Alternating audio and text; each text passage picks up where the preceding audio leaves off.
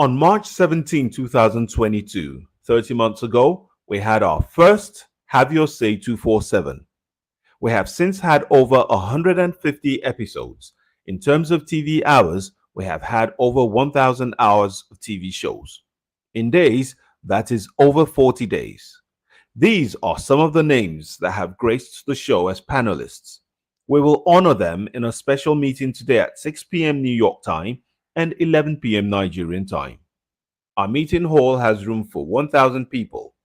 Please join us. Please come with your own refreshments. If we missed your name on the list, please let us know.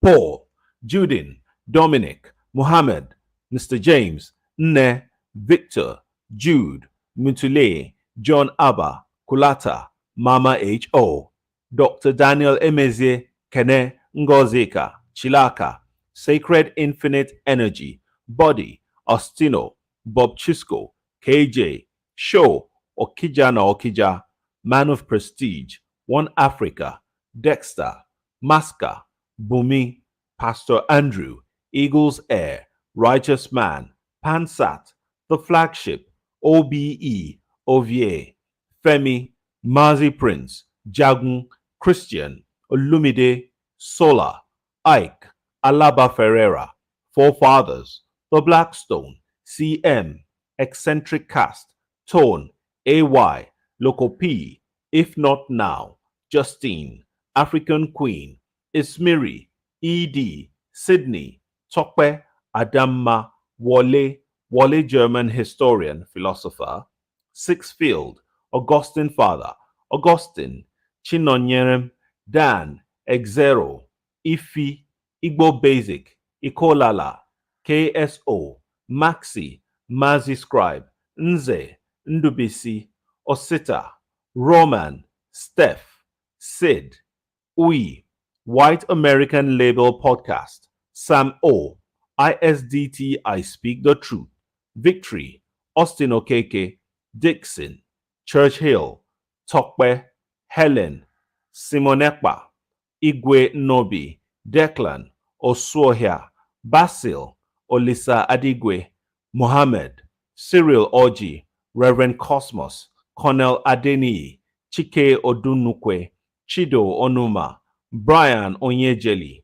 Big Steve, Joseph Onyocha, Ossi, Ayo Torton, Away, Remy Oyeyemi, Alex Kaba, Dr. Perry Bremer, Adewale, Nijago Beta, Prince of Peace, Ovie Okpodu, Yusuf Abubakar, Kwesi, Prince Nick Ezenwa, Mo Ene, or Black Beauty, Ngbore, California, Mazi Ezioke, Dr. Chidi, Mr. Kennedy, Dr. Haruna, Dr. Wumi Akintide, Sunday Nwosu, Shegun O, Mike, Chim, One Man Went Mo, Nwachuku, Biafra, Priest of Peace, Amadioha Uzo, Anwimbun, Kandu, Dr. Alexander Gomez, Justice, Emeka Eze, Henry, Omorui, May, T.A., Nathaniel,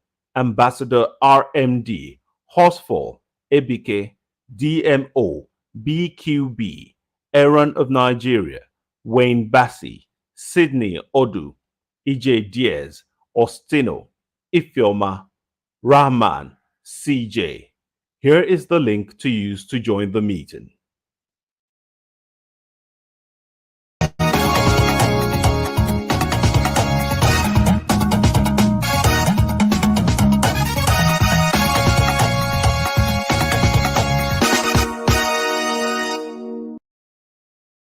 And it is the figment of the imagination of an idiot, if I may say so myself. I am in this race. I remain in this race because that is what Edo people need today. Order you to bring that fuel back immediately. Order effect. Krubu, me, Rogediye, at the Gogo Yamaka now. If you the feel blind person, Krubu they blow whistle. They look God oh. Kurubu, all the way no they talk. What fully mind. If they fear big person, put basket for faith. Kurubu me come out amo. Kurubu they remember waiting of front to tell him papa. Say he do way papa he chest they fire. If papa tell am say my pikin na death way they their family. Kurubu if in Nigeria finish, you go remain. Kurubu me at the verse. No food because of fuel. Nothing for house. You know they get sense. And they talk to you buga. Where you dey go the buga. You know say I know nobody now you are money with the India people. Could be relax oh. Now small challenge that they tell you. I say me rugged the verse. Alpha. Never there for you. Jesus! Small pikin sleep mess. And they tell you. I won't wake you. Then you heard your door. Could be me they tell you. How far? I never eat. What thing they worry you? Person go to talk to you. You go to buga. See me. And the verse not be met or not be sight so they look for so all my eye on you. Order you to bring that food down. Immediately effect. Your Excellency, you've been with me here in Washington, D.C. since July the 29th. And we've been hearing the rumors going around in circles back home in Nigeria and around the world that you are no longer alive. What is happening? Can you tell us what is happening in your own words, Your Excellency? Nothing is happening. I'm alive. May God bless those who carry the rumor. I have been here. Since then, I have never gone to any hospital in the United States. I've been doing my parental care with my children. And God will bless them. God will bless my state. And God will bless all the states. And God will bless Federal Republic of Nigeria. And God will also bless people whom the president himself knows they are suffering. But working hard to make sure that the suffering stop, because the suffering is so much. God will bless all of us to be able to live and praise the name of the Lord when we get back to our footing, because we'll surely put back the economy to the footing. President Tinubu and his advisors will put back the economy to our footing. It's a very difficult period. I manage industries. And I know how difficult it is for people to go to work, people to earn salary, people to do anything. And I know how difficult it means to people in my village in Ibere to go to farm. I know how difficult it is to live now. May God bless all of us and bless those who are saying that I've died. To God be the glory, and God will always have his glory and honor. Thank you.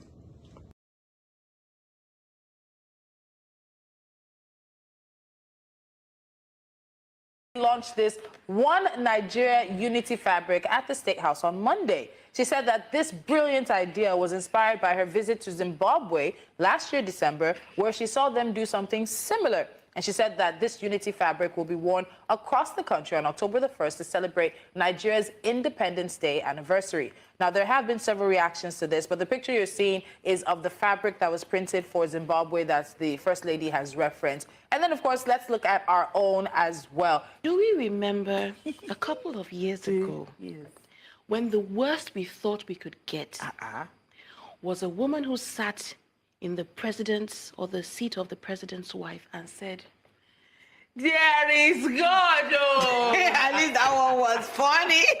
You know, people say they miss Patience. I do remember that we thought that was the worst we could get. Yep. The first people are hearing from the mother of the nation is, "Oh, I planted a garden in my home.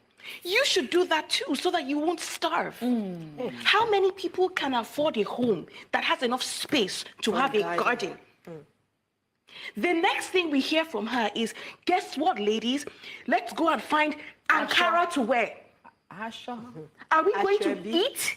Are we going to put it in our pots and boil the Ankara with palm oil and eat? I can't believe how proud of foolishness we are in this country. I can't believe it. I'm actually very angry. I'm trying to control myself. You tell people please, my don't tablet, have food to eat. Yes. That the thing they should do on their independence of what? I don't know. Are we independent of foolishness, independent of mediocrity, independent of the slavery mentality that we have? What exactly are we independent of? And then you tell them, you know what the solution is? Take this probably fabric, ugly, horrible looking, cheap piece of fabric. This is what's going to make Nigeria better. We are a bunch of clowns.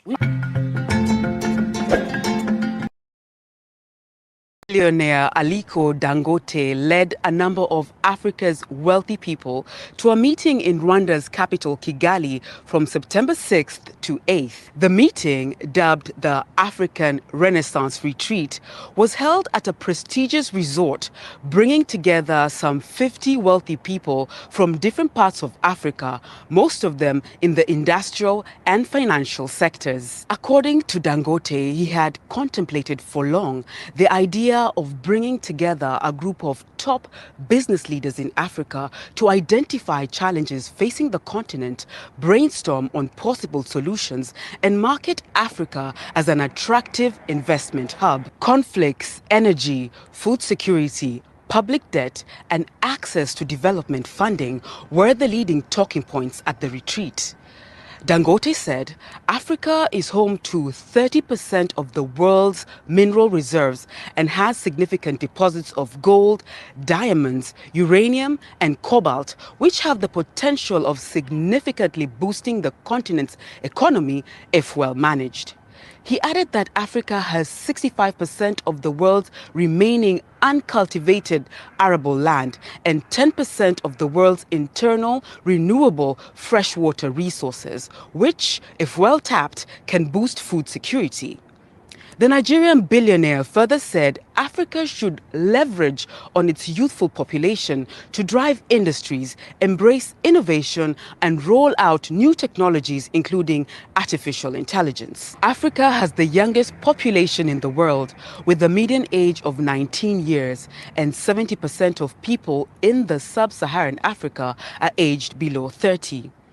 Dangote described the Kigali retreat as a small, private and high-level gathering where frank and honest dialogue would be held with the goal of transforming our continent. In his remarks at the retreat, Dangote emphasized nobody will transform Africa except us, especially us in this room. The participants resolved to support the Africa Continental Free Trade Area, champion internet access on the continent, and push for a reduction of logistic costs during intra-African trade. The New Times of Rwanda reports those who attended the high-level meeting are Deputy Secretary General of the United Nations, Amina Jane Mohammed, former Presidents Ellen Johnson Sirleaf of Liberia, Olusegun Obasanjo of Nigeria, and Jakaya Kikwete of Tanzania. The other attendees included Ethiopia's former Prime Minister Haile Mariam Desalegn, Egyptian billionaire Najib Sawiris, who is among Africa's 10 richest people, and Tanzanian billionaire Mohamed Dewji, who is among 15 wealthiest people on the continent. Nigerian billionaires Femi Otedola and Tony Elumelu were also in attendance, as well as South African mining tycoon Patrice Motsepe.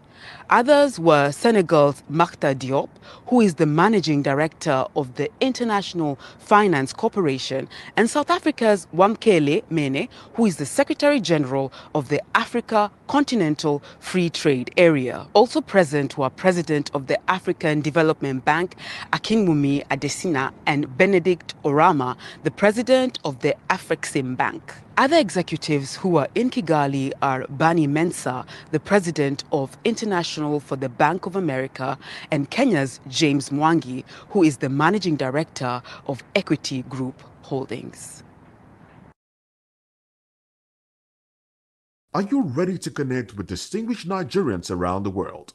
The Diaspora Perspective is here to share the views of Nigerians in the diaspora on burning issues. From the street of New York the royal cities of London, and the bustling cities of Europe. Voice of the People Television brings to you a roundtable and collage of interesting views from Nigerians in diaspora. Join the host of the show and some Nigerians in diaspora, Dr. Damages, the flagship, Show, and KJ, as they discuss the experiences, challenges, and triumphs of Nigerians living abroad. Discussing and analyzing everything from politics, culture, policies, career success, and how Nigerians are staying connected to their roots. Showing every Saturday by 2 p.m. West African time and 9 a.m. Eastern Standard Time. The Diaspora Perspective, giving a voice to Nigerians abroad.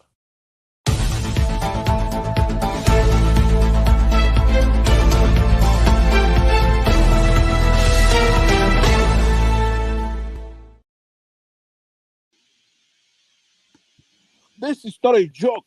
It's not a turn-by-turn thing here. I wouldn't be here. After this election, stop coddling Showore and having him running his mouth. He cannot win a single local government. So you are the one running your mouth. Stop, be respectful to Showore. Cast and be insulting Showore. Are you mad? Are you alright? Mute that guy. Mute him. It's my turn. Are you mad? Mute that boy right now. Don't forget, that state is now an oil producing state. So they now have derivation, if you are not aware. So if you want to speak for anybody, please do not defend a Kalata like Yahaya Bello. Please do not. Okay, let me respond to him 1 second. Do not defend a Kalata like Yahaya Bello. Do not. All right, thank you, Mohammed. The people of that state. Can I respond to him? No. Then go to hell. Rudolph, go to hell. All right.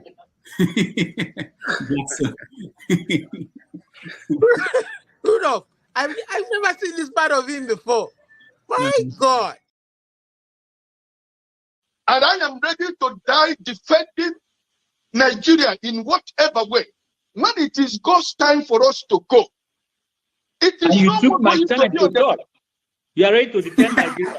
I gave you my time. No, I'm coming. Alexi, hold on. You already started. What I'm saying, defending Nigerians is this. I gave him my time and he's using it to defend me. No, sorry. I'm sorry. Tinubu is a criminal, yes, of course, a categorical grade 1 criminal. The only person more criminal than Tinubu in Nigeria is probably Babangida. But he's a criminal. And is he fit for purpose? Absolutely not. Should Tinubu be the president of Nigeria? Categorical no. Is there a better option than him? That is subjective. So show me who he is. I hope that Nigeria wins. I'm never going to wish any president evil so that I can say I told you so. No, I won't wish them evil. I hope. You see, I'm not praying. There's no point. I can't pray for Nigeria to be fine. I only hope that Nigeria wins and Nigerians win. Because if you choose a dodgy doctor who has a dodgy record, who has, all sort of accusations leveled against him, to say this doctor, we think he's done this, or this doctor, this surgeon, yes, he's a senior surgeon, he's the most whatever surgeon, but there are a lot of accusations leveled against him. If you choose him to operate on you, and you tell me to pray for you that it doesn't kill you surgery, what's the point? I can't pray. You might make it, you might not make it. My prayer won't change anything. So I hope Nigeria and Nigerians win during Tinubu's 4 years. Thank you.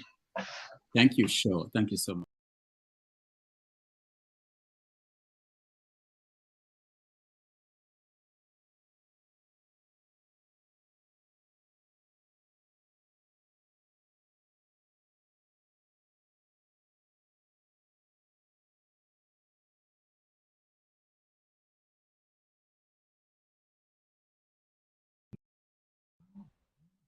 On March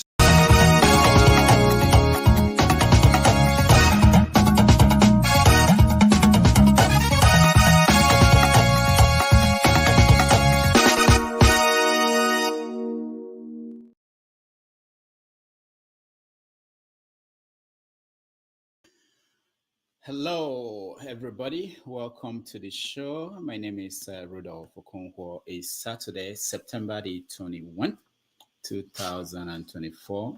Welcome to the show. It's a wonderful day here in New York City. I hope it's wonderful where in the world you're joining us. I appreciate all of you. We are going to start today's show. We have several topics to get to. In Edo State, they have an election going on as we speak. They are rounding up, and already there are issues in the election, normal issues, the type we are used to in Nigeria. So we're going to talk about the conduct of that election, the potential outcome, and what that means for Nigeria moving forward. The United Nations General Assembly, the 79th General Assembly, is ongoing. It started last week. This week, they will have the high-level meetings with presidents. And we know that Nigeria's president, Bola Tinubu, will not be there. He's sending his VP, Shetima, to represent him. So we're going to talk about what they normally talk about at the United Nations. Why is Tinubu not there? What does that mean for Nigeria? So please join us for that conversation. Also in Nigeria, the former governor of Kogi State, Yahaya Bello, showed up this week on Thursday at the EFCC and then disappeared again. What's going on? Who are they fooling? What is the expectations of Nigerians in terms of the government and their talk about dealing with corruption? So we're going to talk about that. We're also going to talk on the issue of Meduguri, which is ongoing. There are still people donating money, and what is going on? What's the situation in Meduguri today? And this may be something that most people may not have paid attention to. Sometime this week, early this week, there was a meeting in Mina. It's always in Mina, where Olusegun Obasanjo, Abdulsalami Abubakar, Guzo, and Babangida met to talk about the situation in the country and what does that mean? Who are these people? They are always meeting when things are very tough in the country. So we're going to touch on that. But the first story for the day is about the election in Edo State. So while we wait for people who are joining us to be part of this conversation, if you want to join and comment, please turn on your camera so that we can bring you in. Let's take a look at some of the things going on in Edo today. Okay. Yes, country people, we don't sit under Gidigba put for another location on top Edo 2024 governorship election. And we there for Ikobaoka local government area. This one now is the primary school, and this one now Ward 7. I make una know say this place we there, so now be the word of the Edo PDP deputy governorship candidate, Nana Barrister Osarenyo Oge. As una see, people plenty bracket come out. I greet you. Okay, people plenty bracket come out, can't do what they call cast their votes, and I said their own electoral duty. They can't do their own, so they won't carry their hand put for inside the ballot paper. Vote for the person who go to like the as the governor for Edo State for the next 4 years or for 8 years. But waka inside now more show now how the election process they waka, and we'll ask contributing questions how the election matter they go and how them feel this election is their vote today is a count for this election. My name is Anima Shagma, this one is City Nigeria. I'm not gonna tell the person there, I say when they fall. But as people talk say they already stand with their vote. If you dare out, come out. Come do what they call exercise your own civic duty. Come cast your vote for the person who you want to make your matter waka go forward for Edo State. We dey give that routine and we come.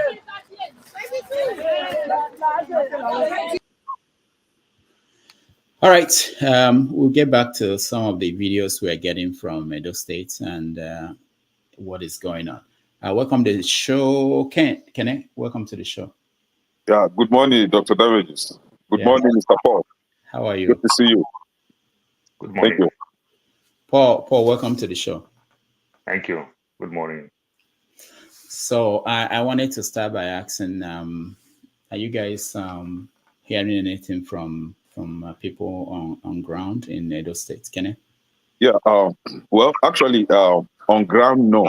But it just occurred to me yesterday that I've been staying away from Edo politics. And what actually triggered my sensitivity to actually start looking into it was I had somebody that was that I was going to ask to travel from Lagos down to the east today. And the person called me back and was saying that he can't go because there was no, passengers, so he couldn't drive alone. And I was like, why? He said because of the Edo election. I'm like, what does Edo's election has to do with you traveling? So because the road that passes through Edo will be shut down. Like for election, you fly through the highways. Even at that, like police will be everywhere, and no motorists will be allowed to pass. I was like, oh really? So I now start looking into it deeply, and I found out that this Nigeria is something else. We're here always talking about electing good leaders, electing leaders that will be able to represent us. And here you have some people, Edo indigenous, rooting for a candidate that cannot express himself, a candidate that cannot read a page of any book you could think of. And I ask, how do you expect such a person to be able to read agreements or even what they call it, contract, or even read, I don't know, whatever, a legal document that has to do with Edo people, and be able to understand what he read and consent to that? How could you expect such a person to be able to do this? And then you are rooting for this person because of the governor is disrespectful to the traditional institution. So you revere the traditional institution more than the lives and properties of your people. The same people that are under the traditional institution, your reference for the traditional institution is more important to you than moving that state forward. And then you're talking about not rooting for any candidate that has Godfather. And here you are, rooting for the same candidate that his Godfather is not hidden, which is Tomole. He's telling him what to say on the campaign ground. If whenever the guy be messed up, you tell him, hey, say it this way. So I don't know if you are really, see Nigerians, we pick and choose. And that is our problem. And that country, like I always say, is irredeemable. If you have APC candidate and you have PDP candidate, yes, PDP candidate, according to you, is disrespectful to your traditional institution. How about the APC and the Labour Party? I mean, so must you choose APC because PDP is not respecting your? What about Labour Party? Oh, Labour Party is not enough. See, our education is in the toilet. Thank you. I was wondering, but let me go to Paul, because you were talking about Monday, and Monday was a senator, or currently a senator of the Federal Republic of Nigeria. So, Paul, welcome to the show. So you laugh. You didn't have issues with him being the senator of the Federal Republic of Nigeria. I had no idea that this guy was even a senator. Now How did you even get there? Now you know. Paul, because they also plant him silently, because we are not so much concerned with senators. So they also plant him silently, and that's just the thing.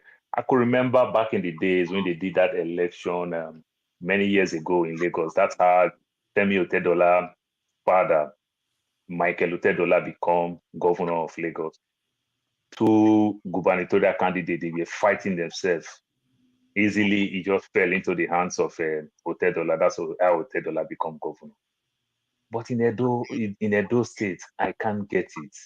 You understand? If these two strong wings are fighting themselves, Akpata still look a little bit capable. In as much as Nigeria would like to lie to ourselves to say he has no experience. I don't know the kind of experience that Oshomole have that he become governor, every other person that become governor. Why not just give it to Akpata? You understand? At least let us learn how to punish politicians when they do wrong. You understand? One thing that I like here in the West, they punish you very well with precedents. You understand? Your antecedents, they use it to punish you and every other thing. And it helps when you see they don't punish the so-called congressman and Senate in the US. That's why you see a bunch of losers there. They make nonsense things. But when you see people who are going for the executive position, they punish them a lot. And it helps their system to some extent, in as much as me and Ekene will argue Republican and Democrat. one thing that both of us will tell ourselves the truth. If you go to so many Democrat states, they are doing well. And you can still go to so many Republican states, they are doing well. At the end of the day, they still deliver. But in our own case, you can't even find anything to lay your hands on. It gets me tired with this godfatherism and the way we are doing this culture, religion, tribe, and everything. If the Edo people so much believe on their Oba so much, why won't 5 million Edo citizens go beg the Oba to be the governor and the Oba of that state? You understand? Just go beg him to be the Oba and the governor of that state. You understand? Maybe that will bring the growth that they are looking for. We have some other countries that have things like that. You understand? They can also vouch for that. And if it works for them. But these things that we are just talking where we just give traditional rulers money, they don't allocate this money, they don't do anything for their people. You understand? But we make them so much relevant. I am not saying that to the Oba because the Oba is well-respected man. He respects himself very well. But the way some of us vouch to some of those people, we just may not understand. Sometimes where we come from, we are so much scared when it comes to change. We hate change so much. That's why people will say, just forget time, now this person we want. Where I come from, my own town, from my father's side, they've been opposition for a very long time. And every time when they say this thing, they say, oh, now because of opposition, now because of opposition, that's why we don't get anything. The question that I ask, the people who are in the ruling party, where are the development in the next town, the next local government, and for that thing? I could remember when they make ROMD. ROMD is my distance brother. We're from the same village. And for that thing, when they make ROMD commissioner, ROMD use all those things during the time of Uduaga to sway my people. Then they enter the ruling party. I don't see any development. I don't see anything where they promise. And continuously we keep doing the same thing. Oh, now my people. Oh, now my people. Where are some of my so-called Yoruba people who vouch for Tinubu strongly today? Where are they today? Or if they are today, where are the benefits that is coming to the so-called Southwest states that Yoruba is in power? Where are the benefits that is given tremendously with the Muslims, since we have Muslim ticket? Where are the things? Do you understand? Nothing special. And continuously we are still thinking in that direction. Let it be my king's man, let it be my religion man. This is our turn and everything. I don't think we can go anywhere with this. All right. Thank you, Paul. There's something I don't understand. Why is it that Labour Party that I thought had a base in Edo is not making impact in this election? What is wrong with Olumide? Yeah. Why? Yeah, something they are not telling us. Yeah, Labour Party is one party that don't believe in godfatherism. And in addition to that, Olumide, I think, you see, this is the problem with traditional institutions. I don't want to be the one that will have to call out some of these traditional rulers, right? Where the traditional ruler has already taken side, you have your children contesting. Your children, they are all your children, but you've already taken side, and you are not even hiding it. And our people, the way we worship some of these traditional rulers, they tend to, side, go with the traditional ruler against their own person as well. And see, Olumide is of the Labour Party, and Labour Party itself is struggling with their leadership, which everybody knows, right? But to me, that wouldn't stop you from taking your position in Edo State. However, when they come to Edo State, they are being faced with the issue of the Oba is on this side, and so the people will be with the Oba. You understand? And in my first comment, I made mention of revering Obas more than the economy, the lives and property of your people. So it is now up to Edo people to choose what they want for themselves. I'm not from Edo, but it bleeds my heart like that I see a state that has every potential to turn things around for itself is now misbehaving. because of the so-called whatever that I don't know, that it was being, these things are man-made stuff. It's not like somebody was created to be a traditional ruler. It's not like somebody was created to be that stool. It's a man-made thing. Now man made you to be there. So why will I see Labour Party? I've even heard that they don't even have what they call it, agent that will mount the polling booth. And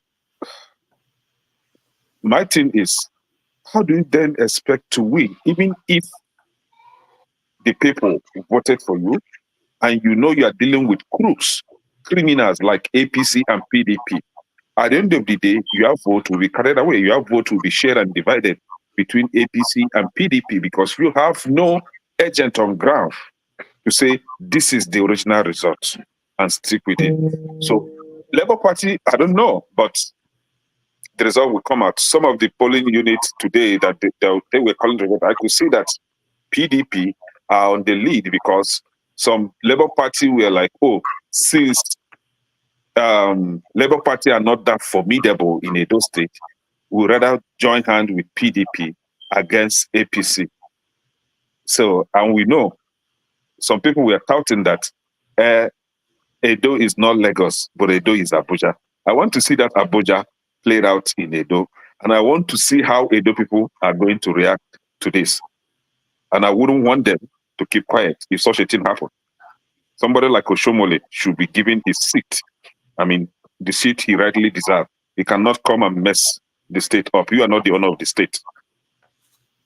All right, thank you, Kenny. Paul, we had reports coming, say things like violence, of course, talks disrupting voting, materials are arriving late at polling units.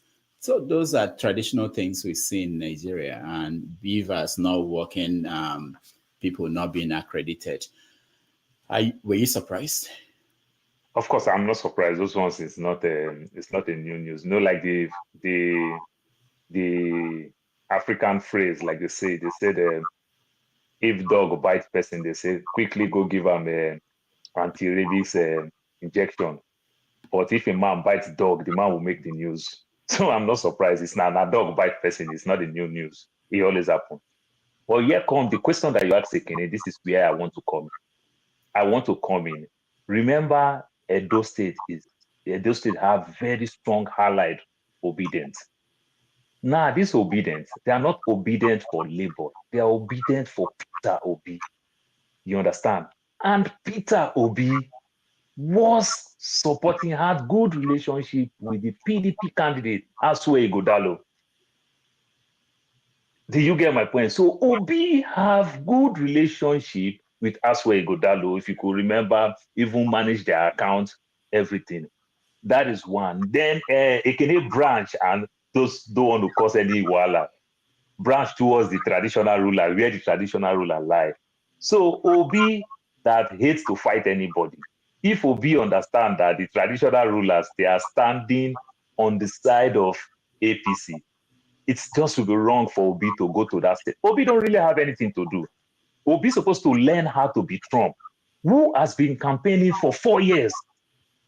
You understand? I want to see Obi in that state for 20 times. Because if Obi talk, the obedient listen in Edo State. How many times did you see Obi go campaign for Akpata? So this is say you understand the narrative. If Obi had campaign, what Tinubu is doing using Oshomole to do that thing, it is the right thing. Tinubu is saying 2027 that I want to take Edo State. Oshomole, go and do that work. If we hold governorship, we're going to get the state. Just like as they work with Wike, say, give me River State. So Tinubu is planning himself, use Oshomole, you understand, as his machinery to take Edo State. Then if Obi also have this plan that I want to be a president, you understand, and you know one of your strongest states is Edo State and everything, you don't really have anything to do right now. Instead of it to be going to Beduguri, go to Edo State. Doctor, you see how many times that Trump have visited Arizona, how many times Trump have visited Milwaukee. How many times Trump has visited Michigan, Pennsylvania, all the swing states? He keep going back and forth. You see, Kamala Harris, they're doing the same thing. They're coming to Arizona. They're going to Georgia. They're going to all those swing states. You understand? Continuously keep convincing the people. How many times did you see Obi go there? Obi would have made Akpata, you understand, stand tall with this election that is going on. But I don't see Obi. Probably Obi being Obi, that acts like my father people, the Jehovah Witness people, a perfect gentleman. You understand? Obi did not really campaign, and it's clear before the election. Aswell Igodalo was his right-hand man. He even trust him with his money. Even when Aswell Igodalo was a PDP man, you even trust him with your money and every other thing. So what do you expect? You understand? Then within the labor again, there's also an issue going on with the problem. And Akpata again, and also has relationship with the so-called chairman or no chairman again. It just makes everything worse for him. The guy know how to talk. He know how the Wari slang, the Bini slang, speaks English, have everything, but it's just not enough. You need somebody that will talk to the Edo people, and the Edo people will listen. All right. Thank you, Paul. Man of Prestige, welcome to the show. We're talking about Edo election, what is going on. We're getting reports that is similar to what we have. Yeah. Good morning and good afternoon, everybody. So are we encompassing today question, today narrative with some other topic, or just special election only? We have several topics, but we're starting with Edo election. After that, we go to the UN General Thank Assembly. you very much. Greeting to everybody, Paul, and so I've been working at doing some other things. I've been watching what's going on in Edo State as of today. Like I said, I never really followed the election. The prelude leading to it. I listen every night like a snapshot. So what I have seen so far is kind of like a mixed bag. To some extent, it has been peaceful. Depends on the part of area. The same thing. Has always been perpetuating. Snatching the boss. Some other. But it's kind of sporadic. But having said that, with what I have seen from other platforms and some other places that have been where they have people in the ground, it seems like APC and PDP right now. I mean, Labour Party has not really had any input, very minimum to. So it's kind of the last report I had was PDP living at a very minimum level. So you can't really say. And at that particular time, I think it's only about 4% of the book had been uploaded and something like that. So having said that, I think what I'm noticing in Nigerian politics, it's still the same thing, vote vying and everything. There's something I noticed in one of the booths. I thought that you are not allowed to take your camera inside the booth, but that's not so. They are compelled people to go there, and take a picture of their vote, then bring it back before they pay them. Because that particular one I saw, APC is paying like about, I think APC is paying like about 500 naira or 500,000. I've forgotten the amount. PDP about 10. I didn't say anything about Labour Party. So when people go there, they snap the picture of how they voted, then they bring it out before they pay them. So the parties has learned. It's not like we used to say before. Go there and collect their money and vote who you want.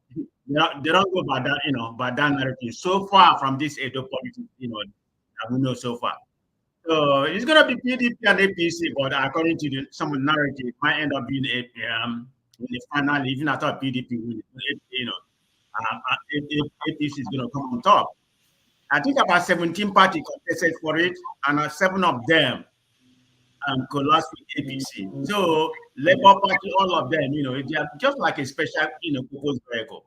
It's just a snapshot, it's not that for other parties. They don't really have any influence in Nigerian politics. It's all about PDP and something like that.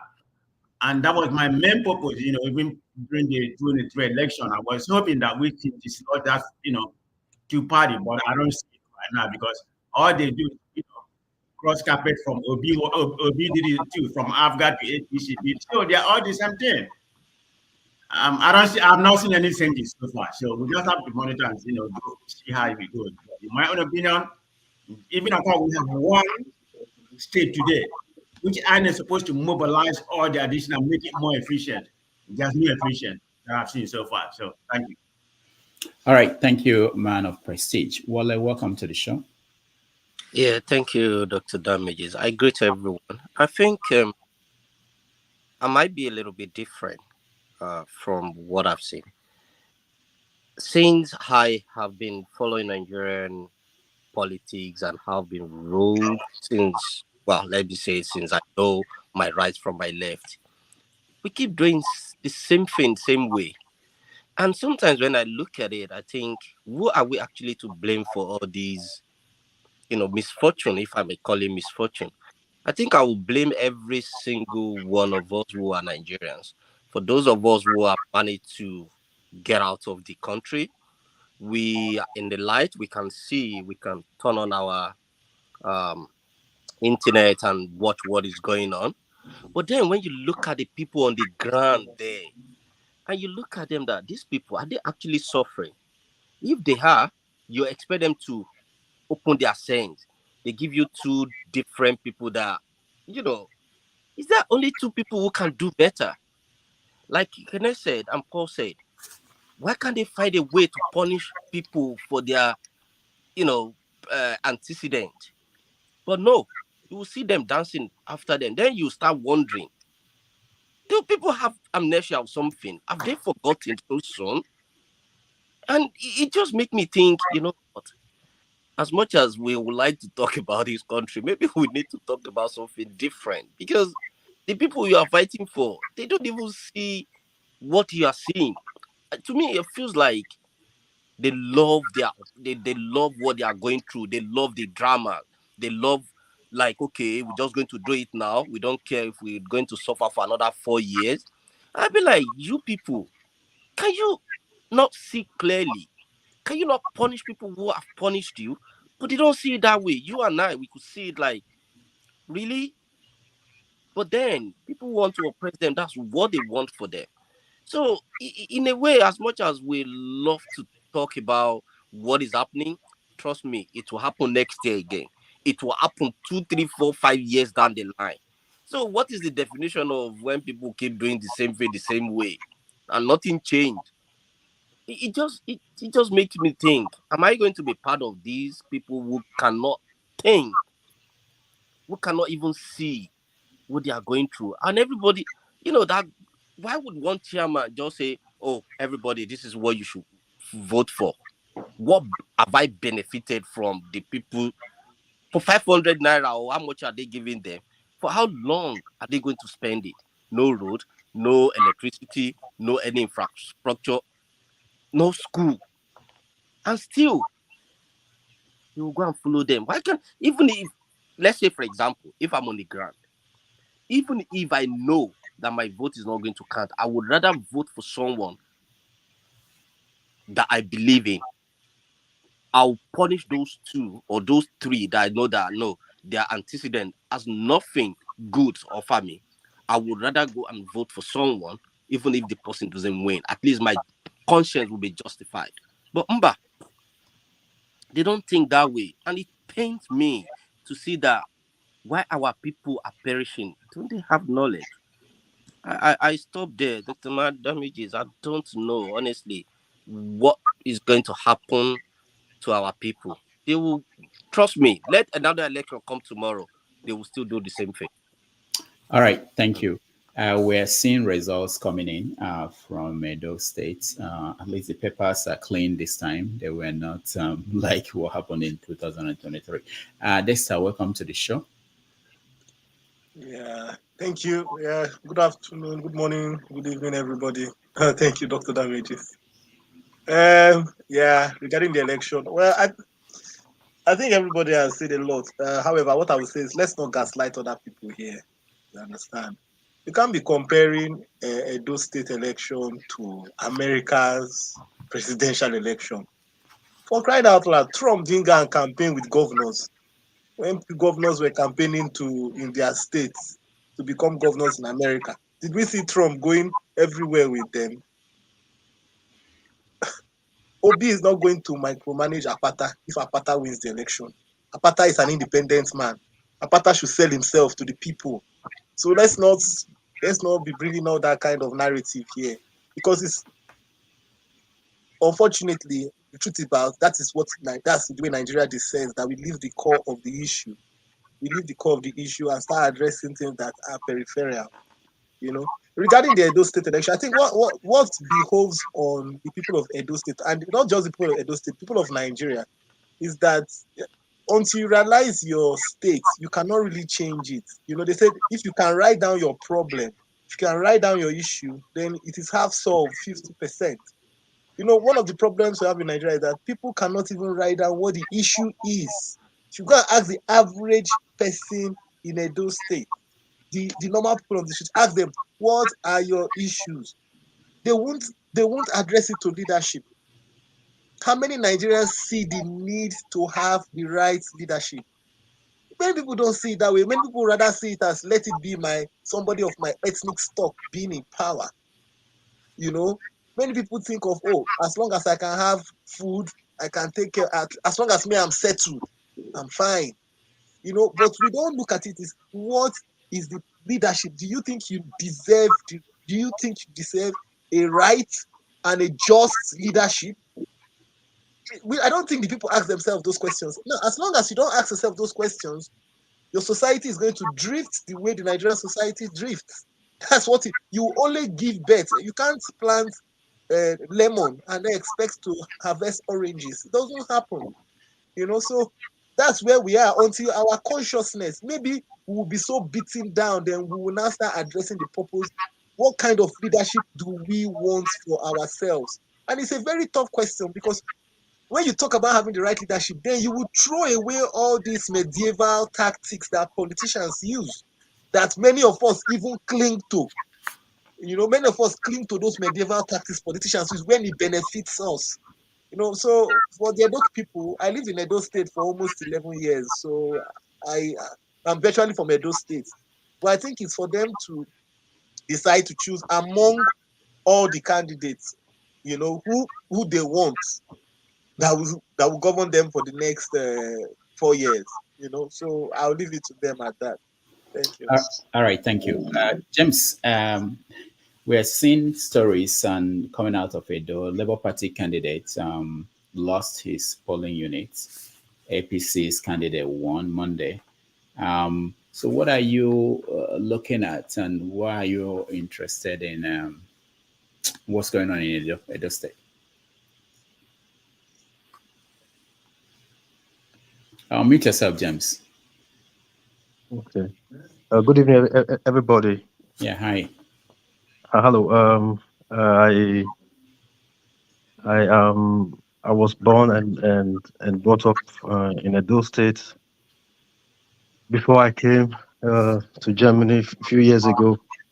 So the election in my state is I have interest in it because we all want good governance, and when I see things the way things are there, it pains my heart. I have families, I have loved ones, and I just wish the people we wake up and sometimes I don't just know what to say. The best candidate, like I told my parents, you don't have to vote APC again. They have been there for years. APC and PDP have been the problem of Nigeria. They come every time with promises. Like I was seeing, I think, videos online 2 or 3 days ago. The APC man, Mr. Mode Okpebolo, was sharing bag of rice prior to the election, 2 days to the election. Man, when our people go wise, how okay, you take this bag of rice that is not even up to 50 euro, and you suffer again for the next 4 years. When our mumu never do, our mumu never do. Why you go take this? Why I wrote, I'll be writing on channels, I'll be writing on Arise. I just wrote very short and short. Vote APC and cry for another 4 years. But please stop disturbing people in diaspora. Send me money, send me money. Why? I know say hunger dey Nigeria. I know say hunger dey Nigeria, but take this their rice, take this their salt and vote them out. When our people go wise, this thing, it breaks my heart. How many people I want to help? How many people you go feel help? That is why I keep saying this. In fact, I'm not even support of any of these three people. Listen. Let me just say this thing. I read philosophy. I graduated philosophy from Ambrose Ali University, Ekboma.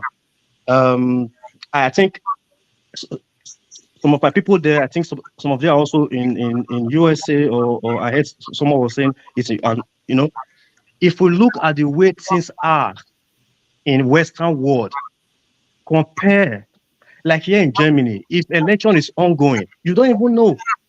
You just go cast your, but in Africa, in Nigeria, election is just like a do or die affair. It's just like a war. People start deploying military policemen. In fact, I know if we talk, man.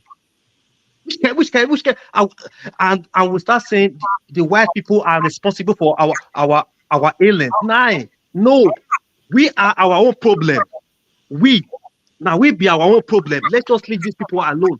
How many times white people will come, they will conduct their own election? They do it peacefully, maturely. You go election don't talk to from Africa like a do or die affair, because they don't send me and you. They don't send me and you. They're only there for their pocket. If truly they are there to serve the people, nobody go carry gun. Nobody go carry weapon.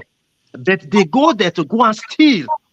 And James, that is why I support this man from Lagos, Showore, on October 1st. I just want everybody, no election again in Nigeria, because it doesn't make any sense. Everybody should get up. 1999 constitution is a fraud. Until the problem of Nigeria is from the bottom. Because I'm a nurse here in Germany. If you want to treat somebody, you don't start treating somebody that have the symptoms. Rather, you go, you diagnose the person to find out what does the person have. Instead of we doing all this petty, what do I call it? Petty. Let us change the system in Nigeria. The system is decayed. We have a rotten system in Nigeria. So until we change this system, things will not work. We are just deceiving ourselves. Things in Nigeria will not work until the 1999, because I just imagine one euro, just 1 euro, is almost 2,000 naira. 1 euro is almost 2,000. It's a shame. We should be ashamed of ourselves in Nigeria. Just one euro is almost 2,000 naira. 1,800 or something, I don't know. That is a shame. I feel ashamed of Nigeria. I'm telling you. All right. Thank you so much, James. I wanted to know, as someone who is from there, is there anything that we don't understand about the decisions that the people of Edo are making? But think about that when we come back to you. You can give us that insight. Mr. James, welcome to the show. Can you hear me? Yeah, we can hear you. I'll prefer to just give me less than 30 minutes. All right. Yeah, thank you. All right, let me go to the flagship. Is there anything? Well, good afternoon, Dr. Rudolph, and to every member of the panel. Good afternoon. Well, it's the simple conclusion for me as of now is this. It's either the minds of our people have been so bastardized that they really cannot think anymore, their hands and everything about them has been tied, or there is a very strong machinery that these politicians have put together that regardless of what the people do, things will never work. The reports that I'm getting so far from those states, from friends that have spoken with, is saying that the counts or the votes, I think they're about 80% uploaded into the system. And in all of that, I think it's only one local government that Labour Party has won. And I'm not surprised that the Labour Party candidate lost his own ward or local government. From the onset, you see that the distribution of the voting materials for some areas started very late. I mean, as of 10 a.m., they were still at the vehicle to transport them to the polling stations. But for some other areas, they were on, and voting started as early as 8:30 in the morning. And I watched, I think it was at about 4 a.m. Eastern Time. I was watching on Arise News, Igor Dallo, the PDP, and was complaining about his boys that were being arrested by uniformed policemen with guns around the various polling stations. And then, in addition to that, there was a report at not one of, but at what's his name, Olumide's ward or local government, that they had a.m. in the morning, and these people were not registered voters from that community. So they kind of stopped the process, and they wanted to fine tune and figure out who is who, if they registered there to vote or not. Things didn't get started until late, about 11 or thereabout in the morning. So I'm not surprised that he lost his own local government. If they were allowed to vote wherever they voted, and almost at the same time, they swarmed his local government and were about to cast their vote. Nigeria is in such a big clause, the clause that these politicians have dipped their hands, with which they've dipped their hands into Nigeria is so deep that it will take a lot to get our people out of it. It will take a lot. It's just a matter of time. But we'll see at the end of the day what the results are. All right. Thank you, Flagship. KJ, weighing on what's going on in Edo State. Okay. Okay, go. I'm not surprised, gentlemen, good afternoon, and welcome again. Mr. James, you have spoken very well, and I thank you for, your contributions. Now, listen, we are expecting magic. How? The guy who organized the failed election is still the guy who is the chairman of INEC. Nothing happened to him. He has appointed people in position who help to replicate what he did in the national level at the state levels. Now, but my concern is more to the Edo people. You see, I don't know how else anybody would think that you can make a lizard, a crocodile out of a lizard. It doesn't happen, The lizard, the best it can become is to be a monitor lizard, but it can never be a crocodile. So if we are thinking that somebody is going to come and change the situation for our people who do not even see the reason that they are in such a bad situation. Listen, we have seen governments come and go. We have seen people come, and most of the time we always choose the ones who are not able to deliver. Yes, Edo will not be Lagos.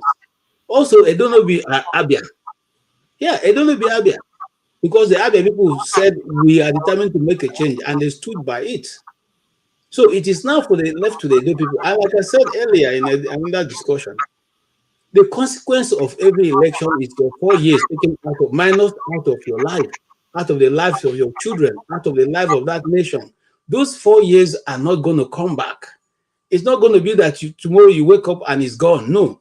If you are supposed to live for 100 years, thank God, and 4 years taken away, that 4 years is gone. If you make it 8 years, that 8 years is gone out of your life. If you make it 16 years, that 16 years is gone out of your life. You are just continuously going around in a circle.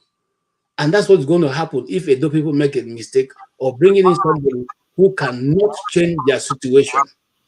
And the situation is bad. Look, Dr. Rudolph, you know that Edo State would have been one of the tourist attractions in Nigeria, in fact, in West Africa, because of the history, the rich history of Edo people. But today, we don't even have a place where people can come and look at. And each time, instead of we to elect people who understand how to change the situation we find ourselves, we will start playing on sentiment. I mean, what has the traditional ruler got to do with the governance in a state? because the traditional rulers don't even have any contribution based on the 1999 constitution which you're operating. But you can take a decision based on what a traditional ruler said, who is himself enjoying the amenities and the largesse that come from government. But you go back and be looking for what you eat and drink every other night, every other day. Okay? How then do we change the situation? That's why I have stopped. If you remember, there was a song written many years ago, say, "Don't cry for me, Argentina." I have come to the point of not crying for Nigeria any longer because the people themselves don't seem to want to bring the change to themselves. Thank you. All right, thank you so much for your information. In Enugu State and Kwara State, they are having local government elections. Those ones are not going any better. There are complaints about lack of result sheets and things like that. So, Mr. James, welcome. Yes, I'm sure you can hear me. Yeah. Good. It was Socrates, who said that the people get the government they deserve. So we should stop complaining. I was brought up in Benin City. I spent all my good life there. I'm culturally a Benin man. Culturally, I was brought up as a Benin man. So I know precisely what is going on. From the look of things, the people are not tired of saying they are tired. So let's give them sufficient time to say they are tired. They are not tired of saying so. So that is that. My only worry is the involvement of the palace in political matters. When I was growing up in Benin City in the early 60s, his grandfather, Akezwa II, distanced himself from government, in fact, he had no contact with, he had nothing to do with public life. He was so much respected till he became an ancestor. But when Akezwa II took over, because he was, I think, a federal permanent secretary under Yakubu Gowon's administration, he was used to parleying with people, getting along and things like that, and the indigenes were not comfortable. They complained, they murmured, so they could not come out openly to voice their displeasure. Till eventually he passed away. And this gentleman who is there right now, from the look of things, he is giving people the chance to drag his palace into political matters. You hear people coming on air, paying political allegiance to his palace. In my opinion, it is very bad because if we remember what happened during the First Republic to Mr. Ahmadu Bello of Sokoto, that man got himself entangled with political matters, and he paid very dearly for the mistakes he made, for getting along with politicians. So in my opinion, I'm not in a position to advise a traditional ruler. Tradition do not permit me to do that. So it is completely out of place for me to advise the palace on anything, because I believe traditionally they are more, I don't know the right English word to use, but however, I'm not uncomfortable with their involvement in political matters because it's creating divisions among the people. Some people support the party he supports, while others support other parties. So there seems to be some mix-up somewhere along the line. What is enough for the wise? I'm not advising anybody. Thank you. All right, thank you so much. Before we move to the next topic, which is the United Nations General Assembly that will start, that already started, but the heads of states will come in next from tomorrow. I wanted to ask a question for the people who are here looking at this election in Edo State. Are we still looking forward to something different in 2027? No, things will get worse. Left to me, there is no need for any election in Nigeria. The country should be properly organized before we go into election. There's no need for elections. It will get worse. As KJ rightly pointed out, The INEC boss is still the INEC boss, despite all the hula baloo, the horrendous atrocities he committed against the state. He's still in office. So why should we expect something new? We are expecting too much from the government of Nigeria. And I believe what Socrates said. If people get the government they deserve, we deserve nothing better than what we are getting right now. Americans made a country what it is. The British made a country what it is. The same thing applies to all countries of the world. So we should stop complaining. We are not tired of saying we are tired. All right. Thank you. Thank you so much. Paul, any other comment on Edo and what that means moving forward? Because if you think about it, how will, if the people of Edo decided that APC, from the result I'm seeing here, APC is their candidate, is the best for Edo State, who are we to say that they don't have the right to choose that? Well, I don't think like sorry, Job, my phone is just buzzing. I don't know what to do. Like Oview say and every other thing, say the other one don't know how to speak the language. They need somebody who can speak the language. You understand? So their policy statement is in Edo State is somebody who can speak the language, somebody who understands the culture and tradition. But I'll tell you one funny thing. I live in the state of Arizona. People travel to a city called Sedona. From men, they reduce the state of Sedona. They reduce residential homes tremendously because they turn it to highly tourist destination. People travel all over the world to come to Sedona. Doctor, do you know what is in Sedona? They only have Red Mountain. That is the thing that we used to shame Edo people. Say, Edo don't get good story. That is what people travel all over the world to come see. Oh, I love it. The mountain is so red. That is what Edo State. Do you see how creative people can be and everything? How they amass a lot of resources with what they have. Edo State, if you take out places like Cairo, few places, Edo State used to be an ancient city. And these people pride themselves a lot. If you govern that state very well, they're going to make a lot of money on tourism. You understand? They are rich with oil. They are rich. They are well read and everything. What is the problem? The problem is that leave it that way. We get scared of change a lot. You understand? And it affects us. I could remember when my father bought color TV. My father keep black and white TV. Like if he is done with black and white and bought color, did he want me to inherit his black and white TV? I don't understand. So these are the type of people that we are. You know, we get scared of change. We embrace our past. Our past is important, but we can still open our mind for the future. You understand? Because the future will bring new things. The future will bring innovations and everything. But we don't think like that. We just want to let things remain the same. You understand? If there's anything we know how to do best, we say we leave everything for God. You know, we leave everything for God. Then when they leave everything for God, when they ask somebody like me who live in the West Pakistan, if I tell them my own problem, they say they are praying for me. But if they tell me my own problem, I'm not supposed to pray for them. I'm supposed to take action.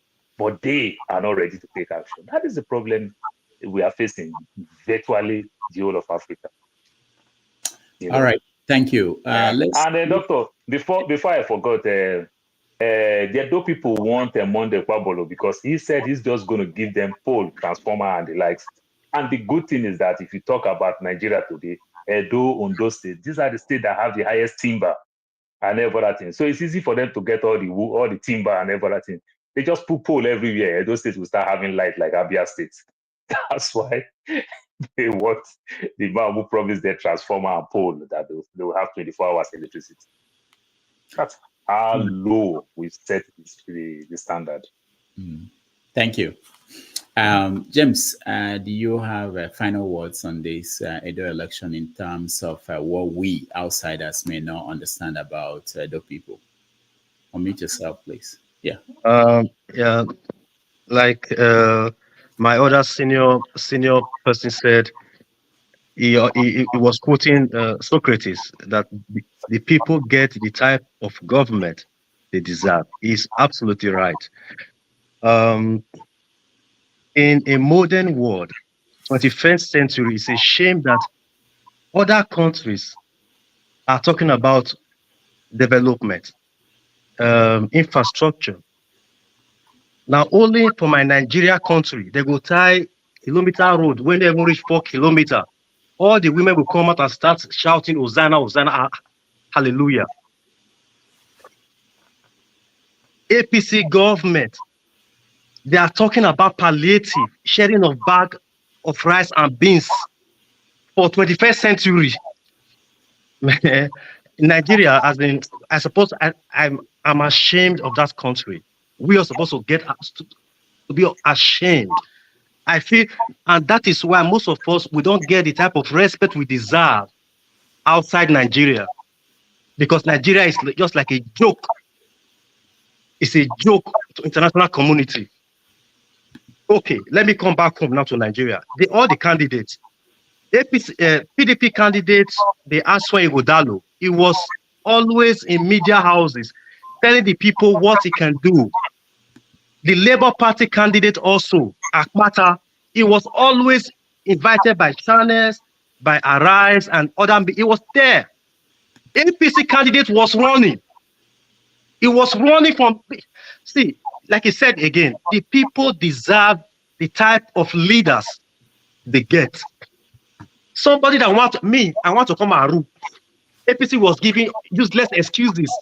I just laughed. I knew from day one that APC will not attend debates. I knew.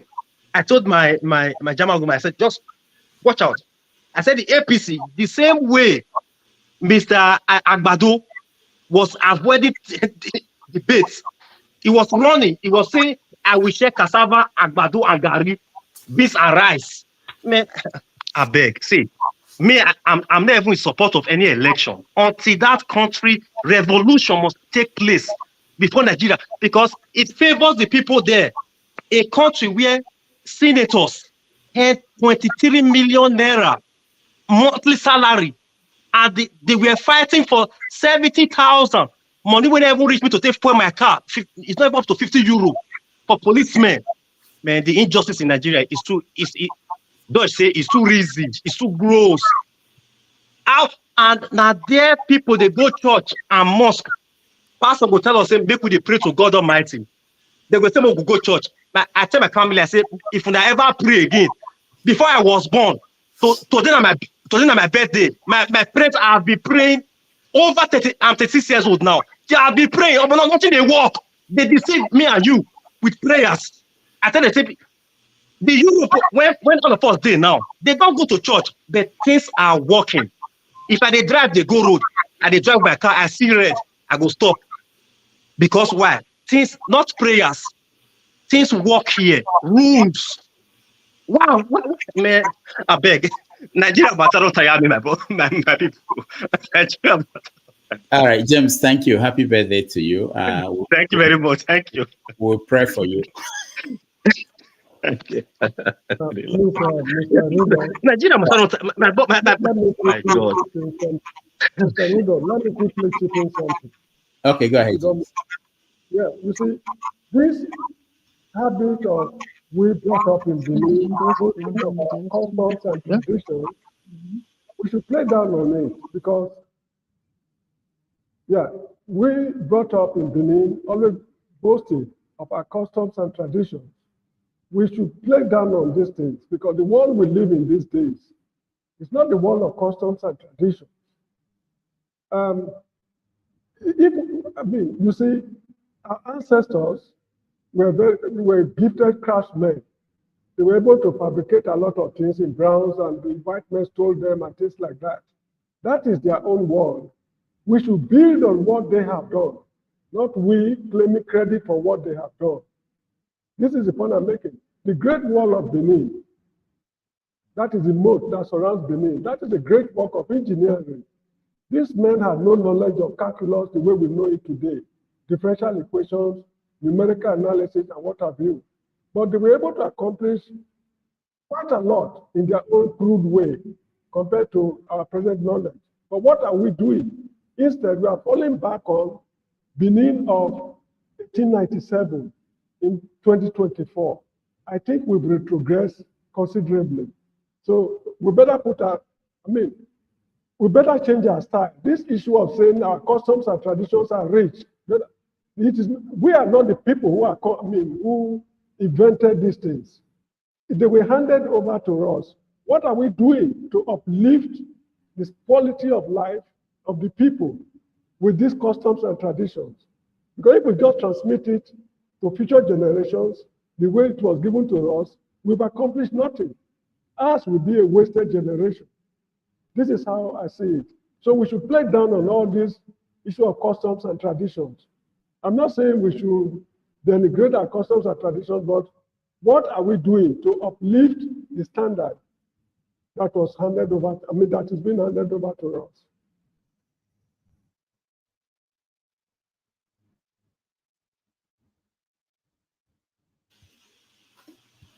Thank you so much, James. We are going to move a little bit different. Man of Prestige.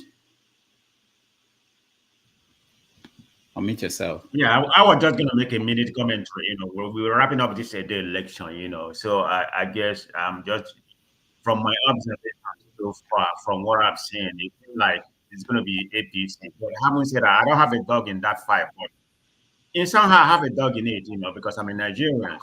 Because what happened in Edo State, it's the equivalent of what's happening in the whole country. I mean, the national election happened more than a year ago. I was hoping by now we could have like a trajectory where things has moved to a marginal, level, but I've not seen it. So we are still in the same,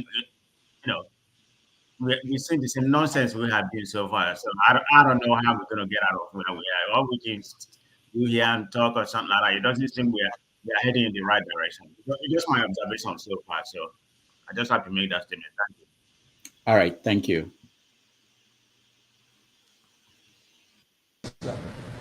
Are we doing well? Very well. Are you sure? We are grateful. We are good to go. Thank you very much.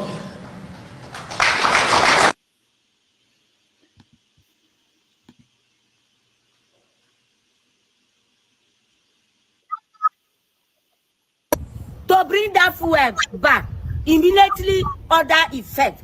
Krubu, me, Rogediye, at the Gogo Yamata now. If you dey feel blind person, Krubu they blow whistle. They look God oh. Krubu, or the way no they talk, what fully mind. If you dey fear big person, put basket for faith. Krubu me come out amo. Krubu they remember waiting of you to tell the papa. Say easy way papa he chest they fire. If papa tell and say my pikin na death way they their family. Krubu if in Nigeria finish, you go remain. Krubu me at the verse. No food because of fuel. Nothing for house. You know they get sense. And they talk to you the buga. Where you dey go the buga. You know say I know nobody now you are money with the India people. Could be relax oh. Now small challenge that they tell you. I say me Rogedi the verse. Alpha. Never there for you. Jesus! Small pikin sleep mess. And they tell you. I won't wake you. Then you heard your dog. Could be they tell you. How far? I never eat. What thing they worry you? Person go they talk to you. You go they buga. See me. And the vet not be met or not be sight so they look for so all my eye on you. Order you to bring that fuel down. Immediately effect.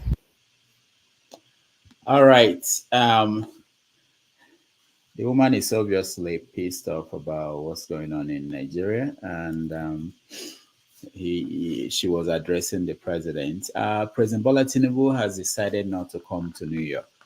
The initial plan was for him to come to New York from the UK, and people started making noise about what's going on in Maiduguri. He went back home and then decided that he won't come. He will send Shetima to come to represent him at the UN. What does that mean? Is that the real story, or are we seeing something else? Let me start with you, the flagship. Thank you, Rudolph. You know, I don't think whatever reason he gave is actually what is going on. There's something that we do not know about, and we're going to hear it in a matter of time. He was ready to go to New York. Maiduguri was just an excuse for him to come back to Nigeria. Whoever spoke with him, I don't think whatever happened in Borno is what drove him back home. Well, I'm just waiting to hear the actual truth. Besides that, I don't see what he's going to go do there. To read a speech, sit down and sleep for most of the meeting, and then hang out somewhere in New York or wherever him at the moment. Many of those foreign trips that he's had is standing alone from many of the videos and pictures that we've seen. People walk past him, pretty much recognize him, but do not even want to stand and have a conversation with him. So I don't think he has anything to do there. Besides, if he's going there for Nigeria, there is nothing that he's gained from the last trip that he made. The only thing we heard about was the amount of money that he spent last year when they went to the last UNGA meeting. So as long as we've not had anything productive, I think there was no point for him to go. Let Shetima go there, read the speech, and come back home. And hopefully, in a matter of time, we'll hear what goes on, or rather what the reason was for him not going there. And again, I'll end with this. Until we start to begin to engage these Western nations as either African nation or as a continent together to lift the conversation beyond just coming there to mark register and read a speech for 20, 25, maybe 30 minutes. I don't think we should even be attending these meetings. It's high time that Africa talk to them and ask to be on the round table where matters that are globally concerning are discussed and our inputs take count, not just as receiving nations or continents, but also as contributors to the decisions and policies that are made globally, which affects all nations of the world. So I'm not surprised. It's not a big deal for me that he didn't go. I'm glad he did not go. We'll save ourselves some shame this time. All right, thank you. Man of Prestige. Thank you very much. I don't really, I mean, like every one of us, baffled why he's not going. It's not surprising why he's going to not go. I mean, there's nothing that he's going there to, that can bring Nigeria to the predicament we are, the stage that is going on in Nigeria right now, just going there to appearance. In which case, most of them go there to appear. There's nothing really. I don't really see the benefit. But having said that, there has been a lot of speculation that he probably wasn't going because there has been an arrangement in UN. I tried to see where that actually take place if I was going to be initially, but I don't see it if it was gathering momentum. But as of last week when he was in China, there has been a gathering momentum that people are going there, to protest about, the kind of banana republic where we are participating. Apart from the apart from the hardship, just the censorship of Nigeria, it seems like we're in a military regime right now. So that's what's people in Biafra, speculating. So I don't have any fact about what I'm saying. The reason why he's not going. So to me, I don't see the benefit whether he goes or he doesn't go. Yeah. All right, Mr. James, do you have any insight into what's going on? I think I agree with Mr. Flagship and the prestigious man of prestige that there's no need going. Actually, what should have happened is the Nigerian ambassador to the United Nations, because we have an ambassador accredited to the United Nations. He should read the speech on behalf of Nigeria, because we have no role to play. If it were those days of Obasanjo and the past leaders, it would have been extremely important for Nigeria to be there. Not long ago, I was reading something about the Peers Commission of Southern Rhodesia during the days of Ian Smith, and the role Nigeria played in the what we call Rhodesian crisis before they gained their independence in 1980. In those good old days, it would be abnormal for Nigeria not to attend such conferences, be it the Anglo-American peace proposals for Zimbabwe, what's it called, United Nations. These international, meetings. It was absolutely necessary.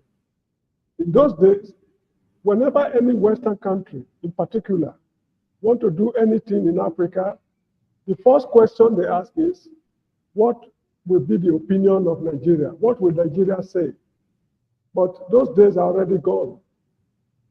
Because when we go to these meetings during the days of Joseph Gaba, people listen attentively to whatever Nigeria has got to say.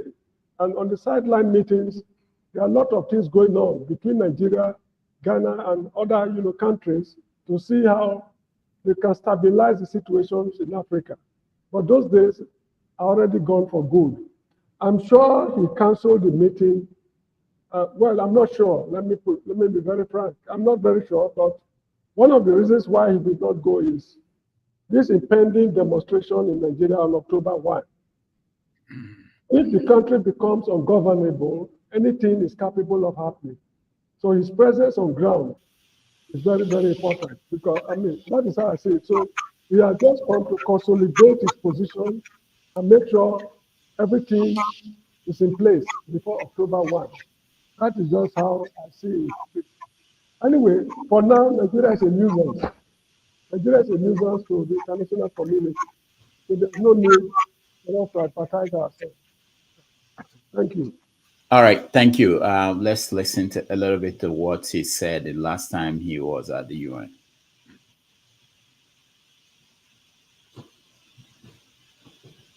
Many proclamations have been made, yet our troubles remain close at hand.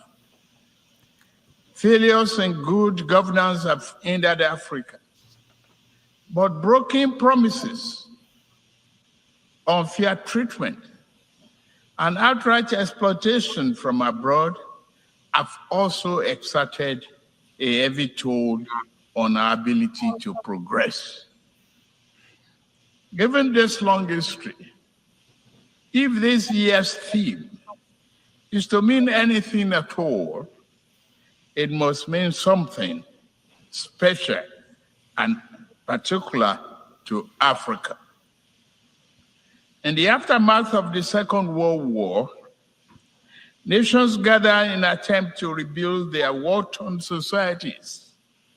A new global system was born. And this great body, the United Nations, was established as a symbol and protector of the aspiration and the finest ideas of humankind. All right, that was Bola Tinubu speaking last year at the United Nations. We're going to have Shetima represent him this year, and having Shetima means that it's also a boost for his political career. Typically, most Nigerian heads of states, they prefer to come themselves and not to bring in representatives. Also, the people, I know a lot of people are saying that these meetings do not achieve anything, but you remember the meeting has been going on since last week. There are several different organizations that are meeting here, and our people are represented. So it's not just about the president, really. The agencies and of governments are here, ministers are here. They attend these meetings. The question is really whether they translate into something concrete. But different decisions are made. If you think about climate change, inequality, and population issues, they discuss these things in meetings they have on the sidelines. I think part of the problem probably is that I think if Tinubu has been able to secure a meeting with world leaders, I don't think that he will say that he will stay home, because world leaders are not going to meet with the vice president of Nigeria. And these things are decisions that are made weeks or days in advance. So he knew probably that coming to New York, he won't be able to meet any important person. So, all right, James, you wanted to say something? No? Man of Prestige. Oh yeah, I can say something. I guess you said something about we were talking about the relevance of the UN. Oh, But okay. from what I observed from previously, I mean everything that we table at UN, is they listen to us very much, because the Western power, is pretty much the one they have, their view is more paramount to the world. Africa is still, they still look at us as, as a plantation countries.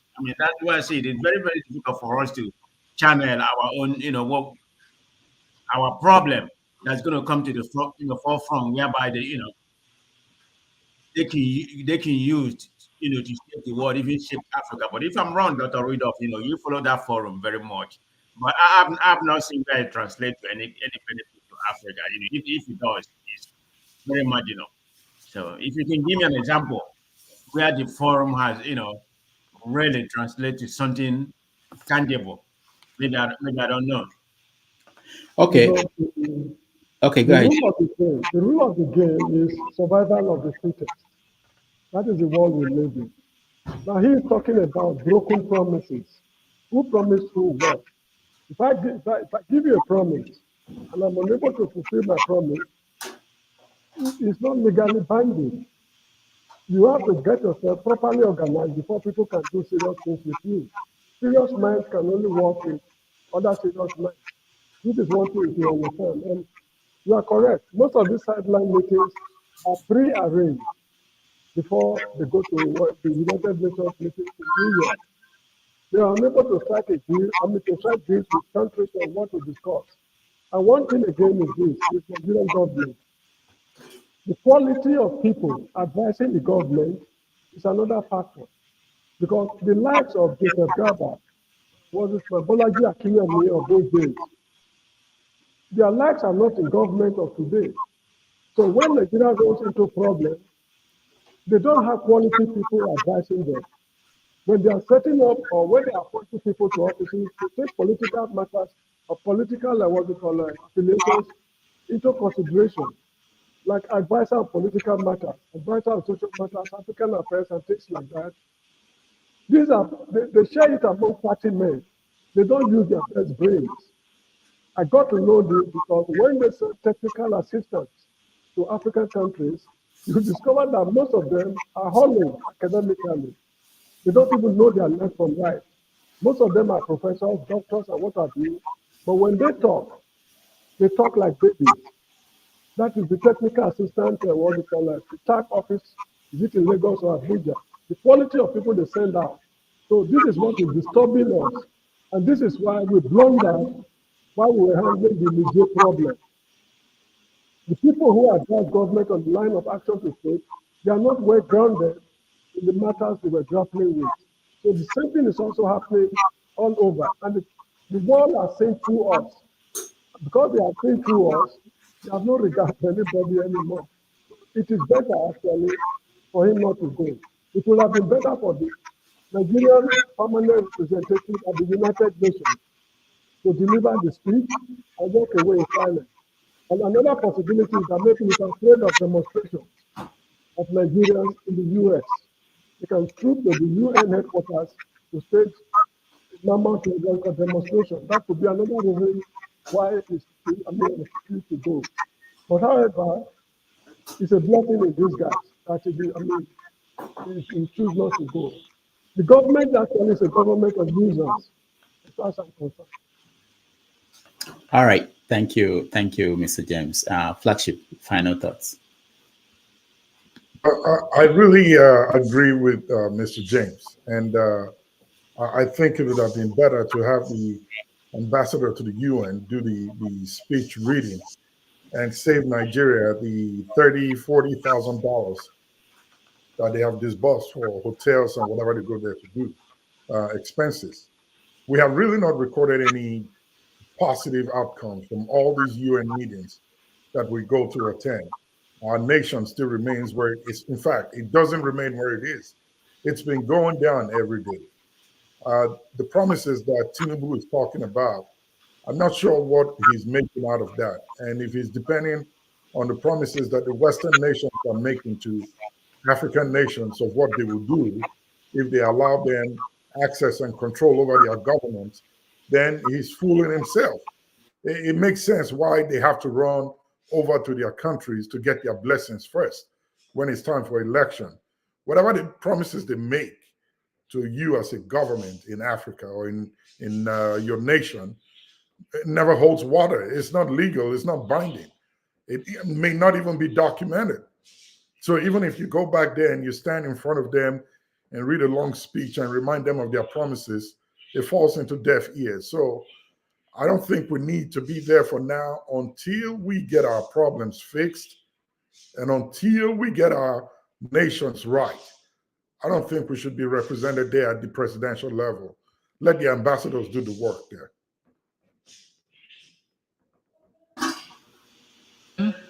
And All right, thank children you. are seen as chattel. Yet, thousands reach the Sahara, hot and sand, and the Mediterranean cold death in search of a better life. At the same time, mercenaries and extremists with their lethal weapons and vile ideologies invade our region from the north. This harmful traffic undermines the peace and stability of the entire region. African nation will improve our economics so that our people do not risk their life to sweep the floors and streets of other nations. We also shall devote ourselves to disbanding extremist groups on our turf. Yet, to fully contain this threat, the international community must strengthen its commitment to arrest the flow of arms and violent people into West Africa. The fourth important aspect of this global trust and solidarity is to secure the continent's mineral-rich areas from plundering and conflicts. Many such areas have become catacombs of misery and exploitation. The Democratic Republic of Congo has suffered this for decades. Despite the strong UN presence there, what happened? The world economy owes the Republic of Congo much but gives very little. The mayhem visited on resource-rich areas does not respect national boundaries. Sudan, Mali, Burkina Faso, Central African Republic, and the list grow on and on and on. The problem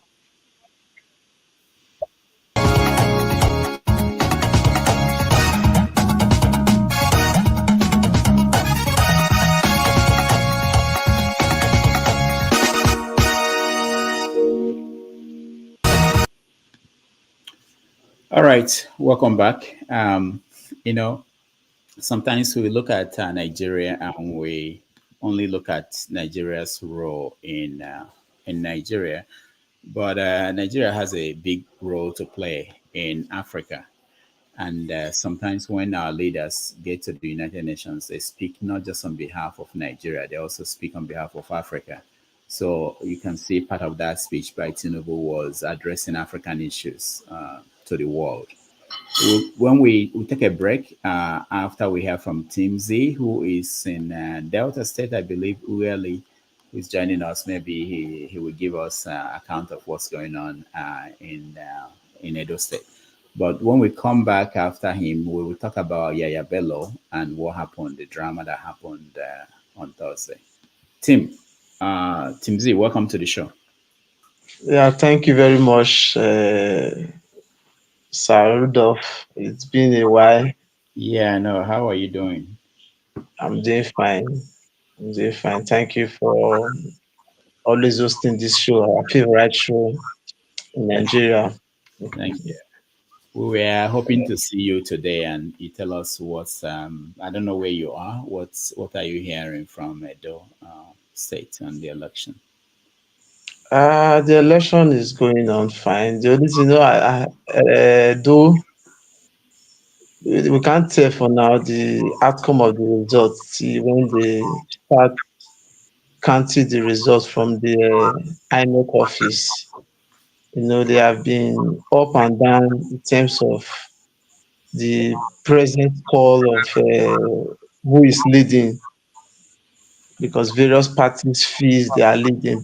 We cannot really know who is actually leading for now. But one thing for sure is that they have been we have seen the private jets uh, all around. I'm very close to Edo State currently. I'm in Ogara. I'm currently in Ogara, and I'm very close. And we know from morning till 3 o'clock there was no vehicle coming from Edo State. Ogara is very close to Ologbo. The shy boundary after Ogara is Koko, then before Ologbo. So for the election, I can't tell, but I believe PDP is having a great day from the information we're hearing. But we can't tell. We can't tell. We just hope that at the end of the day, the INEC will be able to give us more details about the election, because for now, there is no specific results. Because for the North, APC is leading massively. And in Edo State, the North have large majority of voters. They have one of the majorities of voters in the North. But when you come to the South and the central part, you can't tell, especially the GRA aspect, you can't tell. But we hope to know what happens. But from the information I got from the North, the APC is leading massively. But for the other parts of the state, PDP is also leading. But the they are not. We can't tell until when they count the results. But one thing I know, that the election is very peaceful. There are a lot of people were arrested. Those who engage in vote buying, they arrest them. And there are some people who came, some thugs who came to perform some criminal activities. They were apprehended, and the security have been top notch. There was no other external security except the police and the armed forces, and the navy who has been on the water side. And um, the air force have been flying around since morning. There was a lot of jets moving around. Delta Ogara and Edo is very close. There's so many jets just driving around, just turning around the environment. So the security is well organized, but we know more when the result is called by the INEC official. Because for now, there's no concrete direction. We are hearing PDP is leading. We are hearing APC is leading. It's two-way side, so we can only have proper details when we have the official results, which will be announced by INEC. So before you go, the situation there before the election, what was the line of division? Who had the support of the people from what you know, in that you are close to home? From what I know, APC is having a bad day because of Tinubu. Tinubu has made a lot of people like APC with passion. So I always go to Benin City, and most of the people are always criticizing APC, criticizing the two candidates are from one particular tribe, and a lot of people are believing that PDP will have a good day. But you can't tell, because in the north where Shomole come from, they hold everywhere to ransom, and they have a lot of loyalists. which if they can be able to pull about 90% of their votes, then add to the other parts of the state, then we don't know what will happen. But PDP has been having a good day because APC government concerning the poor issue has really crashed its opportunity. Even those that supported him are regretting why they support him. And we know it will affect APC a lot in 2027 election, because everybody will not in any way allow APC to survive the strike and the force of the day. Because Nigerians are waiting. The only way we can speak out is 2027. You know. But what I see and what I hear is that PDP is having a lot of, when I'm driving, I'm around the environment in the hotel and other places. So a lot of people are supporting PDP. A lot of people are supporting PDP. But APC problem is from Tinubu. A lot of, in the south this side, they dislike Tinubu a lot because the hardship is too much for the poor.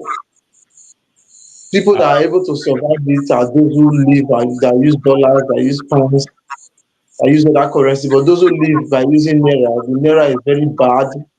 The exchange rate is very bad. The cost of living is very bad. Fuel that was sold 190 something during Buhari tenure has increased to 1,200, about 1,000 additional extra money. So APC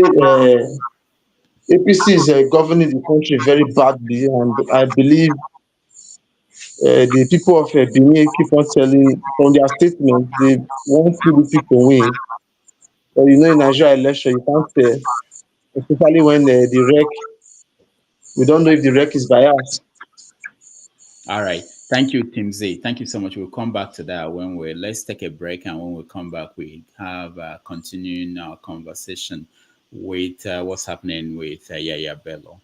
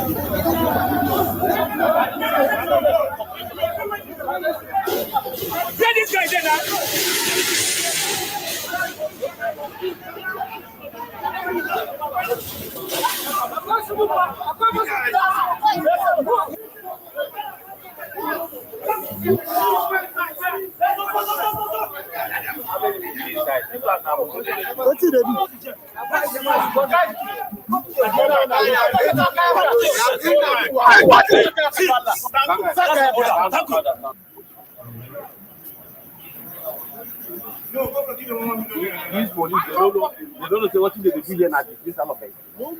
They know. They even know what they do. I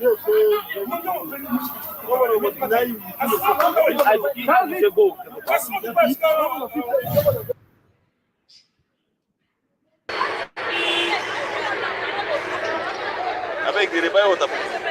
Did they buy a motor? This is where you buy this place? This is a junction. It's dilapidated, very bad. People have to buy waterproof and wear in their leg before they could cross. Before they could cross the mud. This is the state of Ezene. Very, very dilapidated. Very, very bad. And we have government. We have government. People are buying waterproof. They have to tie their leg. So children are making money out of it. They buy waterproof and they tie the leg before they cross. You can see the children, they tie this man's leg. See this one, they are tying this one leg. People have to tie their leg.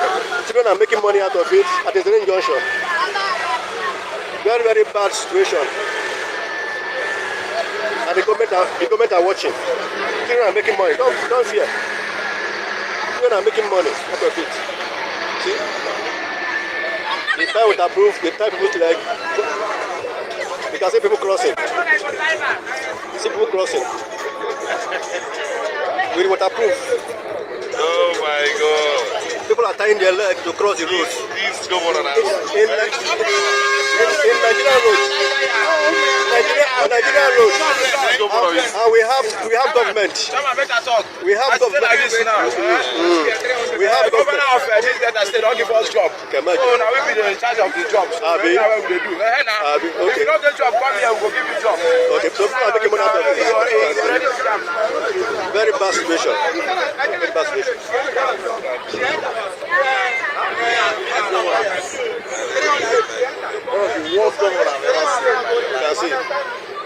So the government should come to the aid of Ezenei.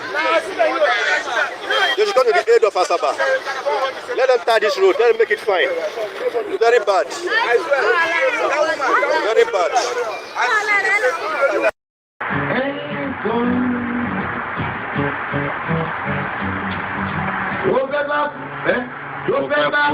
Tó fẹ́ kú torí ẹ̀.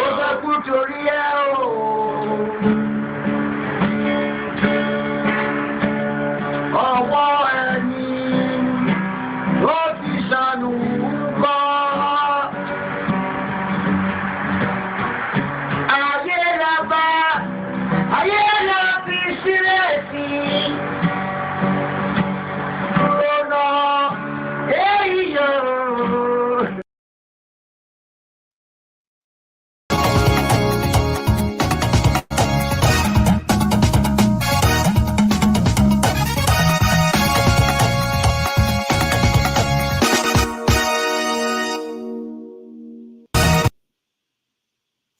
All right, welcome back. So we are discussing Yahaya Bello, the former governor of Kogi State, who has been wanted by the EFCC.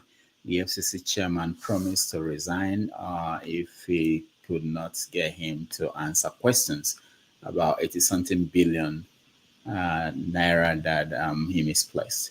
So the drama that we saw last time, early this week on Wednesday, Thursday, was that he showed up at the EFCC and disappeared again. Let me start with you, Flagship.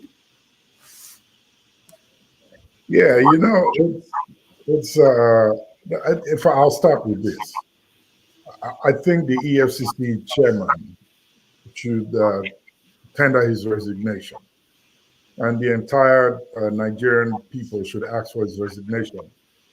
It's unfortunate that these things are happening, and that you called Interpol on other countries to keep an eye on, perhaps use their resources to begin to try to fish out Bello if he's in their country, or put him in their system to try to find him in case he's running out of Nigeria. Walked right into your office and you could do nothing. Reminds me of the popular saying in Nigeria where they say, what do you define for Sokoto inside your Sokoto? And you could not make the arrest that you were clamoring for. And after he left, you came up with a very bogus statement that he's still a wanted man and decided to create that drama. It sounded to me like what he was saying is they are not waiting for Yahaya Bello to come for them to arrest him. They want to go to arrest him. It's not supposed to come to them. I think that the EFCC boss is responding to an instruction from somewhere. Just like the popular book, The Animal Farm, where some animals are more sacred than others. Yahaya Bello seems to be someone that right now EFCC cannot touch, because perhaps there's some instruction from somewhere saying do not. And that's why he was bold to show up to the governor of his state, the current governor, to EFCC office and spend 3 hours and nothing was done.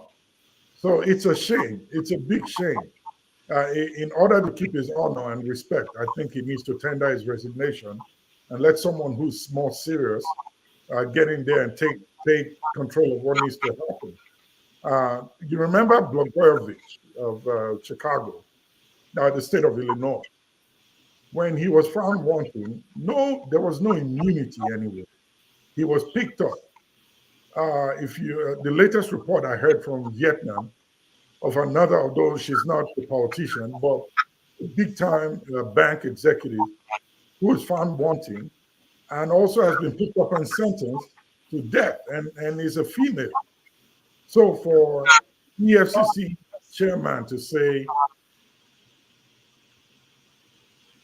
at the time, Yahaya Bello around, so his vice or his deputy or whoever stands in for him, knowing that there's a standing order for his arrest, that saw him walk into the office and could not arrest him, it's a big shame, not only to him, but totally to the EFCC as an arm of government that's supposed to fight corruption.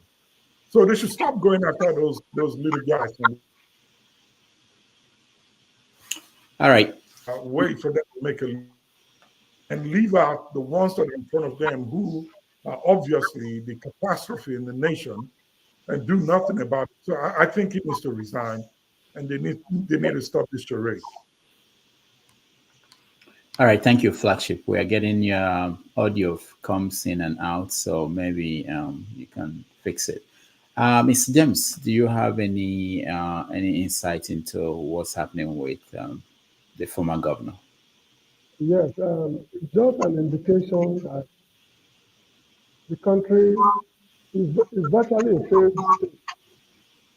Not long ago, somebody sent me some materials from the United States, prepared by the United States Air Force, and so somewhere in, I think, Montgomery in Alabama, something, they published something on Nigeria. Somebody sent it to me. And I haven't gone through just some part of it. I realized that the country is a failed state because the government has no control over, the government hasn't got the monopoly of violence. In a functional state, it's only the government that should have control, or that should have the monopoly of violence to maintain law and order. The government is unable to provide basic facilities. I mean, infrastructural, basic facilities for the people, like water, roads, electricity, justice system. The system has ceased to be functional. And internationally, the government of Nigeria is finding it increasingly difficult to engage other countries meaningfully on a country-to-country basis. So this is what is playing out with this Yahaya Bello's case. The government already lacked the capability to call our citizens to order. And when such a situation has reached, then it's clear that the country is already a failed state. This is my opinion regarding what is happening in Abuja. And as a Flagship rightly stated, as a matter of honor, the director of EFCC, or whatever they call it, should throw in the towel and walk away with at least some amount of dignity. Let me put it that way. If not, I think when things of this nature happen, there will be need for us as a nation to apologize to the family of Lawrence Anini, Dr. Self-Taught Dr. Ishola Oyemisi, Dr. Toto Sito, people who have been severely punished for offending the state. There's need for the government to compensate the families of these people for the irreparable harm they reckon them. Because what we are tolerating now is just a fraction. I mean, what they killed those guys for is just a fraction of what we are tolerating now. So there's need for the country to apologize, to tender or reserve apology to the family of Lawrence Anini, Dr. Shola Oyemisi, and others who have offended the state in the past. This is my opinion. All right, thank you, Mr. James. Before I go to Man of Prestige, I want to announce that tomorrow on 90 Minutes Africa, we're going to have the presidential candidate of the SDP in the 2023 presidential election. Prince Adewola Adebayo joining us. He will join us to talk about the upcoming UN General Assembly, what is at stake for Nigeria and Africa. That will be at 12:30 p.m. New York time, 5:30 p.m. in Lagos, Nigeria tomorrow. So please join us. All right, man of prestige. Sorry, I'm not sure why we are blank. What happened? Yeah, I'm not sure what happened, but We went blank. yeah. I can speak if you want me to. Go ahead. Go ahead. I just wonder what happened. Yeah, go ahead. Yeah, before I speak on this, something in retrospect, I didn't say what I was gonna say. I don't know if you all saw the news about Tony Blinken, warning the African countries about interference in African politics or something like that, So blame that. It's kind of pretty much blaming it on the Russia that Africa should be watching out about how China and this is trying to penetrate into Africa. I mean, I just thought that was very hypocritical of him. Are they not doing the same thing? America is probably the worst of all them. Now you're warning us about Russia. I mean, this is the problem we have in Nigeria because we are just under the Western umbrella. I mean, whatever they tell us to do, we do. So now they don't want to share us with other powerful country like Russia, China. Of course, they're already there. So having said that, then you have the information coming out about our election, warning us about people, playing to Nigerian election. I mean, it's always all those kind of injustice. I don't know. Nigeria is a very peculiar place. But anyway, let me pick to what we are talking about right now. We are not a serious country. Did the EFC chairman say that if he doesn't arrest him, he's going to resign? He said that a while ago, almost about 6 months or something like that, when this mess first started, but he hasn't been arrested. So the last information I had, what just transpired last week, this is he came there with the governor, with the Kogi State governor. I mean, it has been a very conflicting story that he came out of the car, they went inside and everything, but they couldn't arrest him due to government immunity. But according to what I heard, he never came out. He was in the car, with the governor.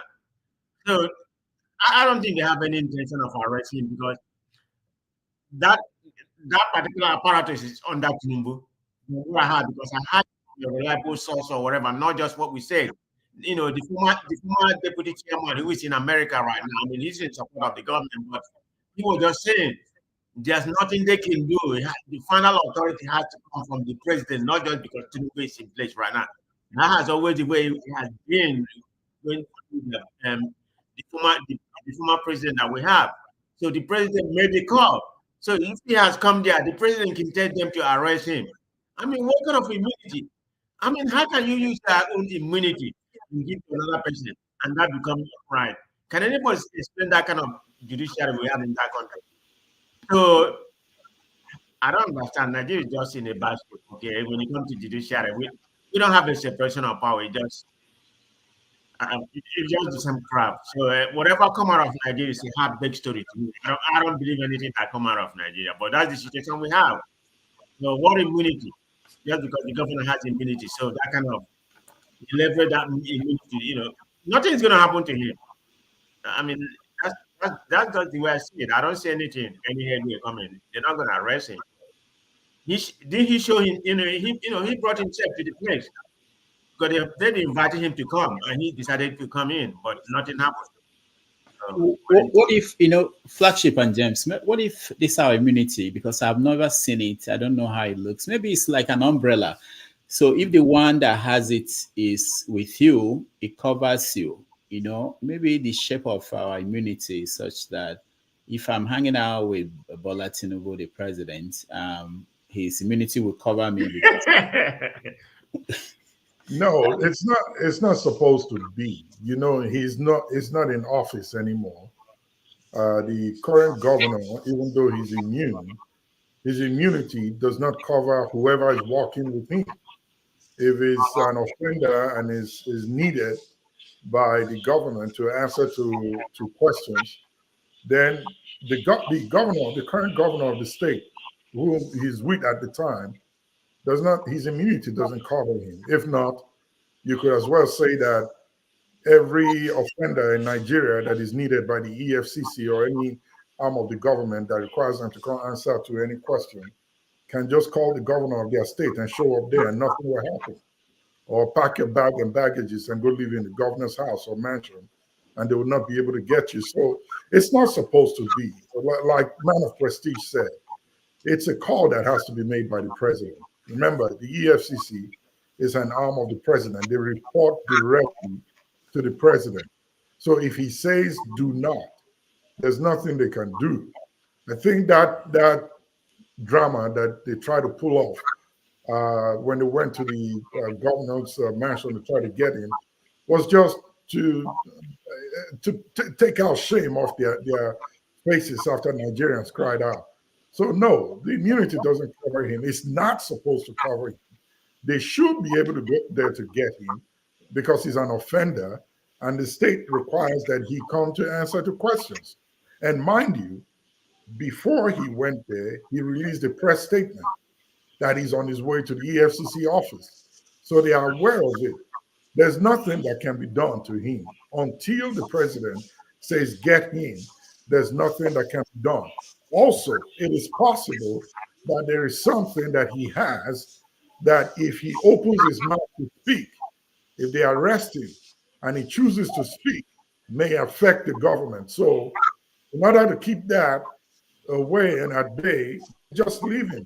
The only thing he cannot do is just roam around the streets freely so that it doesn't look too bad on them. But as it stands, Yahaya Bello came to taunt the EFCC right in their face, and they could do nothing about it. And I bet you, he may decide to show up at the office by himself tomorrow without the governor accompanying him, and they still may not be able to do anything. So the president has to give the call because EFCC reports to him and they take instructions from him. Until that is done, whatever effort they put is just a show of shame that they are putting out. Thank you, the flagship. James. Yes, I'm a little bit confused because let me cite explain two scenarios.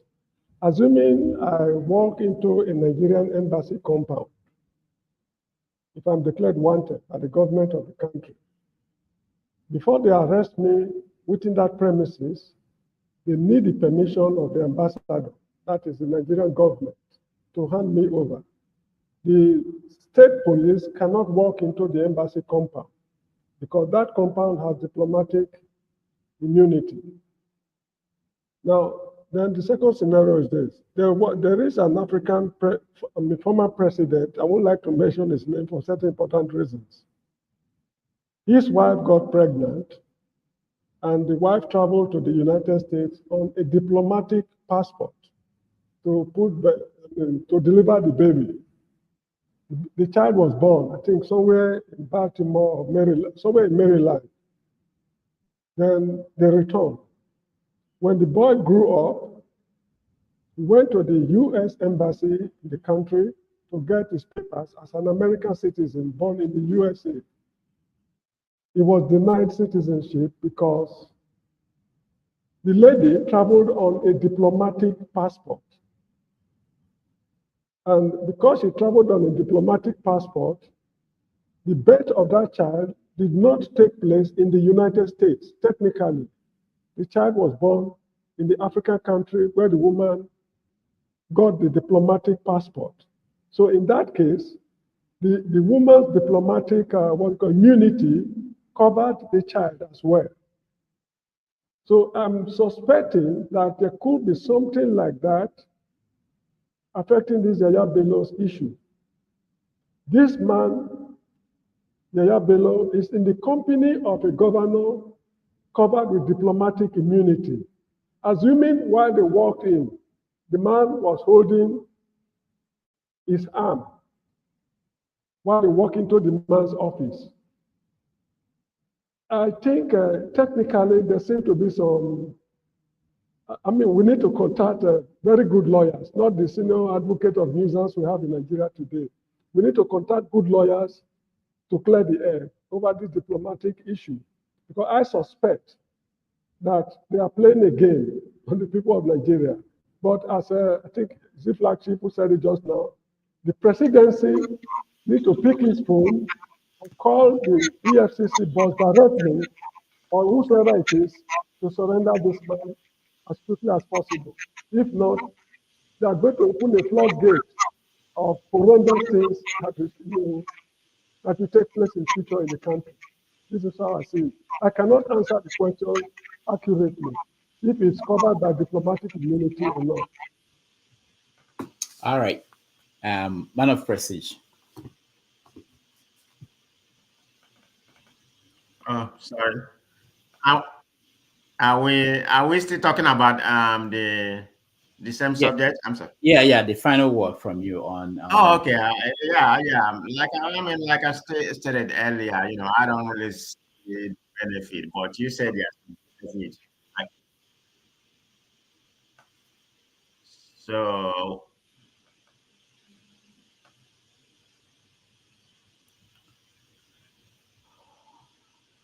you want me to keep on talking? Yeah. I'm sorry. Go ahead. It's okay. I'm not Yeah, I was saying I don't really see the benefit, whether he goes, he doesn't go, particularly in the Nigerian space, it doesn't really matter. So we're not really giving the reason. It's not that I want to know. Maybe some Nigerians want to know why he didn't go. To me, I never see the relevance of that event to Africa. I'm not saying they shouldn't go, but it hasn't benefited the Western countries. It's for it hasn't benefited the African countries, which they regard as, plantation countries. So that's just the best thing. It doesn't bother me where you go. I mean, what's he gonna go there to? I mean, all this frequent mile while he has been flying, like maybe fly more than flagship flying. What's the benefit? There's no benefit to Nigeria. Just daily right. So I don't have that. All right. So while I wait for forefathers to come and take over, there's another story playing out here in the United States, more of a New York story, but I think its implication is wider, which is the story of P. Diddy Combs. For those who do not know the story, let me play a little bit of the indictment.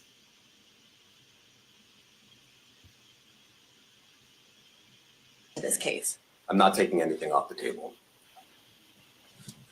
Janet Fisher, Newsday. What's the difference between the sex trafficking and promoting travel for the purpose of prostitution? Well, they're different crimes with different elements. I don't think we should get into the nitty-gritty of the legal discussion right now, but the sex trafficking, we believe, they're all serious offenses, but the sex trafficking conduct carries some significant penalties, and we are gratified that we were able to bring that charge. Is one more coercive than the other? I'm not going to be able to get into that, but you can look it up, and yes, sex trafficking, especially when it involves coercion or force, is a very serious crime, and it carries significant penalties. Good afternoon, Darla Miles, ABC7 New York. Thank you for this press conference and for the details. 2 questions. In context of this indictment and the information that was presented to the grand jury, are you able to clarify the number of victims? It's mentioned plural in the indictment, but can you specify the number of victims just for this particular indictment? And secondly, can you provide details about the alleged arson? Unfortunately, I'm not able to provide either. The number of victims, you are correct. We are intentional in saying multiple. The details of the arson incident are limited to what we have in the indictment and also the detention letter that we filed, which contains more details than the indictment does at various points, but we don't have anything more beyond that. Next question. Lynn Tran, CNN. All right. That was the indictment and questions taking the prosecutors taking questions from reporters about PDD, who was indicted on several charges. Also today, we know that the Lieutenant Governor of North Carolina dropped out of the contest. He was running to be the governor, and he had the support of our own Donald Trump. He dropped out, and now the Republican Party is in disarray in terms of what they will do in that election. And North Carolina is one of the states that will determine who will be the next president of the United States. So how do we look at this and try to not compare that to Nigeria, because we are far from where the people here are, but at least to see how different these things are handled. Let me start with you, Flagship. Well, starting with the PDD case, it's been known. The one thing that I seem to find hard to comprehend is why they let it go for so long before they take action. It is known that this kind of racketeering and other activities that he's been indicted for today has been going on, that he has been doing it. And the fact that it lasted this long says so much. Justice is still going to, and he would serve the right punishment for the crimes that he committed. The fact that you are very rich and connected in America does not save you from what the punishments of the law is if you fail in any one of them. And that's the good thing about America, that in spite of your riches and connection, if you commit any crime, you must do the time and you must pay for it. And I know it's hard to compare it with Nigeria, but these are the kind of things that we need to be seeing, that even the rich, they could also cry. The affluent could also serve time in jail. It's the same thing that happened to Jeffrey Einstein, the big mogul also, that was involved in or accused of sex trafficking and so on. And it's alleged that because of the wide net of those involved, it may have resulted to his death in jail. So I think it's about time that this kind of Hollywood need to be looked into microscopically and begin to feature out these ill practices that continue to go on a day-to-day basis and bring some sanity to the industry of that section of America. There's so much story. PDD is just one of many. I think it happened that he's gone overboard with his practice and fetish behaviors, that it has now caught up with him. So I think let the law take its course and let him pay for the crimes that he committed. All right, thank you, the Flagship. Mr. James. I'm sorry, I don't know. If I know virtually nothing about U.S. politics. So let Mr. You mean you don't know PDD? Frankly, no, I won't pretend to know. I don't know anything. The way you guys organize yourself, I know more of Africa than the USA. If you talk of Zimbabwe, Kenya, South Africa, Lesotho, fine. But USA, Britain, I know very little or nothing. Okay. Yeah. Man of prestige. Yeah, thank you very much. It's kind of a two topic. Do you want me to go ahead and talk about yes. PDD and the Black Nancy? Yeah. Okay. So let me start with the PDD. And he has been accused of racketeering and sex trafficking. And that is the situation where the Homeland Security come in because of the sex trafficking, which involved the interstate and something like that. So it's a very serious charge. I mean, the charges that level against me is very enormous. So how will he be able to come out of it? Yeah or no? Because of if you look at what's going on right now, they've been watching him for a long time, and they have a lot of tips. I mean, a lot of, I don't know how many is that olive oil that was discovered, bottle of olive oil for self trafficking. And I have, not that I have a first-hand knowledge about this, but somebody that I know, the son that played football for Miami, very young guy that just finished college, played football for Miami. He's one of the well-known players, but he's just like reserve player that come in and play. He was able to give us the story too. That whatever is happening with, they're talking about P. Diddy is definitely true, because when he was in a restaurant in Miami, P. Daddy approached him, to go and, give him a special room to go and stay. And when he come there, he wanted him to perform something. So it's a first-hand knowledge. It's not just he saw. Government has a very simple, charge against him. Yeah, this been going on already. They've been watching him, and they have, you know, it's well documented that P. Diddy has the baddest party in America. Whenever it's happening a party in South Beach, New York, and when he come here in LA, he has nobody. He has the money, but nobody can compare to his party. It's a lot that goes on. It's not that this guy is what I call, let me just use the word, that like men. No, he like both things. It's about power. When you have so much money, you want to try different things. So he has just been involved in this thing. He has just been involved in many, many, many unseen things that I can't come here, and say what he has been doing. So yeah, he's going to pay for some of them. Right? What I can say, according to some of the experts, I have a lawyer friend that was telling me, he's going to get away with some of them, because some of the people that participated in this, what we call freak, freak out, some of them are involved in it. They are willing participants. It's going to be an option for them to charge him on those, for those charges to stick. I mean, they already charge him, because a lot of them, they are able men, able women, or whatever.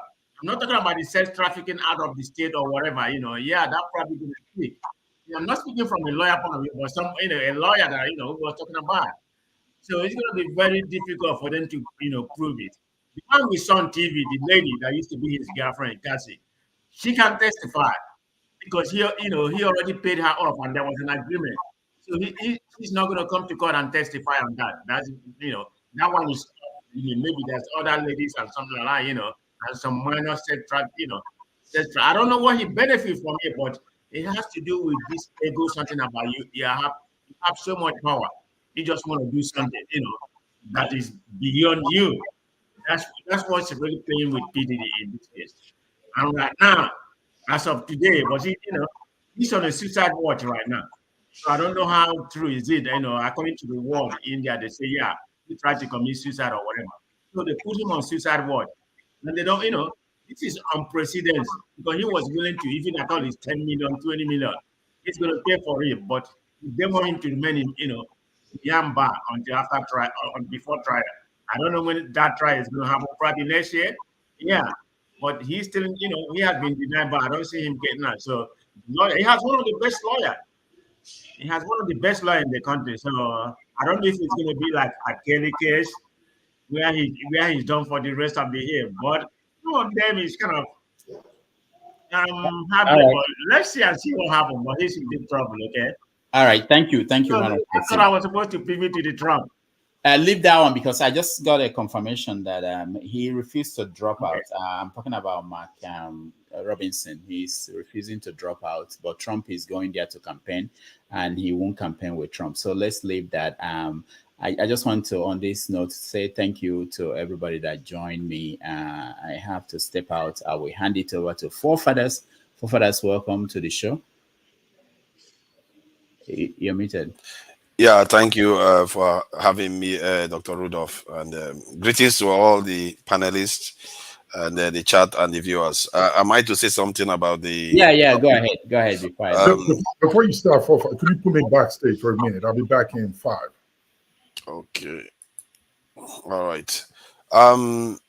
There was this article I saw that said something about Puff Daddy, that how is it that somebody is getting charged for doing something that most rich people do, like carry people, go to parties, and do all this crazy stuff that they do?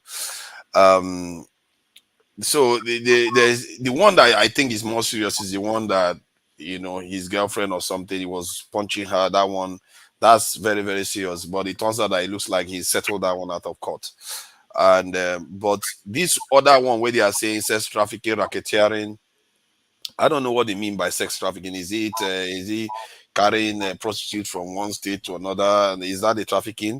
Because from what I gather, at least from what I read, that these are grown-ups, involved in the industry, and they take them to go and party, and so it's going to be hard to stick anything on him based on that, except he broke some kind of law where prostitutes are not allowed to move from one state to another. Who knows whether there is any rule like that? And or he is doing it with underage. That's the one that will finish him. If they find out, because that's the one that did Aro Kelly. If I'm not mistaken, Jeffrey Epstein too. That's the one. If he's underage, if there's any underage person involved, then he's toast. But if none of those things are involved and he's just dealing with, nightlife people, men coming to do crazy stuff, I don't see how you can penalize him for that at all, really. All right. Yeah. Thank you. Man of Prestige. We can hear you.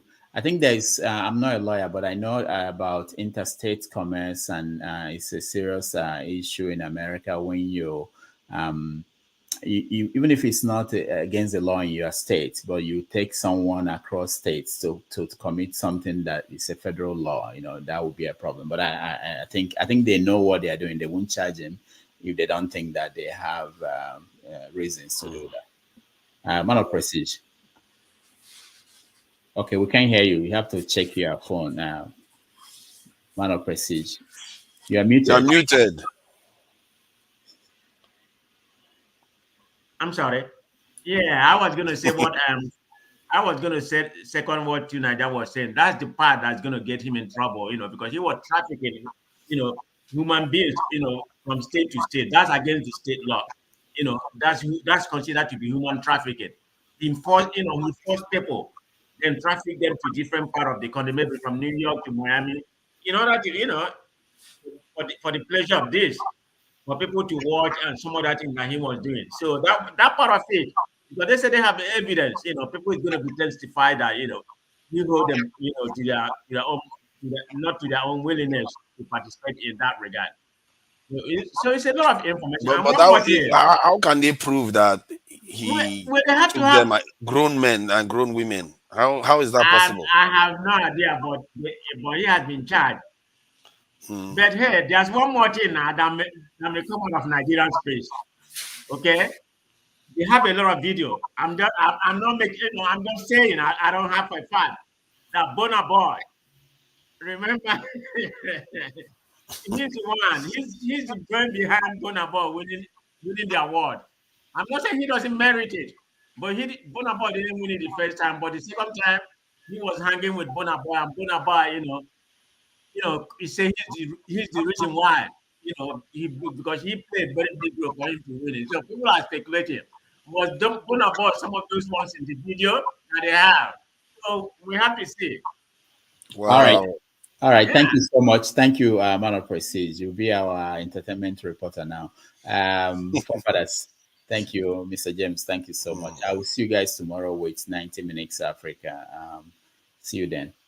Thank you. What is happening with this? What can we talk about then? Are we talking about Edo Election, UN General Assembly, Yahaya Bello? Which one are we talking about today? What do you guys want to talk about? Well, let me say something before I leave. I think, we already talked about that, but, I know people are going to be coming in, we can talk about it.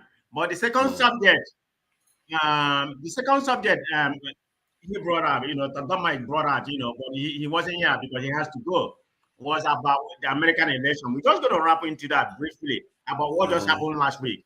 There's a guy that Trump is supporting, he's a lieutenant governor that's running for governor in North Carolina, right? And he may take Trump down in that particular state because that state, Republican or Democrat, Republican has won it in the last 11 years. 10 out of the last 11 elections. The only time person that won it is Obama. Yeah. But it's not like it's a battleground state. He only won it by 1 point something, 1.2. Very little. But there's a damaging information coming about a Trump vote today in that particular state. His name is Mark Robinson. And he considers himself to be a black Nazi.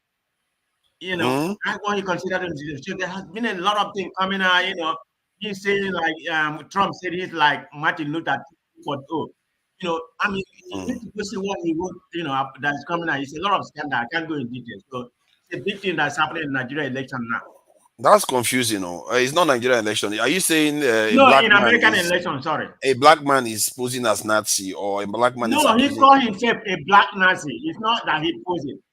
So how can a black Nazi influence the election in North Carolina? Well, I don't know. Read about him. You know, his name is Matt Robinson, this Lieutenant Governor of North I think Carolina. I've heard of him, Matt Robinson. I think I've heard that name before. I guess Trump. So where do you see the election going now? Given it looks like every time he gets shot. I'll try to be very realistic about my opinion about it. The election is very close. Like 50-50 is not off. It can go anywhere. That's just the way it is right now. So everybody's playing to politics. The reason why I brought this North Carolina something.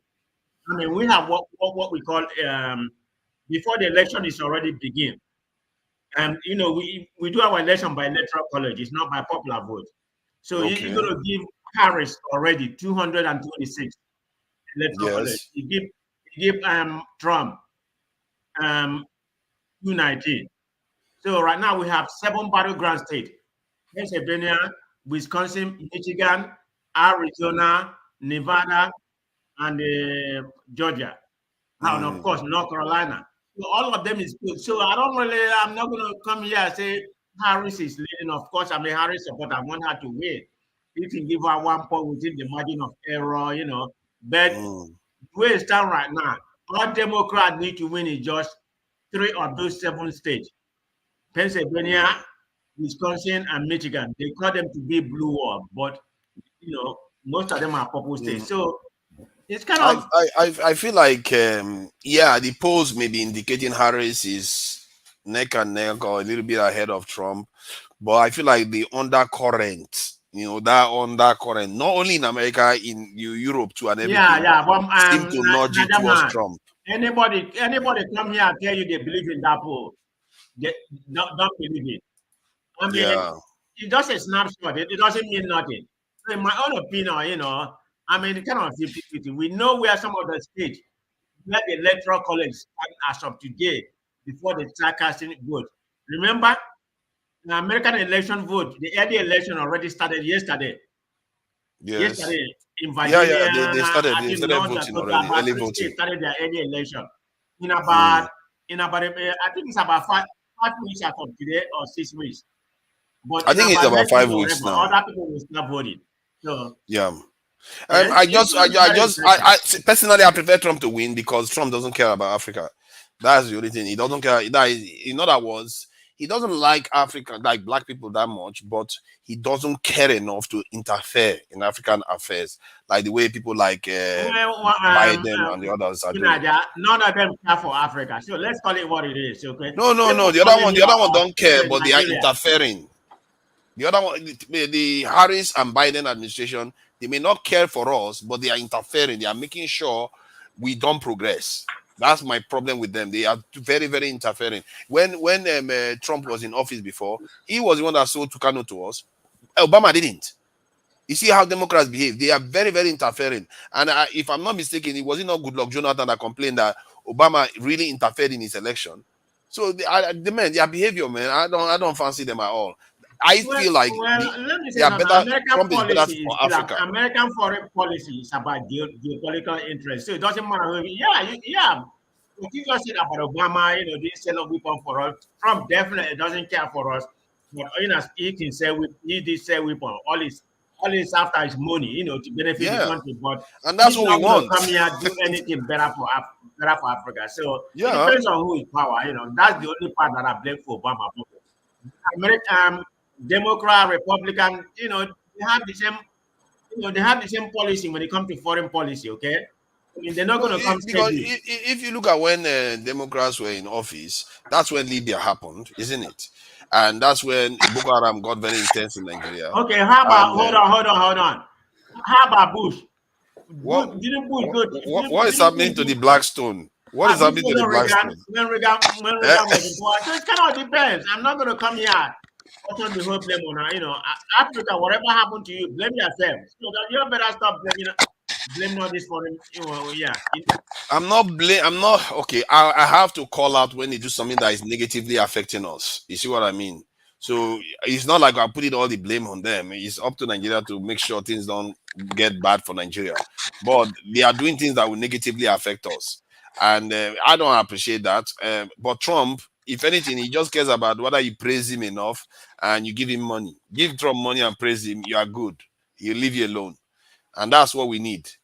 So that's my take So anyway. are you gonna stop borrowing money? For, when are you gonna stop borrowing free money to enslave yourself when Trump come over? I mean, you're like, Trump may not borrow you money. That's the thing about Trump. Trump, okay. Trump will take your money, but he may not borrow you money. That's the thing. I don't know. You see, I just look at them as all the same. I mean, they are the same in the sense that none of them care for us. They don't want us to progress really. But from the point of view of Trump, Trump is less interfering, and he will allow Africa to have a little bit of leeway. Africa can go and trade with China. He doesn't care. Africa well, can do their own thing. you Doesn't have care. you have a point. But what I'm doing in America, I'm look, I vote on my principle. I believe in democratic principle.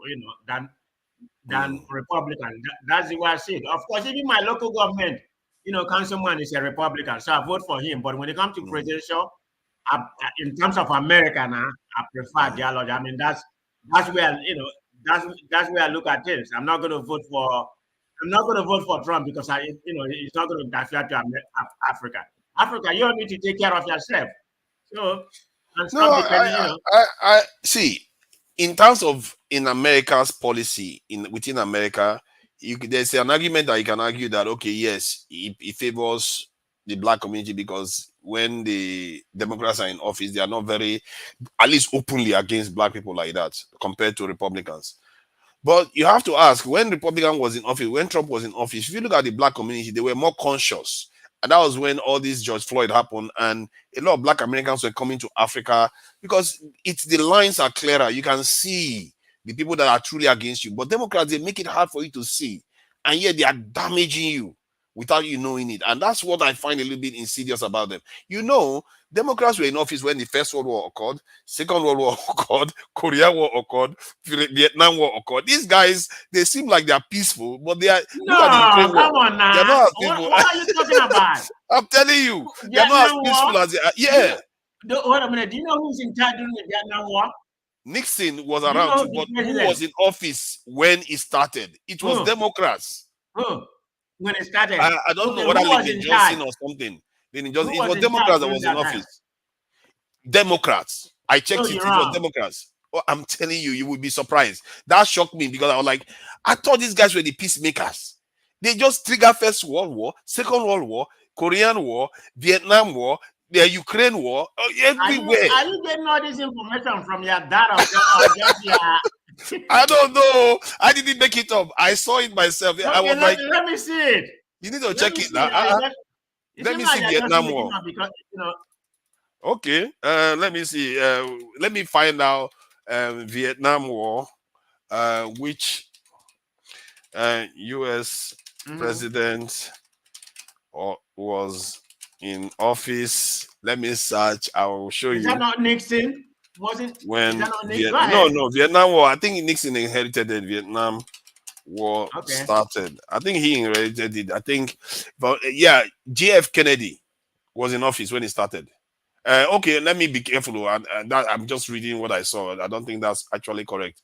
It says Vietnam War. You see how you know is you go to Vietnam War, you look at when it started, then you go and take the president that was in office at that time. So what I'm going to do, in 1963, President JFK Kennedy sent 16,000 military advisors to help he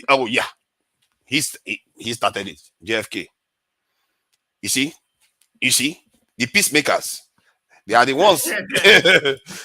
Are you shocked now? Are you beginning to get shocked? You see why me and me to worry about these guys? I'm not going to make it Democrat war or whatever. How about Iraq war? Come on now. Okay, the Iraq war was this in the Republicans. Yes, it was a Republican that was both of them. Yeah, those are the two big wars they got involved in. To be fair, But the Bosnian war, Libya, all of them, if the numbers, the Democrats start, I don't know whether you compare it to that of Republicans. Democrats start a lot of wars. Actually, the Bush war was an attack on America, and that's why they retaliated now. Yeah, the second one. Yeah, it's still a war. War is a war. No, it's a war, but it was an attack on America. But most of that was we weren't attack on America. You know, I'm watching Man of Procedure, and it looks like a gear is moving in his head. Like, I can't believe what I'm hearing. The people are supporting that the war.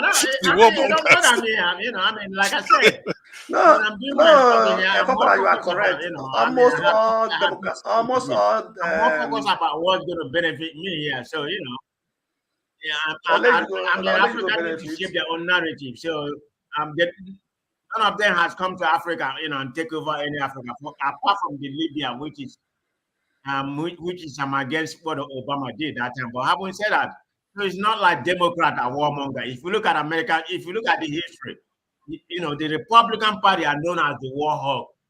Party. No, the foreign policy, the reality is Democrats. Maybe the Republicans come and end the war, but Democrats are the ones that start the wars. Than the Republicans. It's really strange, Everybody thinks it's the Republicans, but if you look at the numbers, it's astounding how many wars this will start. Look at the Ukraine, what is going on now in Israel, Ukraine. The Ukraine one is very clear. You see, you are losing me. What got you? But they are the ones funding it. They are funding the war.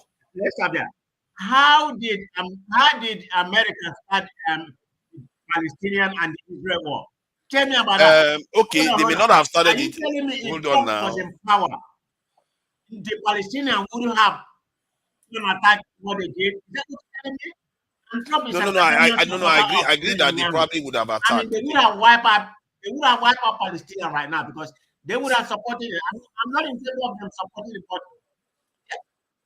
I don't know I think they would have probably attacked already, but normally Democrats are known as peacemakers. You would think they would have ended the war. But what they are doing is they are overseeing the war. Like, hey, if you try to attack Israel, we are going to come in. But let's keep talking peace while Israel kills everybody. That's their policy. It's like, what is that? And then Ukraine, you don't even have to. Ukraine, what didn't need to happen at all. All you have to say is Ukraine is not going to join NATO. That's all. No war will happen. And you are muted. So I just thought I should let you know that because you are supporting Democrats. Personally, I don't support any of them. It's okay. Put me at the back. I'll be back. All right. Welcome, the Blackstone and Mr. James. So, what is happening in Gambia and in Nigeria? Is there anything you want to share with us about what is going on in Gambia so that the viewers can catch up? I want to ask you, when did you come back from Hellfire? I know they also sent you to Hellfire now. When did you come back? I think you can say I came back today, but I've been around for a bit. I was just chilling out. So, what did you bring? Not much, other than my boring self. That's all I brought back. And you are too selfish anyway. Let us hear from Mr. James because he hasn't had a chance to say much. And I'm quite curious about Gambia because we don't hear a lot about Gambia.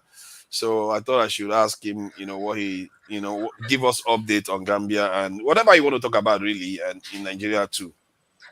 No, nothing much is happening over here. The population of the country is less than 2 million. And they are completely surrounded by non-English speaking countries. Senegal, Mauritania, Guinea-Bissau, Guinea-Conakry, Mali. They are all French or Arabic speaking countries. The nearest English speaking country, Sierra Leone, is miles away. So we live in a world of our own. We are completely cut off from the surrounding environment. So this is the main reason why not much is happening here. We live in a world of our own. We set our own standards and we go at our own pace. We don't imitate anybody. That is how they live in this country.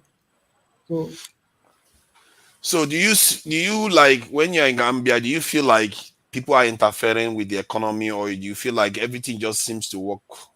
It's not like Nigeria where you feel like there's too many interference. The government is messing with things. The government here is more humane than the Nigerian government because at my place of work, I can go to a bank and ask for a loan. At my place of work will guarantee me, even as a non-indigent, and I secure the loan without bribing anybody. Whenever when I need foreign currency to send home, I go to a bank, Eco Bank or Guarantee Trust Bank, without seeing anybody. I just fill the forms.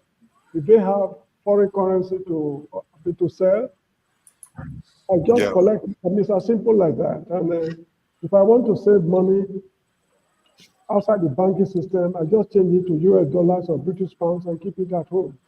It's not like Nigeria where things are. I mean, not also the economic policies of the country. They take a lot of things into consideration, particularly the exchange rate. It's about less than 70 Gambian dollars to $1 US, and 22 Nigerian naira is equal to 1 Gambian dollar. So they do all they can to keep it, to make the exchange rate reasonable. So that is how the country is. The government is more humane. Although people are crying of corruption and what have you, and the Senegalese too, they are taking, what, in my opinion, undue advantage of the situation of the country to pursue some petty policies here and there that favor their businessmen. So that is how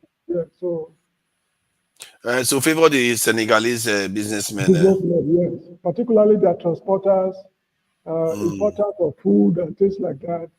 It's extremely difficult to smuggle items from Gambia to Senegal because the Senegalese custom will obstruct it. But if they want to smuggle anything into the Gambia, they do it easily. So those kind of petty push and pull, but they don't mind because all Gambian families, they have relatives in Senegal. All Gambian, no exception. Wow. They speak the same language. Just like, let's say, the Edos of their local government and the ones in Oromo local government, they are all Beninese. So that is exactly how they are. It's the white man who created the problem. Like the Berlin West African Conference. If not, it will have been one country. Yeah, it seems like Gambia is an easygoing country. People don't force too much. Whenever I see you here, you look relaxed. You don't look like somebody that just came out from Nigeria. And the last time I was in Gambia, you can get the feeling they are very, very laid back. And I have to give it to them. At least they're not, feeling all the tensions that are showing up from Nigeria.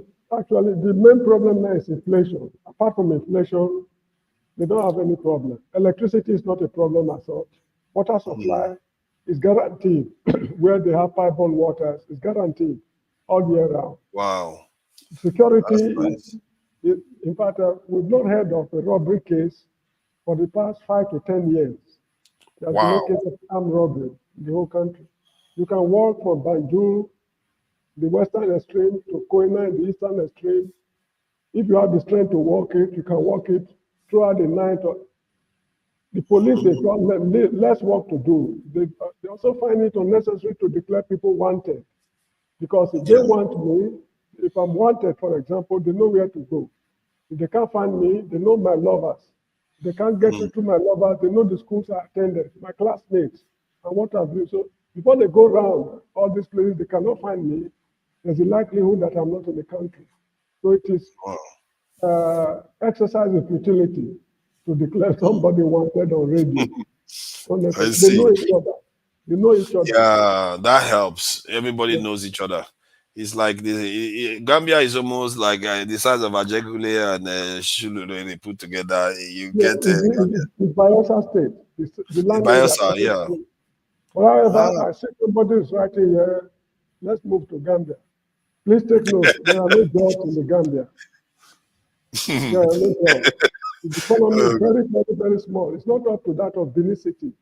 The economy of the country. not up to that of Benin City. So please don't be carried away by what I'm telling you to be tempted to come to the Gambia. There are no jobs, frankly speaking. I'm employed here. You are the one advertising Gambia now as you chill that No, place. but No I need to robbery. tell the truth. I need to tell the truth. I'm employed here because of my qualification. That's why I'm able to get employment. So that's how it is. That's nice. I think it's good that you gave us that update because it would be nice to get people from Ghana to give people updates on what's happening in those countries and to hear the dynamics between Senegal and Gambia. What is going on? Do you like feel the influence of Nigeria in Gambia, or is it like Nigeria is remote from Gambia?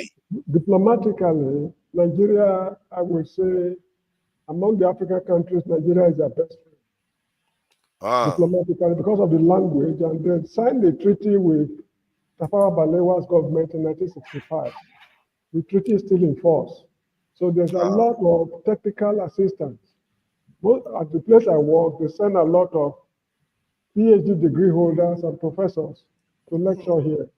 In the hospitals, there are a lot of Nigerian doctors. In the judiciary, there are Nigerian judges, immigration and what have you. And diplomatically, the relationship is excellent.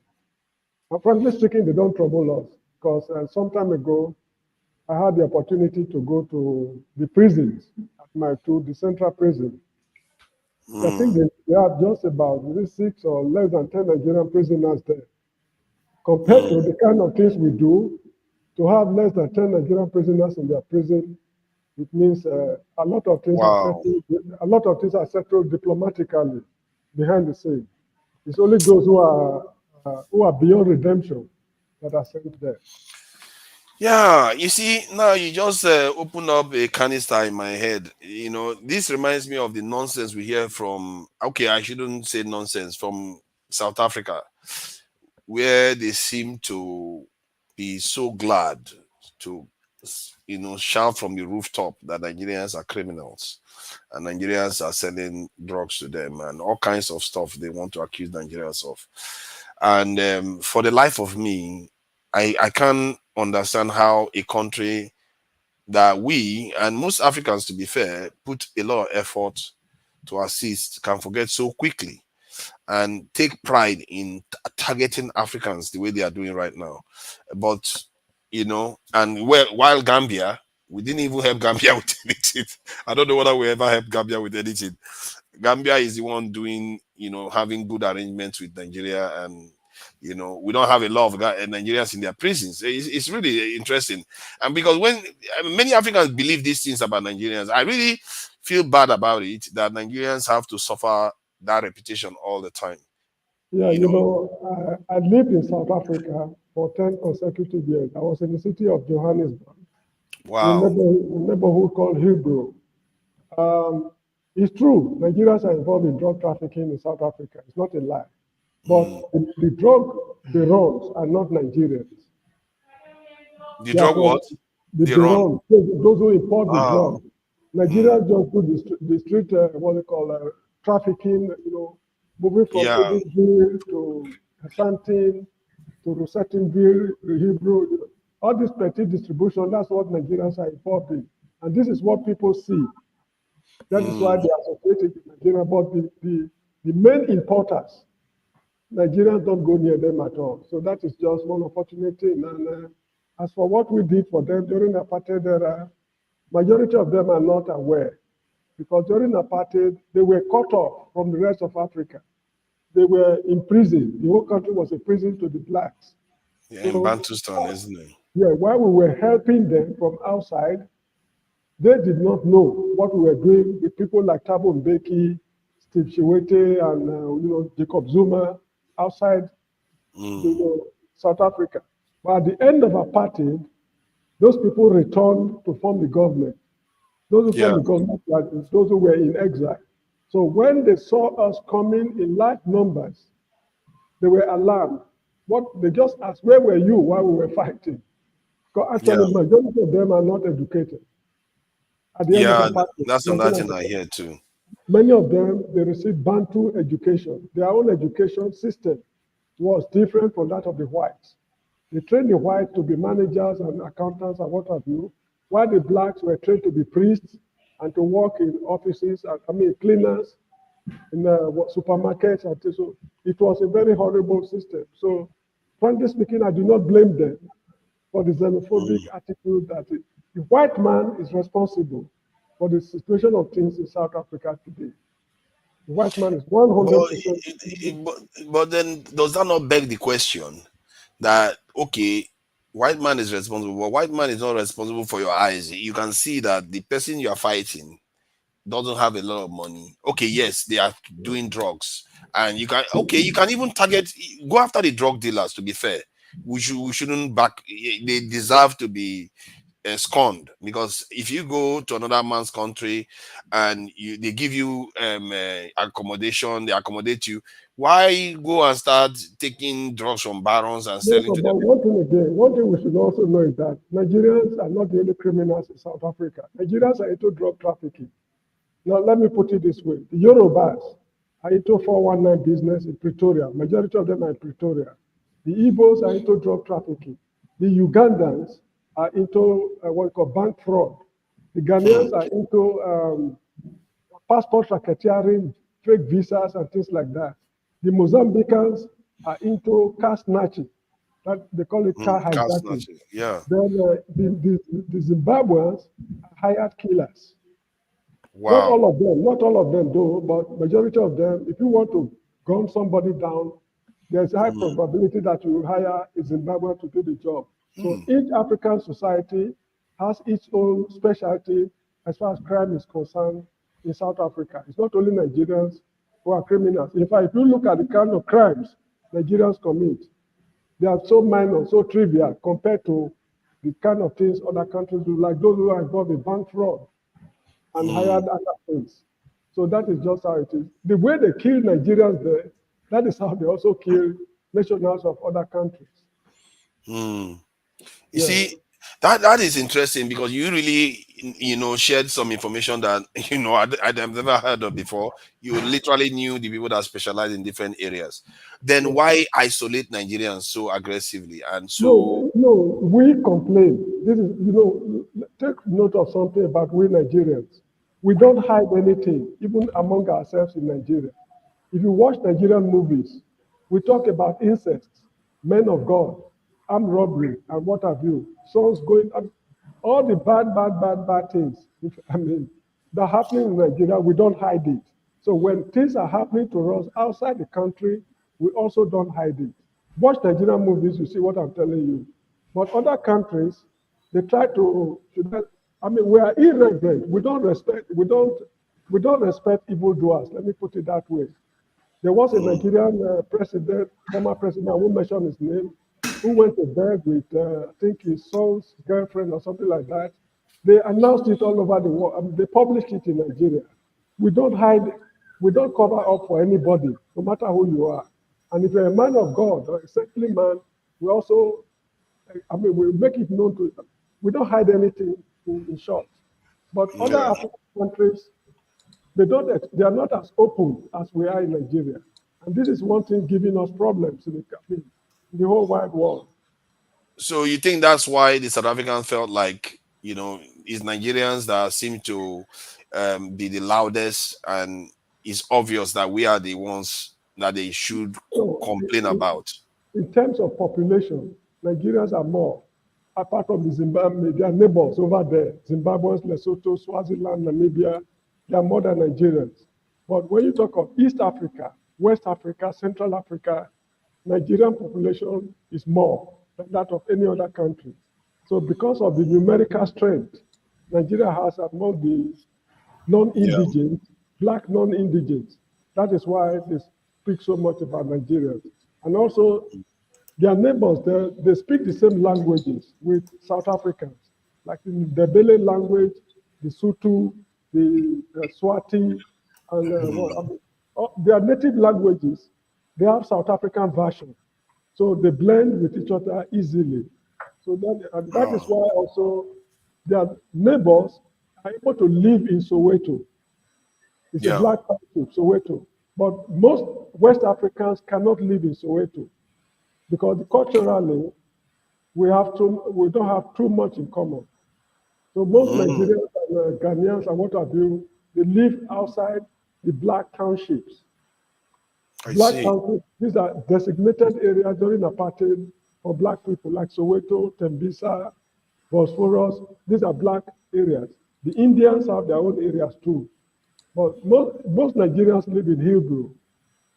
It used to be a posh area during the apartheid era. At the end of apartheid, majority of the white men trooped out of the country.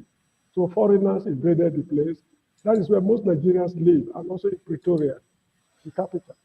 Pretoria, nice. Yeah.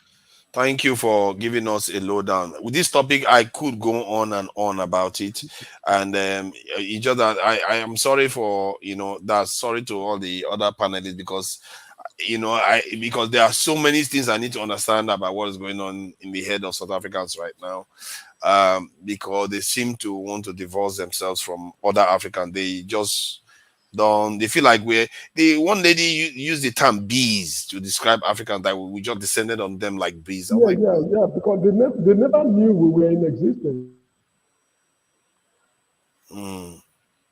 Your audio seems to have gone. Welcome, Oga Ibo Basic, the Blackstone, and Bumi. Anytime you want to say something, as always, you are free to add to it. I don't know, because there are a few things that has happened in the world and in Nigeria. I'm not sure a lot happened this week, actually, other than our president disappearing for quite a while and into this in Europe, and Shetima is representing him. And from what I gather, Shetima is to represent him at the UN General Assembly again. I don't know where this government is going to. I'm really worried that Nigeria is almost a kind of rudderless right now. The way things are going, I don't know. It's on them too. Let's face it, it's on this government, because if this carries on till by this time next year, the environment is like this, I don't see them recovering for the next election. I really don't. They are down to lose the next election, no matter how many judges they have. They will not be able to. Petrol price is around 1,000 naira per liter. The inflation is still high. Cost of living is just as difficult. I don't see them coming back from it. The stuff would have endured in Nigerians' minds, and they'll be like, no, enough of this. This is bad. And but that said, anyway. So what is happening in I don't know. I think the Blackstone or Ibobezi, who came first? I think the Blackstone, you came first, but you left. So I think Ibobezi takes the space or something. No, I was not checking the upload into the IRF of Edo Election, about the Edo Election. So who are you for in the Edo Election? In fact, I don't know. I just, like you're not for Labour candidate. But I was for Labour candidate, but from the rest I'm saying, it's very funny. Is it Agadolo? I've forgotten his name. Akpata for Labour. No, Akpata is Labour. The other one for PDP. That is for PDP. And APC one. I can't remember the name. So who do you see winning then? I guess it'll be APC from they have loaded about 92, about 98% of the votes into the RF, and the ones I just check, like just forget Labour Party actually. Labour Party is nowhere to be found. Can't imagine you are getting 5 votes, 2 votes, 1 vote in different polling units. So APC, if APC takes Edo, that is quite interesting. So when you just said that if they continue like this, you don't think they will win the next election. Let me tell you that you might be very wrong. Nigerians are people that you can't trust, you can't depend upon. I hear what you are saying, but I feel like there are certain things you have to do because you are going to campaign. I guess this governorship election in Nigeria, governorship election is very hard to read properly, and the person in office tends to have a lot of power to influence the results. However, though, presidential election is different. The figures I just seen, APC is having almost all the votes. So I don't think what almost all the votes. How is that possible? From the figures I just checked from different local government anyway. So APC is leading actually. They're having an upper hand. Wow. Okay, good for them. If they want to take, if Edo people feel like they deserve to lead, I think maybe it's the candidate himself that is making the difference. Sometimes the candidates are quite good, and that APC candidate that couldn't campaign, that Oshomole was not campaigning for him. Yeah, it doesn't matter. That said that he was going to bring insecurity to Edo State. Yeah, Akberolo, isn't he? Yes, Akberolo. Yeah, Akberolo. I think I was on a panel with him, and he was the one that was seeing Edo like a like Singapore. He tends to talk about this thing like Singapore, and a person who can't speak English, cannot articulate, doesn't even know that's going to change just to Singapore. It was not even speaking. It was Oshomole that was speaking for him now all throughout. Oh. Yeah, it was Oshomole that was campaigning for him. Oshomole was his mouthpiece. Well, people are voting for him now. That's why I told you that you cannot actually rely on Nigerians. At the moment whereby you think you can just lay your head on the shoulders of Nigerians, they will disappoint you badly. I tell you. No. And I can tell you what's going to happen between now, let me say 1 year before 2027. The economy, they are going to try to improve the economy to win the heart of Nigerians. You understand me? Yeah. I know say Nigerians are very gullible people. They are moved by the wind, you know. So they easily forget things like what they are being through. They easily forget many things when it comes to politics, and also and it's also money politics. Once you have money, you'll be able to buy the people, you know. So because if you look at the campaign, Labour Party campaign at those states, it was one of the most feed campaign. So have the highest when Obi was there, Obi was there. Edo was closed down, you know. I think people look at Obi differently from the candidates from the party, because if you look at the presidential election too, the votes that the downs ballot candidates won was not a lot compared to what Peter Obi himself won. So I think they separate Peter Obi from the other Labour Party members, and I don't know whether I should blame them. Really. But if you look at the candidates, Akbata is well educated, and the PDP man is also well educated, coming from the public sector, the business corporate sector. Akbata was formerly the MBA chairman, so on and so forth. So these people are, for me, who have been one of the best candidates. But if the one that just come from nowhere come and they win the election and everything, so what's Edo going to be? See, it's hard. It's easy to blame the people, but if they feel, I like to think that the people vote for where they are in their consciousness, and they probably like the guy. That's why they are voting for him for a reason. And Edo people are not necessarily silly. They know what they are doing.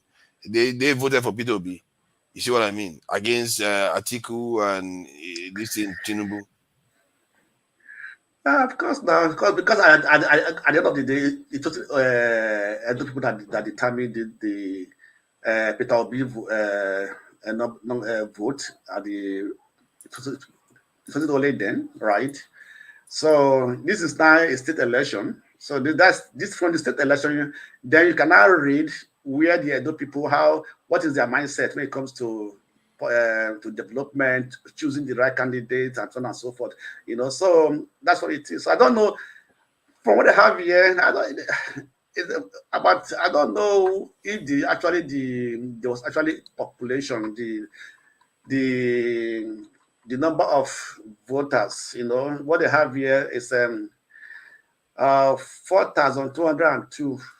You know, total submitted results 4,202 results. You know.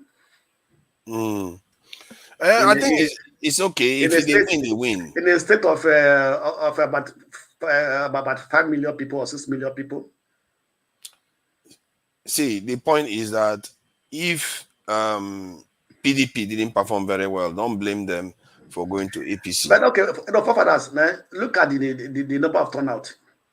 If they have only loaded 4,202 results. Then why are you saying APC is winning just because of 4,200 and something results? Well, no. I'm not saying, okay, if you check, for example, now, right? If I put this is not even and this New Benin area, New Benin 2, this result.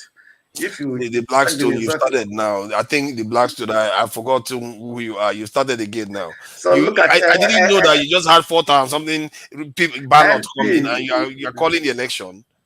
I'm not calling the election. I say what I'm seeing from the IRF I'm talking about too. Yeah, but it's 4,000. Is it total of 4,000 something votes you are seeing? No, that's the total result actually. So the total. Are you saying that polling station result 4,000 something polling station? Yes, police station result. Yeah. Okay, that's quite significant then. The actual votes, it will be interesting to see. Do you have the link so that we can see what I can display it? Let me go to. Let's go to IRF. I can give you the link. Let me see. Yeah. Welcome, Oga Igbo Basic. I don't know if is there anything you want to share with us regarding the state of our nation or what is happening in the diaspora? I'll have a couple of words to say.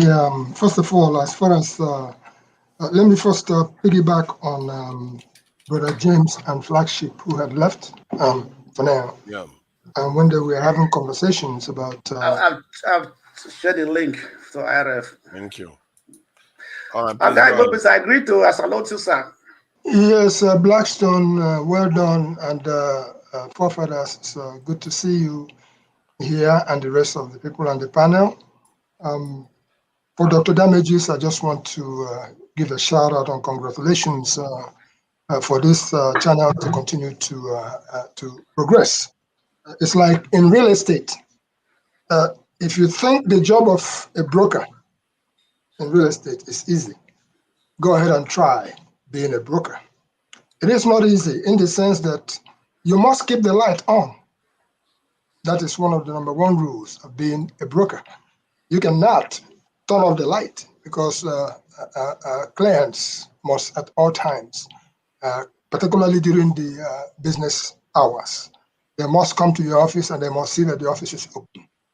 So that's the congratulations to Dr. Damages for the channel continuing to be open, and for all the panelists and the participants, and to you, the forefathers, well done.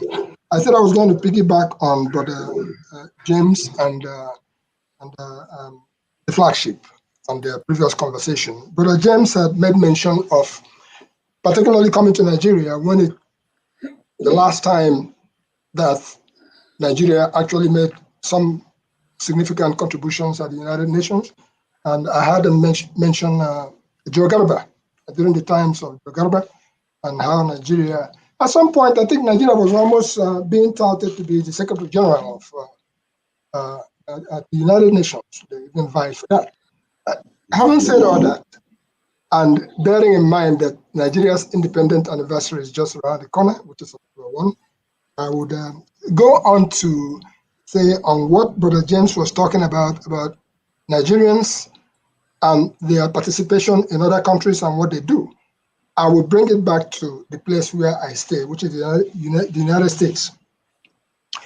In the United States, Palestinians, Pakistanis, these people hold what we call the corner store. At every corner, you find what we might call a provision store in Nigeria. You find them all over the place. These are the people who hold the fort in these places. Indians, in some places, you find it. But go to the gas stations. These are the fabrics of every economy. People use gasoline to gas up their cars. You find either Indians, again, you find some Palestinians, you find some other kind of people from Pakistan and stuff like that. These are the people who hold forth in the gas stations. Nigerians, it was only lately, particularly in the state of New Jersey, that I started observing some Nigerians holding down in some gas stations, such as BP stations. You could go there and you find a Nigerian pumping gas there. So that's when it comes to real economy. I'm not going to go into the issue of who commits what crime and why the satellite is beamed on Nigeria each time Nigeria shows up on the scene for anything. When you talk about 419, I call it 4110. And when you talk about other bank fraud and all the rest of it, even the Russians, they do have their own roles that they are playing in every economy.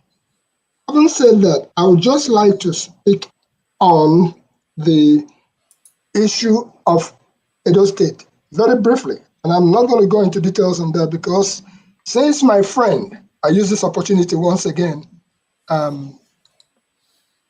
since my friend Dr. Seli Okogu, who was the CEO of Novel Porter Communications in Nigeria, since he died in May, I kind of like left Edo State politics alone because he was deep and involved into Edo State politics. He was my ears and eyes on the ground. He even participated at some point through the PDP. He vied for office. And his motto was, "Count me out of evil." That's what he went with. These are some of the clean upbringing candidates that we are looking forward that will take up the leadership in Nigeria. But on their day of elections for their local government, guess what? There was gunshots all over, so people scattered. We all know how that one went. I'm glad that I have not heard about gunshots being fired here and there as far as the local politics is concerned. So to that note, I say only those who are in Edo State actually participating actively that will tell us what they are seeing. Because in the end, what are they going to tell us? I hear APC, and some people say it don't be Lagos, but I hear APC vow that they must take Edo. In that case, I'll just conclude as far as that Edo State thing is concerned. I'll say go to court. Because that's what they will say if you protest. They will ask you to go to court. So I'll bring this subject back to the place where I stay, which is the USA, and the presidential election, which is upcoming in the US. All the polls are saying what they're saying, and we who have followed the politics are seeing the efforts that each candidate is making towards being victorious in November. Because I work the elections in the US as a poll worker, I can assure you that it is extremely difficult for anybody to actually cheat in the elections here. As far as the places where I have participated, you can't even come there and make nonsense. You'll be guided out. The fear of even trying to try anything, whether you are aware or not aware, that is to the extent that the United States have been able to sanitize their elections. Would anything go underneath? Of course, things will go underneath, but it's not something that you're going to see on the surface. I'll take it up to something like a football analogy, soccer. And in most games, it is the person who is losing or who is losing momentum. That is the person who goes to start devising other means in order to be able to achieve the same objective, which is to win. If you observe very carefully, even in the Nigerian election, the last election, where APC saw that we are losing, they pulled the plug. And that's why they told us that the thing was down, the system was down, because they pulled the plug. If they allowed it to go through, we would most likely have had a different result, which would actually be to the wills of the people, would have been the result of the last election. So that being history, look very carefully on what is happening in the United States election. You see In Georgia, for instance, where the electoral commissioners have just voted that they want a hand count. Hello, delay, delay, delay. If you are so confident in your game that the people are going to vote for you, why would you at the last minute go on to tinker with the process? Tinkering with the process is the means of introducing ringing new rules. When you see that they're about to score a goal on you, you ask the referee to please give me a helping hand so that there will be either a corner kick or a partiality, more so penalty or something like that. That is what is happening. And that's why you see somebody like Lindsey Graham, leave his state and go to another state and start preaching the same gospel of, you know what, winner take all. So look at what is happening underneath, and then you will be able to understand that anybody who actually has the momentum in any given game, he wants to continue with that momentum and finish the game. But any person who is sensing that the game is going against them would begin to try to tinker with the rules here and there so that they can get you on technicalities or stuff like that. So that is actually what I like to bring to the table, so that all these polls say this, polls say that. The only way that you defeat a heavyweight champion, which I wouldn't mind calling Mr. Donald Trump a heavyweight champion, is to knock him out. Hello? Knockout. And knockout meaning that if you get any of the states that are the deciding states way ahead, get more, then the gimmicks in the games that is being played on the background is not going to work because it would have been overwhelming. But even at that, they're still trying to find a way to delay the certification. So the way I see it is that people should go on and exercise their franchise. Don't have an excuse after the deed is done. After the voting is completed, you go and start complaining in any way, shape, or form. One vote can make all the difference. What am I saying is that people died and suffered for people to have the right to exercise that franchise called vote in the United States. If not for anything else, based on the spirit of those people who sacrifice for women to be able to vote, for Black people, for other immigrants to be able to vote, go out on the day of election, which is around the corner, and make sure you cast your vote.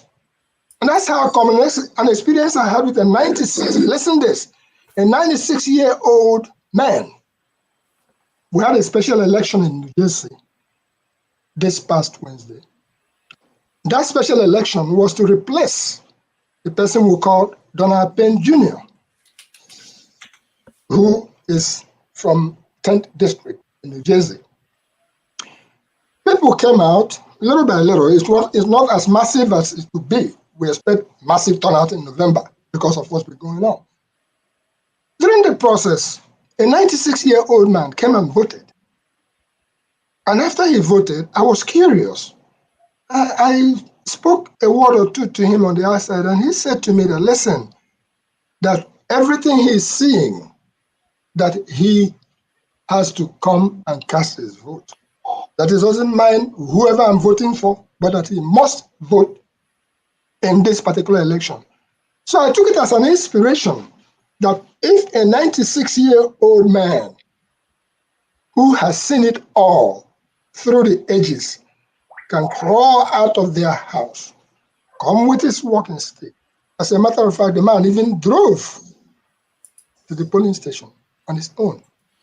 I consider it a blessing. So on that note, I will say to the young, the old, and if you notice how I made my presentation, including the Harris and the Trump campaign, everybody should go out and be as fair as you possibly can. Of course, there's nothing like fairness when it comes to the tackle him. If you can, if you know they're about to score goal, break his leg. We are not advocating for anybody to break anybody's leg, but I'm saying to you that this is what is going on underpinned. So Lindsey Graham should call himself to order, not at this last minute, to go to some state, to go and start asking the electors there. What they were trying to do is to change the rules. When you are now facing, you're already in the field of play. It's trying to change the rules to say that instead of dividing according to, if you get, say, 10,000 votes in the area, you will get at least one electoral college vote. But he's preaching for them to have it winner takes all. But let him be careful, because winner takes all, it swings both ways. It might turn out to be that in the state where you think that you do well, the Harris campaign will come out and win. So that game that you're trying to play should not work. But let us keep an eye on Georgia State. I think Blackstone and not Blackstone, Flagship is in Georgia. I wanted to add something to the idea of democracies. I think sometimes when we say democracies, it's a little bit overblown to an extent, because in reality, if you are running a democratic system and a capitalist system, the people that have more money tends to get more, their voice is heard more. And in a way, you don't even have to rig at the ballot. Your money has already rigged it in your favor. So, and that's one of the things our politicians are a little bit silly about when they go and start rigging in ballots, like thugs. They don't know how to sophisticate in it. They don't know how to use sophisticated method to convince people. Because if you have more money, this is why when they are going for election, they look for money. If you have more money, you get more adverts, your voice is heard more, people are speaking on behalf of you more, you can convince people more. Whether it's true or not, it doesn't matter. They will do more convincing, and they will drive people, and it kind of mobilize people to go and vote more. So money matters in elections, but they don't have to. In America, they don't have to physically meddle with the ballot, but the ballot will already be meddled because they meddle with the people's minds. And that is the name. That's how they rig their own. That's how their own rigging is done. No, what you're saying there, forefathers, is money talks and bullshit works. Okay, money talks in the sense that on the day of election, on this day of voting, those who have money would massively do the best they can to turn out the vote. Even if you are sleeping, somebody will knock on your door and say, "There's transportation outside." Yeah. So that there'll be no excuse why you did not go to vote. But there are also the generality of the people who actually are waiting, and this is the real voters. Those they've been living to wait for this day to come, because they feel that you don't need to drive them. Instead, they'll find somebody else. Say, "Do you want to go vote? Just let me know." We will remind people. Those are the ones that you can count on to say that they are going to come out and vote, because they are voting not because anybody encouraged them. They are voting because they believe it is their right. And your right, your power is your vote. Your vote is your voice, and your voice is your power.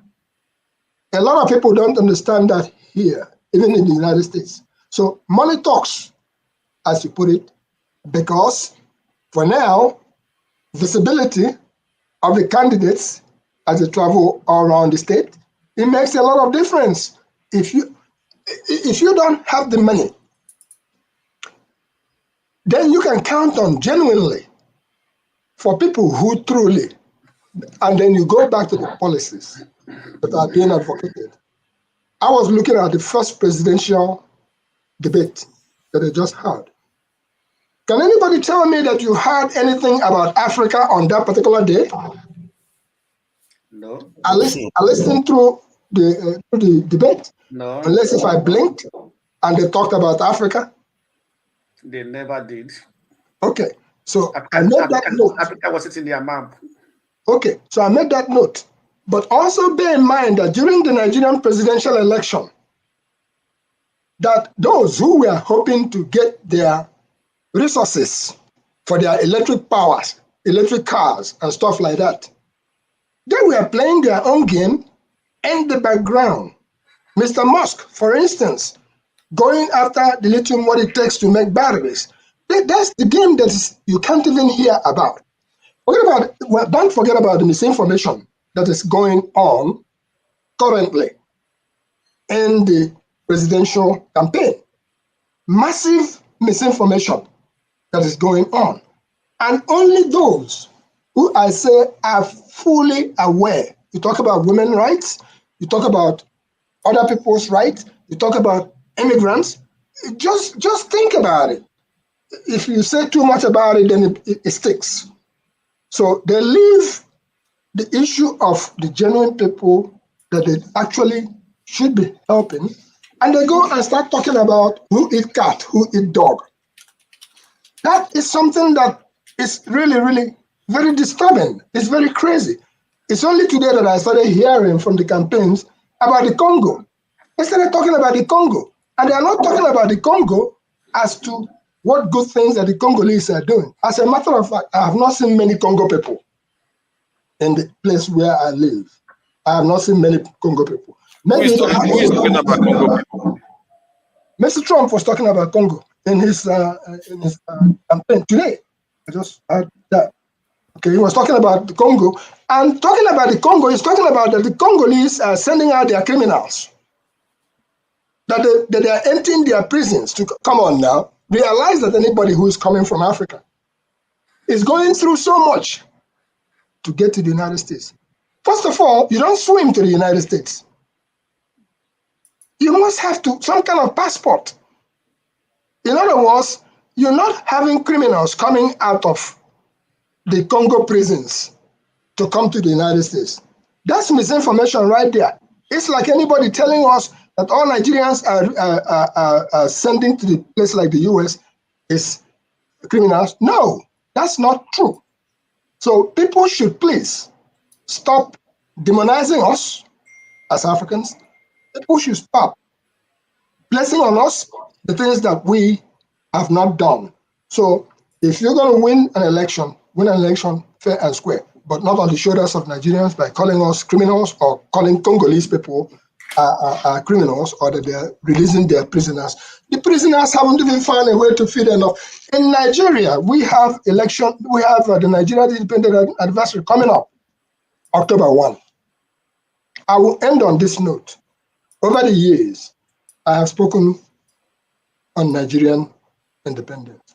A proud Nigerian, that's who I am for now, until anything else happens. I still carry the green passport. But this year, as a result of what is going on in Nigeria, and people have the guts to go out there to start campaigning, say the election and that election and that election. People are suffering. People are not able to feed themselves. That's the reality. People are not able to move around freely as they used to do.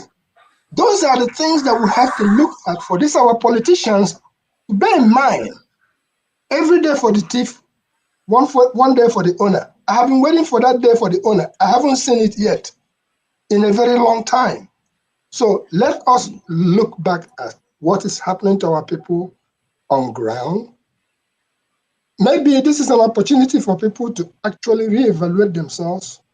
Please go back to your basic cultivation of the things that you can be able to eat until things change. But let the politicians of Nigeria stop deceiving us, because we don't want to go to court. Thank you.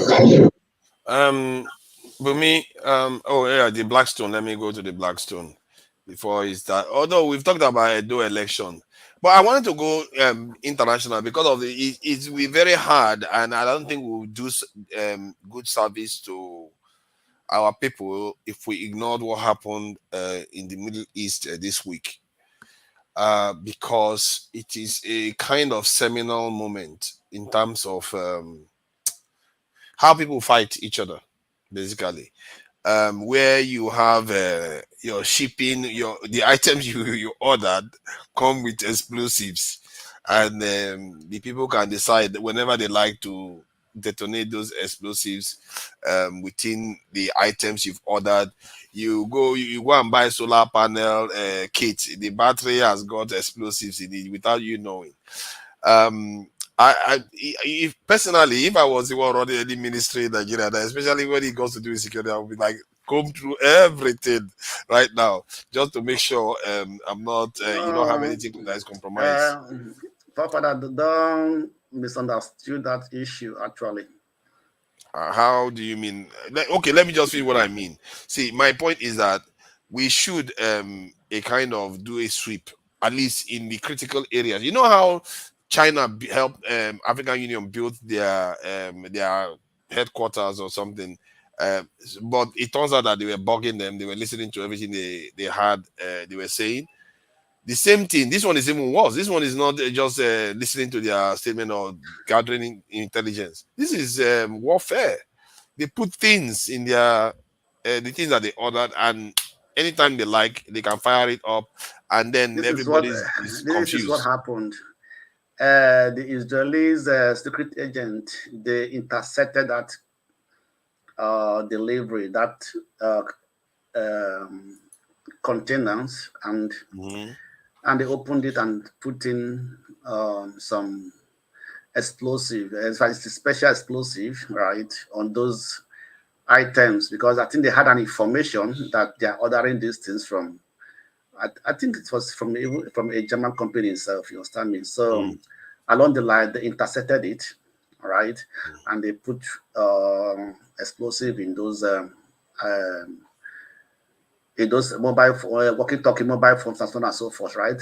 Because this is a warfare, not that this is a warfare. I don't think that they will do it to a normal country where there's no who they are not fighting against. You understand me? I think Israel just took the opportunity that this is being shipped to Lebanon, right, to Hezbollah, so we can be able to do this. And so they took the opportunity when they found out that they ordered those ships, those containers are going that way, and they intercepted it. But the thing about it now, you have to be careful, because we are assuming that it's an interception that did this. We can't always be sure 100%, because to intercept a shipment and plant explosive inside 5,000 devices is a lot of time to do that, and it takes quite a bit of people to do it. So this stuff could have been from the because the company that they said that did it is supposed to be in, I think, Hungary or something, and it's a kind of shell company, it's a kind of face company. So the company could have managed, when they place the order, it could have been coming straight from them, already prepared. You see what I mean? Yeah, actually, did you know that this also happened in the world of cybersecurity, whereby some equipment, cybersecurity equipment, or maybe some servers, some routers, or so on and so forth, are intercepted, and people now put in code, malware code, and so on and so forth, into this shipment, right? So these things have been happening. Only that was like putting an explosive into it, but these things have been happening, in the world of cybersecurity, right? And it is, so, and most vendors and manufacturers are being targeted by these bad guys, who are actually going after these equipments, right? And then so they know how they put in these things into it, right? Right. Not only one, not only two. They know how to inside all these things, put all this code in. And it might even be a code. You understand me? It might be just a small 2, 3, 4 coded something, right? That once it don't happen, it triggers something in the system, right? And it result to explosion.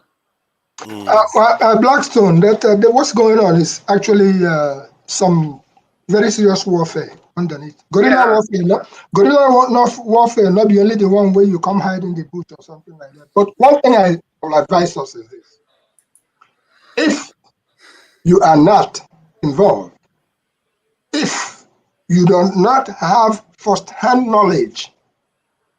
If you did not participate, or if you have no person that is your person that you directly know that was either involved in the interception or in the production or in anything, stay out of it, because that's really very high stake. I'm not going to talk about it and say somebody intercepted. I would even lean more towards maybe it was directly from production. Yeah. Maybe, but as of to put my mouth for the thing why I don't know, that one passed it passed my salary scale. I know that, yeah. But just bear in mind, anything that you receive, including this phone that you are holding in your hand, just bear in mind that FOC, now for as we put it, free of charge.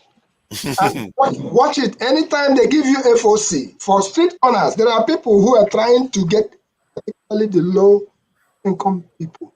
You say, oh, just sign your name here, put your this and that. Here is a phone for you. It's free. I dare warn people that nothing is free. There's no free lunch in America. Anything that anybody gives you, you may think is free. But if you look behind it, you'll come to find out that it's not free. All they want is your information. And that's how come they will even tell you where you go. The phone will now tell me, oh, this is your morning summary. Come on now, I'm not looking for my morning summary. The phone will now tell me this happened and that happened. But you know what? Once you keep your hands clean and your nose clean, they can whatever they want. And that's about it. You know how many times I've said this type of statement here? I told them WhatsApp, Google, Facebook, all these things that you think you're not paying for.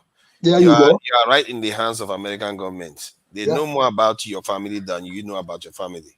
Yeah. Because they are surveying everybody's information. This is why Hezbollah in the first place said they were not going to use phones, because they knew that they had access to their phones anyway. So they wanted to go and start using pagers, not knowing that even pagers they go to pagers. So they got the pagers and they got, oh my God, man, that is so devastating.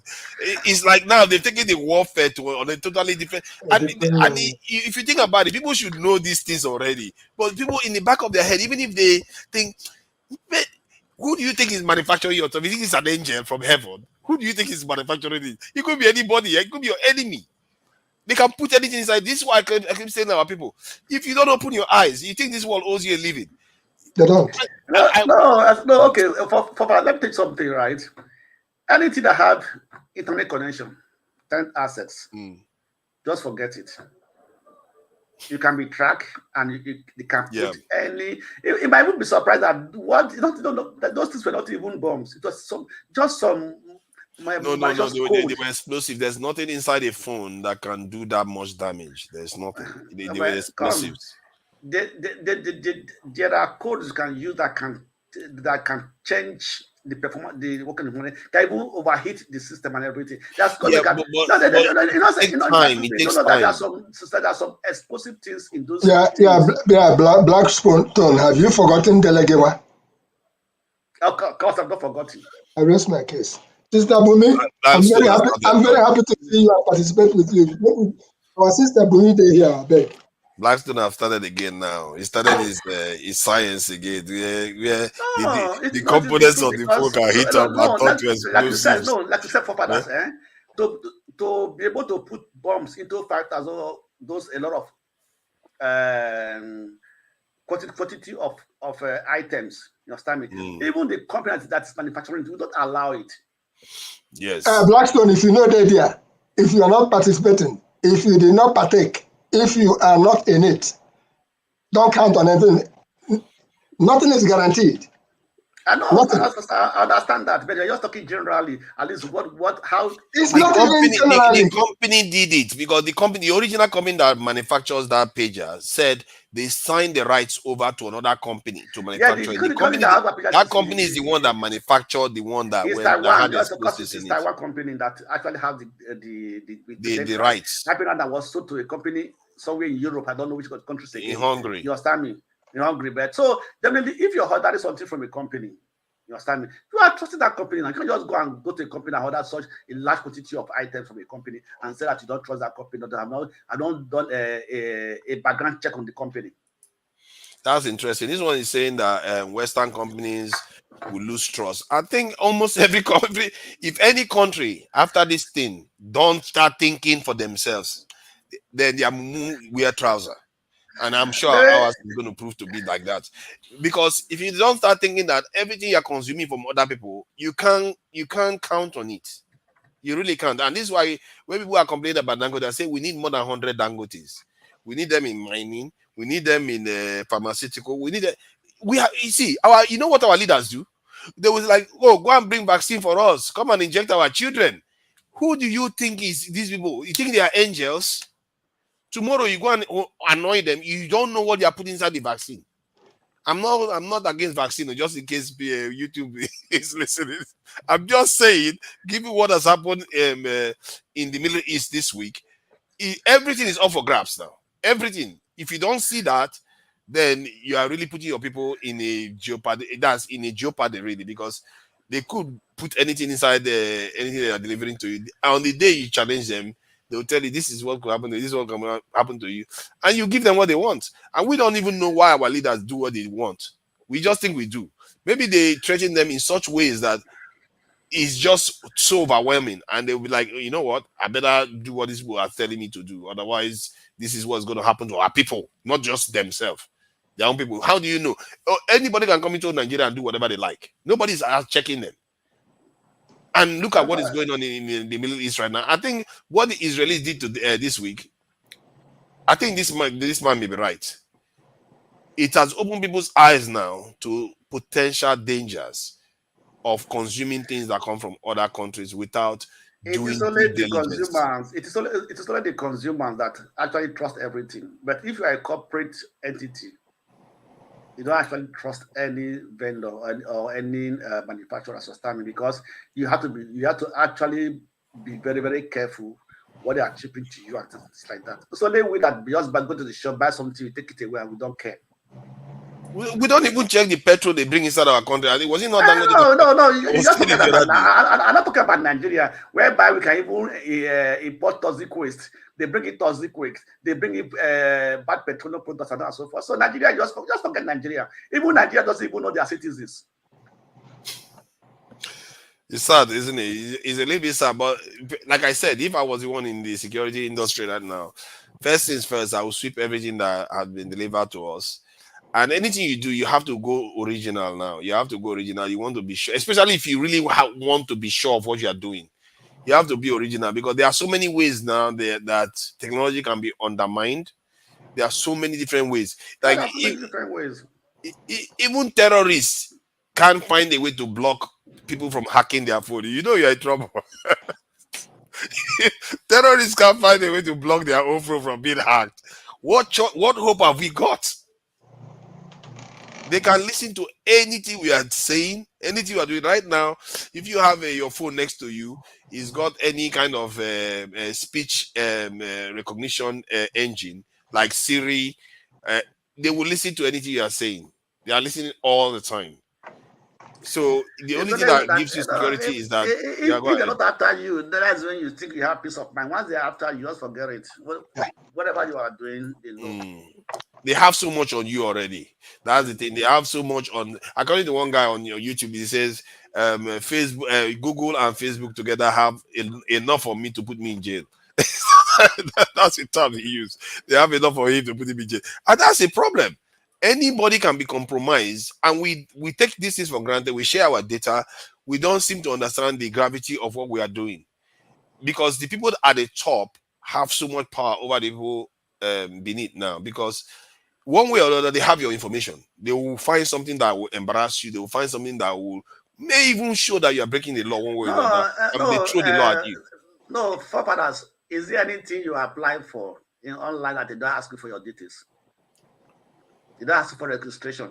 Yeah, they always. So that's what it is. So all your data are with them. So there's nothing to hide. There's no secret. You understand me? So you don't have to go after you. They go after you, right? No, they don't go after you when you don't pose I'm any saying threat. they don't got time when you are not on their radar. You're not a problem. Yeah, That's a it's problem when to you them. want to do something that they don't like, and then you are done.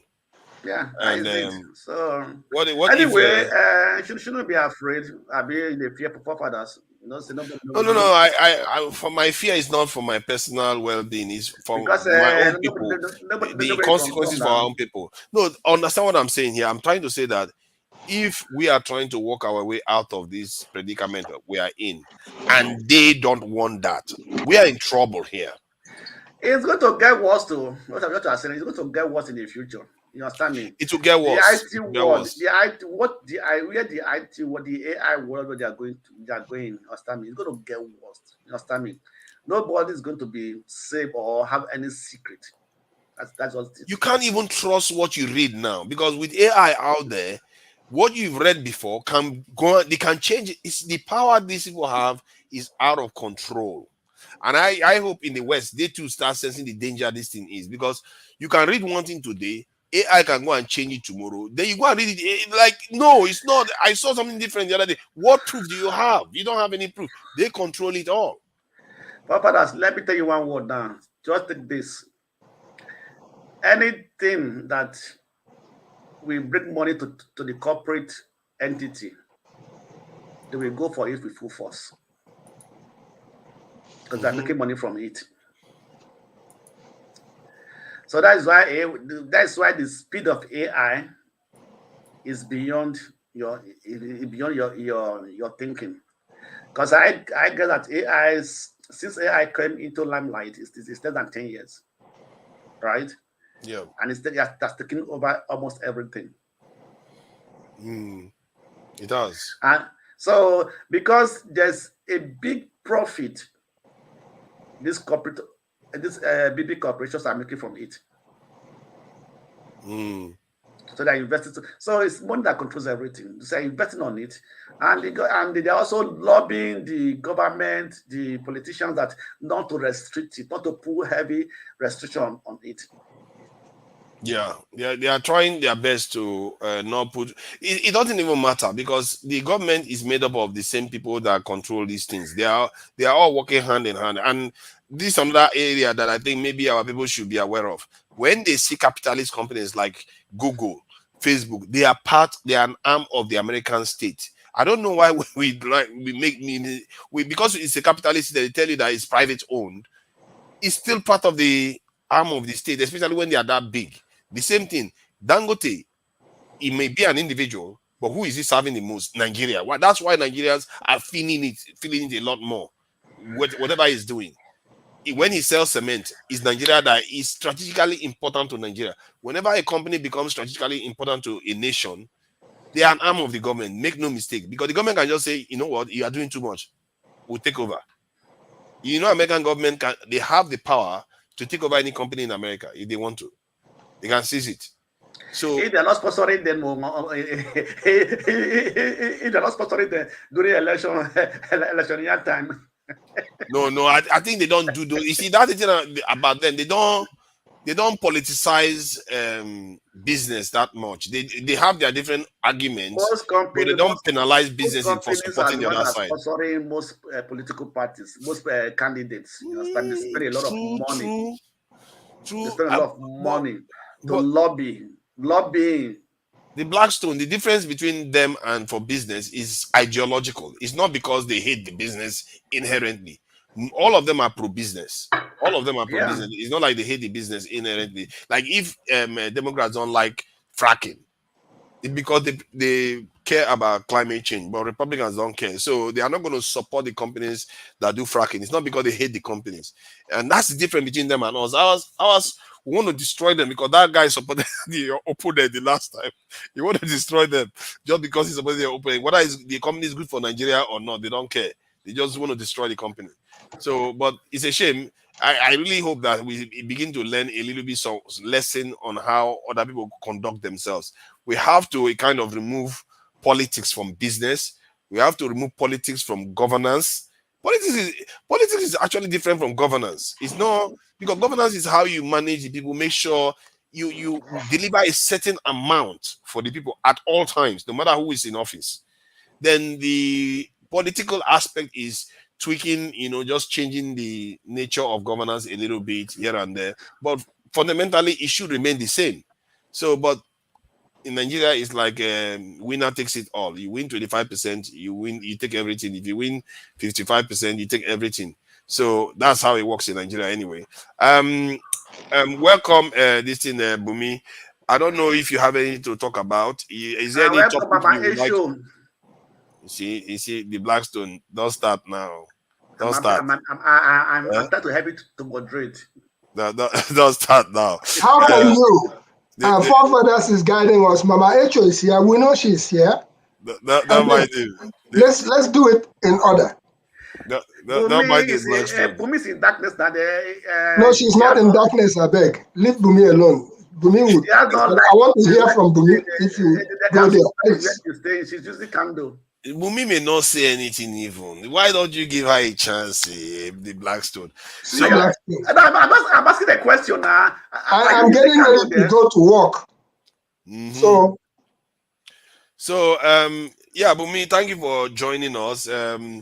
You have anything to say about events, anything you want to talk about, maybe in Nigeria, because there are so many things that's going on that I can't even keep up with things that are going on in the world, from Trump assassination attempt, Chidinma and South Africans want to kill us with the snobbery. You have this in Israel going crazy in the Middle East with attacking people with their smartphone, their pagers, this radio devices and solar panel batteries. They are attacking them with those two. You have the president disappearing for days. Nobody knows where he is. He's not even going to the UN General Assembly next week. And you have the Edo Election. So I don't know. Anything you want to talk about? Good evening, everyone. It's nice to see you back again, Mr. Forefathers. I think one thing I wanted to talk about, and I think it might actually interest you. Can you hear me, by the way? Loud and clear. Okay. Is the Sahel Alliance, about them, I think it was 5 days ago, about them bringing out their own passports. So they're creating their own like Sahel Union, just like the EU. And obviously, I think last year early this year, they pulled out of ECOWAS. So they're not part of ECOWAS anymore. So now they're creating their own alliance, and now they're creating their own passports. So I don't know. I think it's an interesting conversation because if you look at where Nigeria is located, Niger is literally up there. And if they should create that passport, so the commuting from Niger to Nigeria was obviously okay due to the ECOWAS agreement. But now, if they're pulling out and if they're creating their own their own passports, then we are going to actually have a real border between those people. And I wonder how that's going to reflect between Niger and Nigeria, and also ECOWAS and the Sahel region, their relationship and that. But I wanted to get your perspective and other people's perspective on that. For me, I think it's even better. Let them create it and let them be real border point, because the desirants in Nigeria it's more than 2 million or 3 million in Nigeria. Because they don't even know where they are coming, because they just walk through the border, and then once they get to Nigeria, they become Nigerians, because they now blend with the northern people, and they call them our brother. You understand me? And coming to that passport issue, even the ECOWAS passport, what effect does it have on the citizens of ECOWAS citizens? You understand me? You have ECOWAS passport. If you are applying to Ghana, you go through control and everything. You go to rigorous check and everything. So it has not actually benefited anybody. That passport, ECOWAS passport, just a name, ECOWAS passport. It doesn't benefit. It has not benefited anybody. So that is it. So when they have their passport, I don't think of any importance to anybody, because I don't think it's good to be. It's African people, man. When they do things, they just do things, name and everything. There are rules and regulations, but they don't follow it up. They don't implement it. Take your ECOWAS passport, go to Cameroon, go to Ghana. You go through several issues. I take your point though. Okay, ECOWAS is an unfinished alliance. It's not even an alliance, really, it's just a trade relations. And I think the Sahel nations have done something that ECOWAS couldn't do for many decades, like with their mumu behavior. Because Nigeria is the biggest problem in ECOWAS, if you ask me. Because if Nigeria was pulling its weight, they managed to create ECOWAS. They didn't create a kind of military alliance within ECOWAS. They should have done that, but they didn't do that. The only thing they created was this in trading alliance. Because if we had done that, that would have given us a lot of weight. Now, Nigeria is not only Nigeria. Now, Nigeria is with other nations and almost 500 million in total, the population. That would have given Nigeria a lot of influence. And that influence would have benefited from it.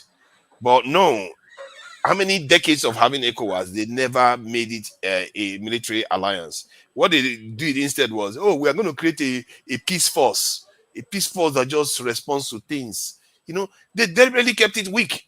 Then these guys just came on, 3 nations, immediately they form a military alliance. Because of that military alliance now, anybody that wants to take them on is scared. Because if you want to take one on, you have to take all of them on. And that's a massive land mass to take on. So they have strengthened themselves, and now they've gone and gotten themselves a passport. Personally, I find that really remarkable because it's something. What they are signaling to ECOWAS is that if you are not going to change, forget us. Don't bother. We don't. Can you imagine what the kind of guts it takes? They are landlocked. They are willing to remain like that.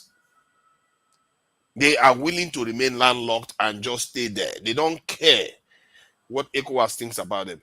That should tell us how spiteful they are towards ECOWAS. Because ECOWAS, the way they behave, anybody can see it now. They are not serious people.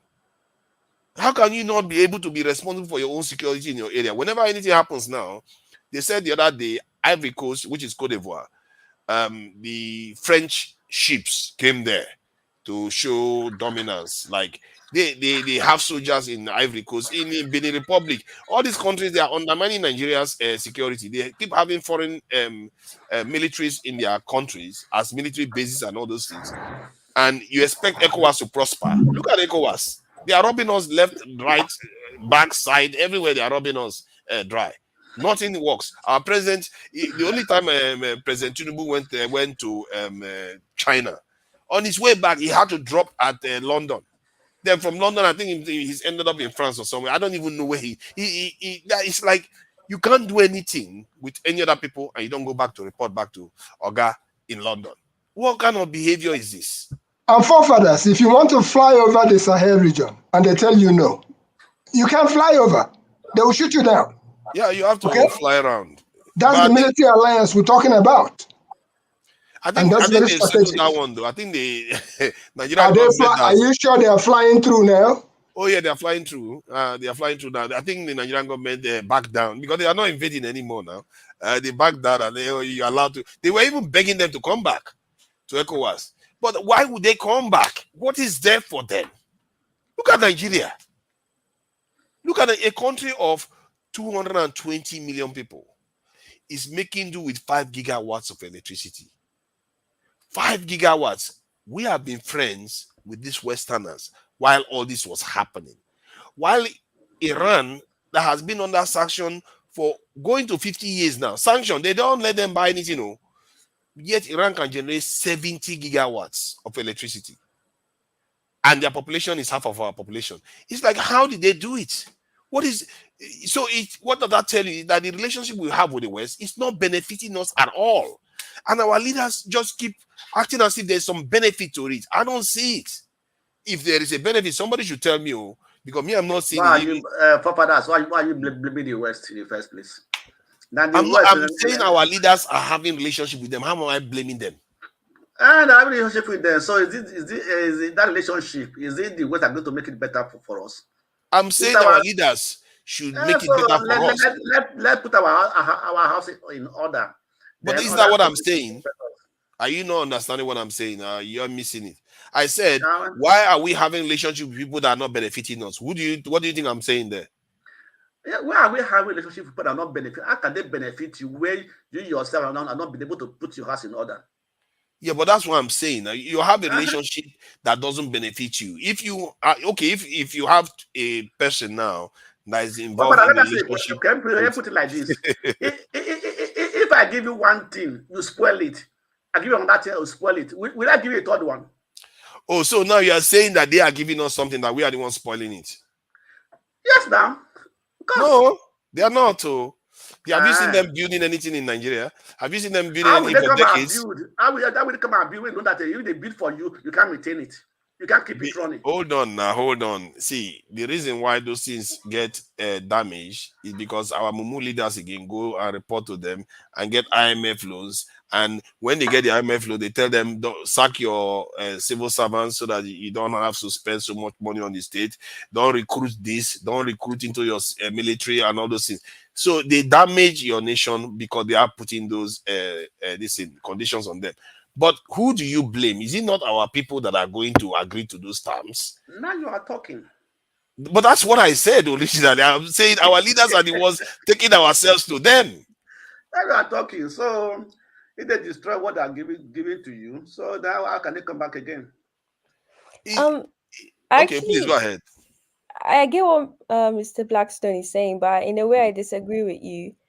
Like, I think you're trying to say that they want our best interest, but because we are not serious, so that's why we're not seeing the gains. I don't Exactly. think they want our best interest in the first place. And the fact that we also are not serious is just a good combination of disaster. Like, you can't work with someone that doesn't want to help you in the first place. But me, I also disagree with you one point. No, it's like, no, let me put it like this, right?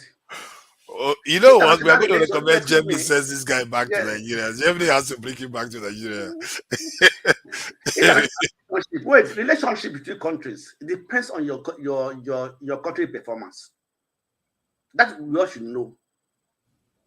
So it depends on your country performance. Let's go back to the 60s, 70s, 80s when Nigeria was doing well. What was our relationship with the Western world? It was a cordial relationship. But you're not mentioning that the fact that, because people keep on mentioning Nigerian back then. Nigerian back then was making sense because we were under them and they had control. They were directly profiting from it. It was the creation of Nigeria is their business. Of course, we're going to succeed. Okay, but let me ask you a question. Sorry, let me ask this question. You are a woman, right? If you get married now, or you have a friend, a male friend that is putting you under control you up and down, will you continue the relationship? Will you continue to listen to him? No. Yeah, so everything this was today. I always use one term that if it has not been discovered, it is difficult. Once it has been discovered, it is easy to improve. But what you are saying, you are reversing, you are using a kind of reverse argument because that's the argument she is making. She is saying that, hold on, that man you are talking about is the one that is not giving her something good. Then you are saying she should reject the man. That's exactly what she's saying. Yes, of course. It's time we should reject what they are giving to us and then build on what we have. Exactly. But you were saying that it's our fault, that it's like they are giving us something good, but we are the ones ruining it. Yes. Just before I go, Blackstone, because I gotta go. Before I go, it is us, and I'm talking about Nigerians, that are holding ourselves on the ground in one way, besides our leaders. The gains, and I say the gains that we made from the Civil War, we have squandered that gain so massively. It's the same Nigeria that some section was so self-sufficient. In terms of self-sufficient, they say condition make crayfish bend. And they say necessity is the mother of invention. That we started inventing how to even use the crudest thing you can think about to make fuel, to drive, to do all that. We were landlocked and we were trying to get ourselves to survive. What I'm trying to say is that look at the quality of human beings who are in Nigeria.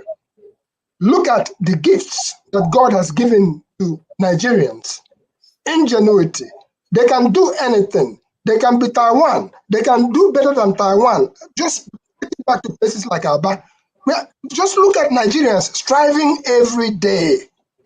All Nigerians are trying to ask the leaders, the political leaders, give us a fair shot. Because when the war ended, we realized that we had people who were that's engineers. We realized that people could do so much, but then Nigeria on its own decided, you know what, we would rather get imported, not made in Nigeria. If we went back to make made in Nigeria and use people like Radium Bise, who was able to manufacture create so much on his own. I just used that Damian Ayong to the extent that when he came to the United States, George Bush era even invited him to the White House to show them how to make certain things that he went and displayed. So what I'm saying is this: for Nigeria to move forward, let us for a moment, instead of this IMF loan, and every other loan that we're taking from around the world, let us try to encourage our young men who are technologically gifted, who are intelligently gifted. Let us try to see what we can do to support them so that let's use the look from innocent motors, not be sold from Motor Park. Must we go and get keke from India? Or must we go and get anything from anywhere else? Challenge Nigerians accordingly on Nigerians. Invest on Nigerians. And let's see what Nigerians can do. And you, our political leaders, for heaven's sake, stop carrying our money overseas. Because if you can repatriate just some of the monies that you have hidden overseas, which, by the way, when you die, it remains overseas. We are asking that if you can repatriate some of that money, I don't think Nigeria will be in as bad a shape as we are today. But if you continue to steal all our money and continue to take it overseas, really, you're doing us a very big disservice. Yeah, I appreciate that. I think like what she said about these Sahel nations, I think like they mean business because when you start printing your own passport, I don't know whether that's a joke anymore. This is serious stuff, and maybe this is the new and normal. And one of my arguments during that time when they decided to break off with ECOWAS was that Tinubu should have used this as a leverage against the West, because they know that these Western people are not giving us good deals in terms of giving us good loans or this in the trade in terms of weapons training, which is strategic weapon training or technology, even industrialization. They wouldn't even let us industrialize. They wouldn't enable us to have this is still. I would be like, you know what? These guys are going away. The reason why, because you people are not behaving. Like, I will be making an argument to them that you people are not behaving. That's why they prefer Russia, they prefer China now. You are the ones creating the problem. You need to let us, if you want us to be friends, which we are, do these things and do these things and do these things that is going to benefit the people, and the people are going to fall in line. And one of the things I will require you to do, allow me to take charge of ECOWAS. Give me the necessary tools, give me the necessary weapons, give me the necessary technology. If we are powerful, we are going to be friends with you. But if you carry on like this, we are going to be friends with China or Russia. Then let's see how you enjoy it then. That's the kind of deal you want to force them to sign. But instead, when they go there, they'll be like, those people, don't worry, we're going to deal with them. We're going to talk to them. We're going to find a way to deal with them. Right? Instead of them to actually make some strong deals, they don't make any strong deals at all. Because that's the only option they've got. All they do is sign deals, isn't it? But then again, there's another question that comes on top of that. Our people are so easy to buy. If you give them, can you imagine any Nigerian politician, you give him $1 million, it's not going to sell out. Nigerian politician that you see today, you tell them, I have $1 million for you. What I need you to do is so and so and so. Give us so and so, right? You know that company you are trying to support, I want you to not support it anymore. Many of our people will take it. 80-90% of them will take it without even questioning anything. And that is a problem. Because if you have a population where they are so eager to betray their own country and they don't think so deeply about it, how do you restore that kind of mentality that they will protect their nation? One of the ways you do that, you inspire patriotism to an extent. You inspire, and one of the other one is when other people have seen what it's like to rely on other people, They will defend themselves. Like if you saw what the Chinese went through in the Second World War when the Japanese invaded them. Tomorrow, if a Japanese man wants to come and bribe them, think they will listen? They know what it's like. No matter what you offer them, they will know. They know what it's like if they undermine their own country. They know the consequences. But our people, we don't know that. We don't know that. So that's why we are so easy to bribe. And they say it all the time. So, and that is a big problem for us. That's why if Tinubu goes there now, he will give them everything they want. All they will have to tell me is that I will let you do whatever you like. If you want to win second term, it's yours. If you want to own oil wells, and it's all yours. Just do this for us. They will sell. That is our problem. Our people don't value our own people's lives because they don't see it as that they need to essentially defend it. They need to defend their dignity. They need to defend their heritage. They don't have that thing in them. But I will leave it. That's just my own thinking anyway. Maybe somebody will grab something from there. Welcome, Mama Echo. I know you have been very patient, and Mama Echo has been very, very, very, very patient. So we have to give her time to say whatever she needs to say. And Mama Echo, thank you for joining us. And I don't know what you've heard, and whatever you want to say, you are free to say, and you can talk into what has happened, especially in the Sahel, because you don't normally talk about Sahel. You always want to talk about your children in Nigeria. You know, your children are also in the Sahel. So, Mama welcome. My assignment, my mission is to Africa. But charity, they say, begin at home. We are in touch with Uganda. We are in touch with Kenya. Uganda has wanted us to come in since 2021. But we told them charity begin at home.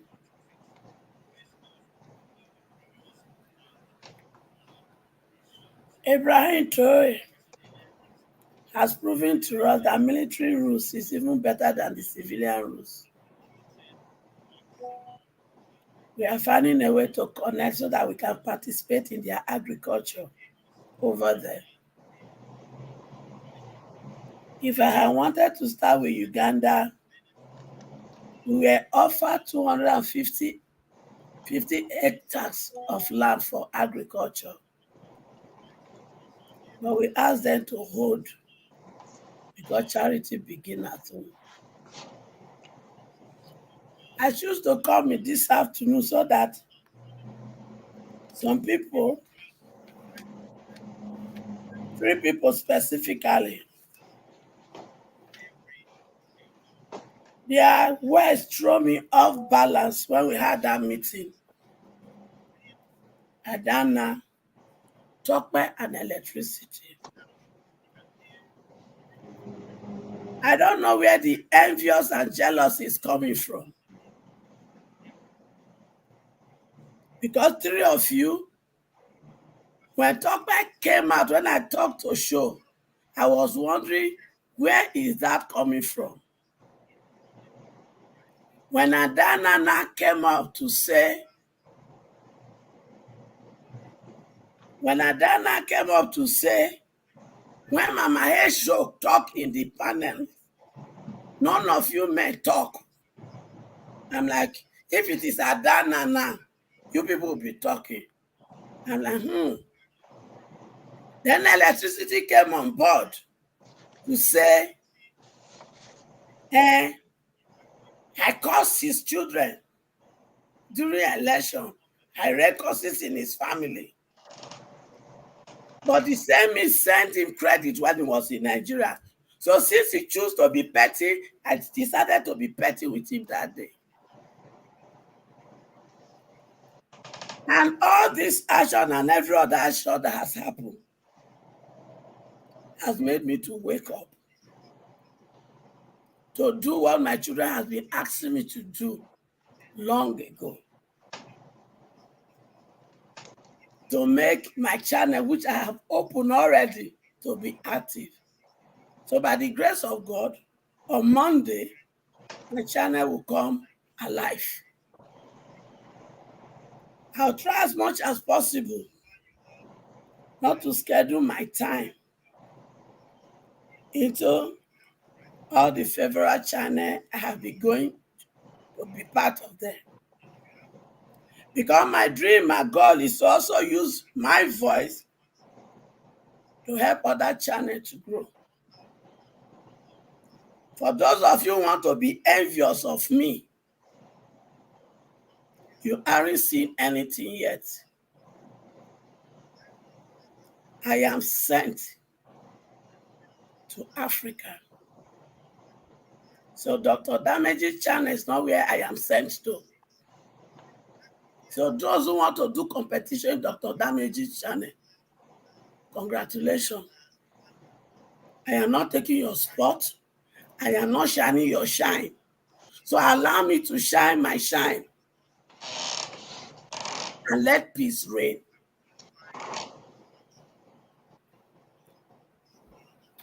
And to my boyfriend, Honey Pie TV.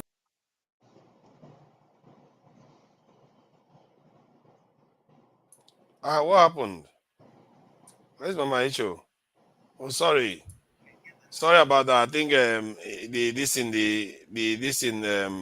I misunderstood and got you backstage. Sorry about that. I apologize. To my wonderful sweetheart, Chief Tunubu. You know I don't like you, but I don't have a choice. I have to force myself to love you so that I can rescue my children from your hand. So if I'm telling you, sweetheart, read in between the line. On the 24th, release Nnamdi Kanu. Because if you don't,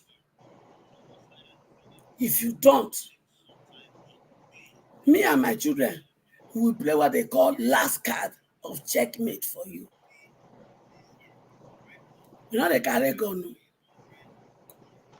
But it is something that has not been done in the history of Africa.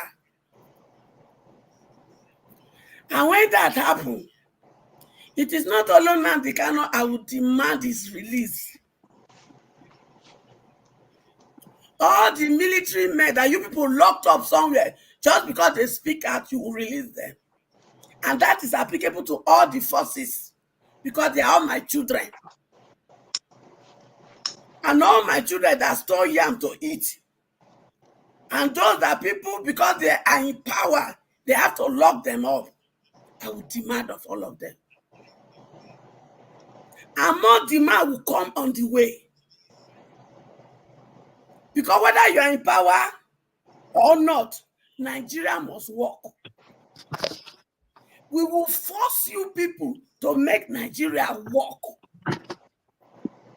Because Nigeria PLC does not belong to you and those in House of Senate and House of Rep. Akpabio, go and buy toothpick because you will soon eat and begin to use toothpick. Because last time you said my children should go and protest, you will be eating. So now, with this way that will cook the food that you will eat. So make sure you buy toothpick. And for those of you that will travel for my sake to go and consult native doctor, for me, Pastor, I should tell you, you will go and you will not come back. You and your native doctor will perish. So those who want to type in the comment section, begin to type that I'm cursing. And any of you that will think of harming me, my Father in heaven, I should tell you, thinking of it alone, he will buy you and he will wipe away your entire generation. I think they said we shouldn't be doing that, if I'm not mistaken. Did I curse you? I think they said we shouldn't be cursing people in Nigeria. I am sending a message. And if it is wrong, let's just keep it a bit civil, that's all. Let me send my message. Did you understand? And if it is wrong message, let Dr. Damage cut it off. On Monday, I will start sending it in my channel. You think what I'm doing, I don't understand? No, we understand each other. Sometimes, I you am know, the sending dynamic prefers the a message. certain. I Okay. didn't threaten any person. When they are threatening Showore, did you talk?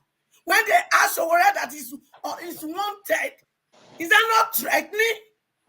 I think we spoke about it here now. Oh, I think you they spoke spoke about about it it. here. Then Yeah, Mama Echo, I loved it when you said, watch out on the 24th. And I will only say to you, a hunter does not say everything he sees in the I bush. am not saying what we are doing, Daddy. I'm not stupid. No, that's where I said, at some point, when you hit that note, that was the time to just say, you know what? I will never disclose the plan. No, Never. you don't need to. You don't need to. You said a mouthful, and we are watching to see things happen. I am not disclosing nothing. Because even when I met Showore in worship media, and I said, Piki, we are going to talk, we are going to play last card. I was talking, he said, yeah. I will leave it at that. I will leave it at that so that he wait. Where go that toilet? And say, I'm not going to disclose. No, just leave it at that. Because it's Leave only it a at, Swedish person. you have spoken volumes. Plan. Leave them like that. So that day, you go dump. It's better like that. It's not happening on that day. I always say they should release him that day. That's what I'm saying. And from that day on. So save your sweat because you know now with no wahala. Mama Echo, can I ask a question? You people enjoy Nigeria. In your time, Naira was bigger than pounds. Naira was bigger than dollar. Naira was bigger than Europe. Those of you that enjoyed Nigeria in that time, you are the one that has made it impossible for my children to have a future. Those of you that went to free education, you people are the one making it impossible for my children to have a life. When they were small, you told them they are children of leaders of tomorrow. They are grown-up adults, yet you will not leave the seat for them.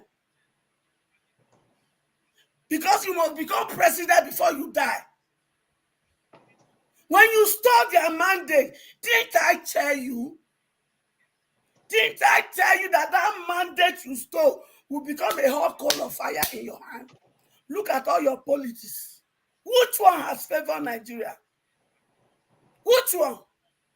Didn't I tell you that the blood of the innocent that you people are buying in Nigeria every day, that makes my children to think that life has no value? Didn't I tell you to hunt all of you? How enjoyable are you people enjoying Nigeria now? Those of you that rigged the election for them, how far? All of you that are in diaspora, helping them to colorbate our money, how far? Some of you in diaspora, are you not? Is it not the looted money you are living your life with? Is it not? But let me sound it clear to all of you. There is no hiding place for any of you. We will collect everything back. I mean it. Anywhere you put our money, we will collect it back.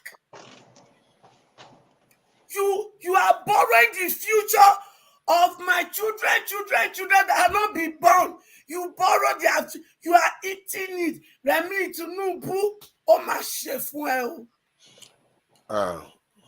You came in and you lied to Nigeria that you and your husband, when I don't get enough money, you are not coming into it Nigerian money. Whose money you take design the akara? Is there a place in Nigeria constitution that gives room for first lady? My children that are mumu, I want to talk to you now. You rig election for them, isn't it? Did Sheyi Tinubu rig the election? Did the Yaloja rig the election? Now who is entering the private jet and the private yacht? Is it not Sheyi Tinubu? They use you as orange and they trash you. That is all you belong. And the useless children in Edo State, you've collected again and vote nonsense. All the one they asked to go and mark LP, polling booth. When I reach them, I throw on an eye for corner. Congratulations to the choice you just made in Edo State today. They said they go start with, they go continue for where APC, Buhari stop. That they give up Buhari promise in the national level. Buhari promise is coming to Edo State for your wrong choice. The main candidate you are supposed to vote for is not even among these three. It's not. The young guy in YPP has all it takes to help you people. But because you not get money, you not dump pan. Bad way those states where you see, now go enjoy them. Men, father, you people have disappointed us a lot. Every time you sit in the air and you campaign to us how helpless our situation is, how hopeless the situation is, and yet you do not have single solution. Years upon years, months upon months, we are looking up to you to come and deliver us from our calamity. But no, you won't do that. So me and my children have reason to deliver ourselves. As far as we are concerned, we are orphans. No papa, no mama. So that me and my children, and we could deliver ourselves from una grip. Look at Nigeria Senate. Look at Nigeria House of Rep. Look at the House of Assembly. Look at the governors. Look at the presidency. Look at the judiciary. How many women are given opportunity? How many? You men. You men. I am angry with you people. Because we are in this mess. It is the handiwork of men. Either you are in the political there, or you are part of the people that they use to carry the money into Obodo Yibo. So one way or the other, you contributed. You even see them doing it. You know who did it, but you may know. You kept quiet. So me and my children, from this moment on, they say, Papa and Mama, when you don't want me and my children get tomorrow for free destiny, we too go make life miserable for them. Because no Nigeria is more Nigeria than another. I rest my case. Thank you. I have one question. I just wanted an answer to, because I'm a bit curious to your reasoning behind it. You know, when you said that Nnamdi Kanu should be released in the protest, what is your reasoning behind it? Because some of the things I've seen Nnamdi Kanu say. Wait, my reason? Yeah. Good.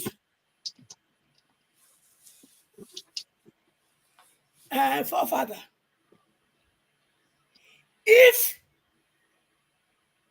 people buy people, drive them, go IDT camp, can be rehabilitated, treated like kings, and rent them with uniform, and even put them for Nigerian military, then Nnamdi Kanu deserve to be released. And rent them with uniform. Did you understand? If people like Akpabio that looted the NDCC and looted Akwa Ibom dry can become a Senate president, then Nnamdi Kanu is a saint. If Tinubu can bring together all the people that have questionable character into his governor to continue to loot us, then Nnamdi Kanu is a saint. Except any of these things I said is not true, then he deserves to be there. But if they are true, he deserves to be out. Okay. Okay, that's your reasoning, but is that not saying that just because some people have not been punished, everybody else should not be punished? Then you can argue for Emefiele to be released. Maybe all the Yes, prisoners in prison too should be Emefiele released. deserve to be also released. You know why? Because the architect between, if they want to probe Emefiele, Buhari must be brought to book. So Yeah. they can't sign an agenda with Buhari because there is nothing Emefiele did without Buhari. So what are we talking? And it is all this demand we will begin to make along the line. Did you understand? I am Yeah. not stopping at this very demand. There are plenty demands ahead. But what they say, a journey of 1,000 years start with a step. Why am I demanding for Nnamdi Kanu's release? I am demanding him so that when he comes out, he will take care of this security issue in the East, so that the military men that are there can be sent to the north, because there is fire on the mountain. If we don't take time, all these boys would declare Islamic country in our head come December.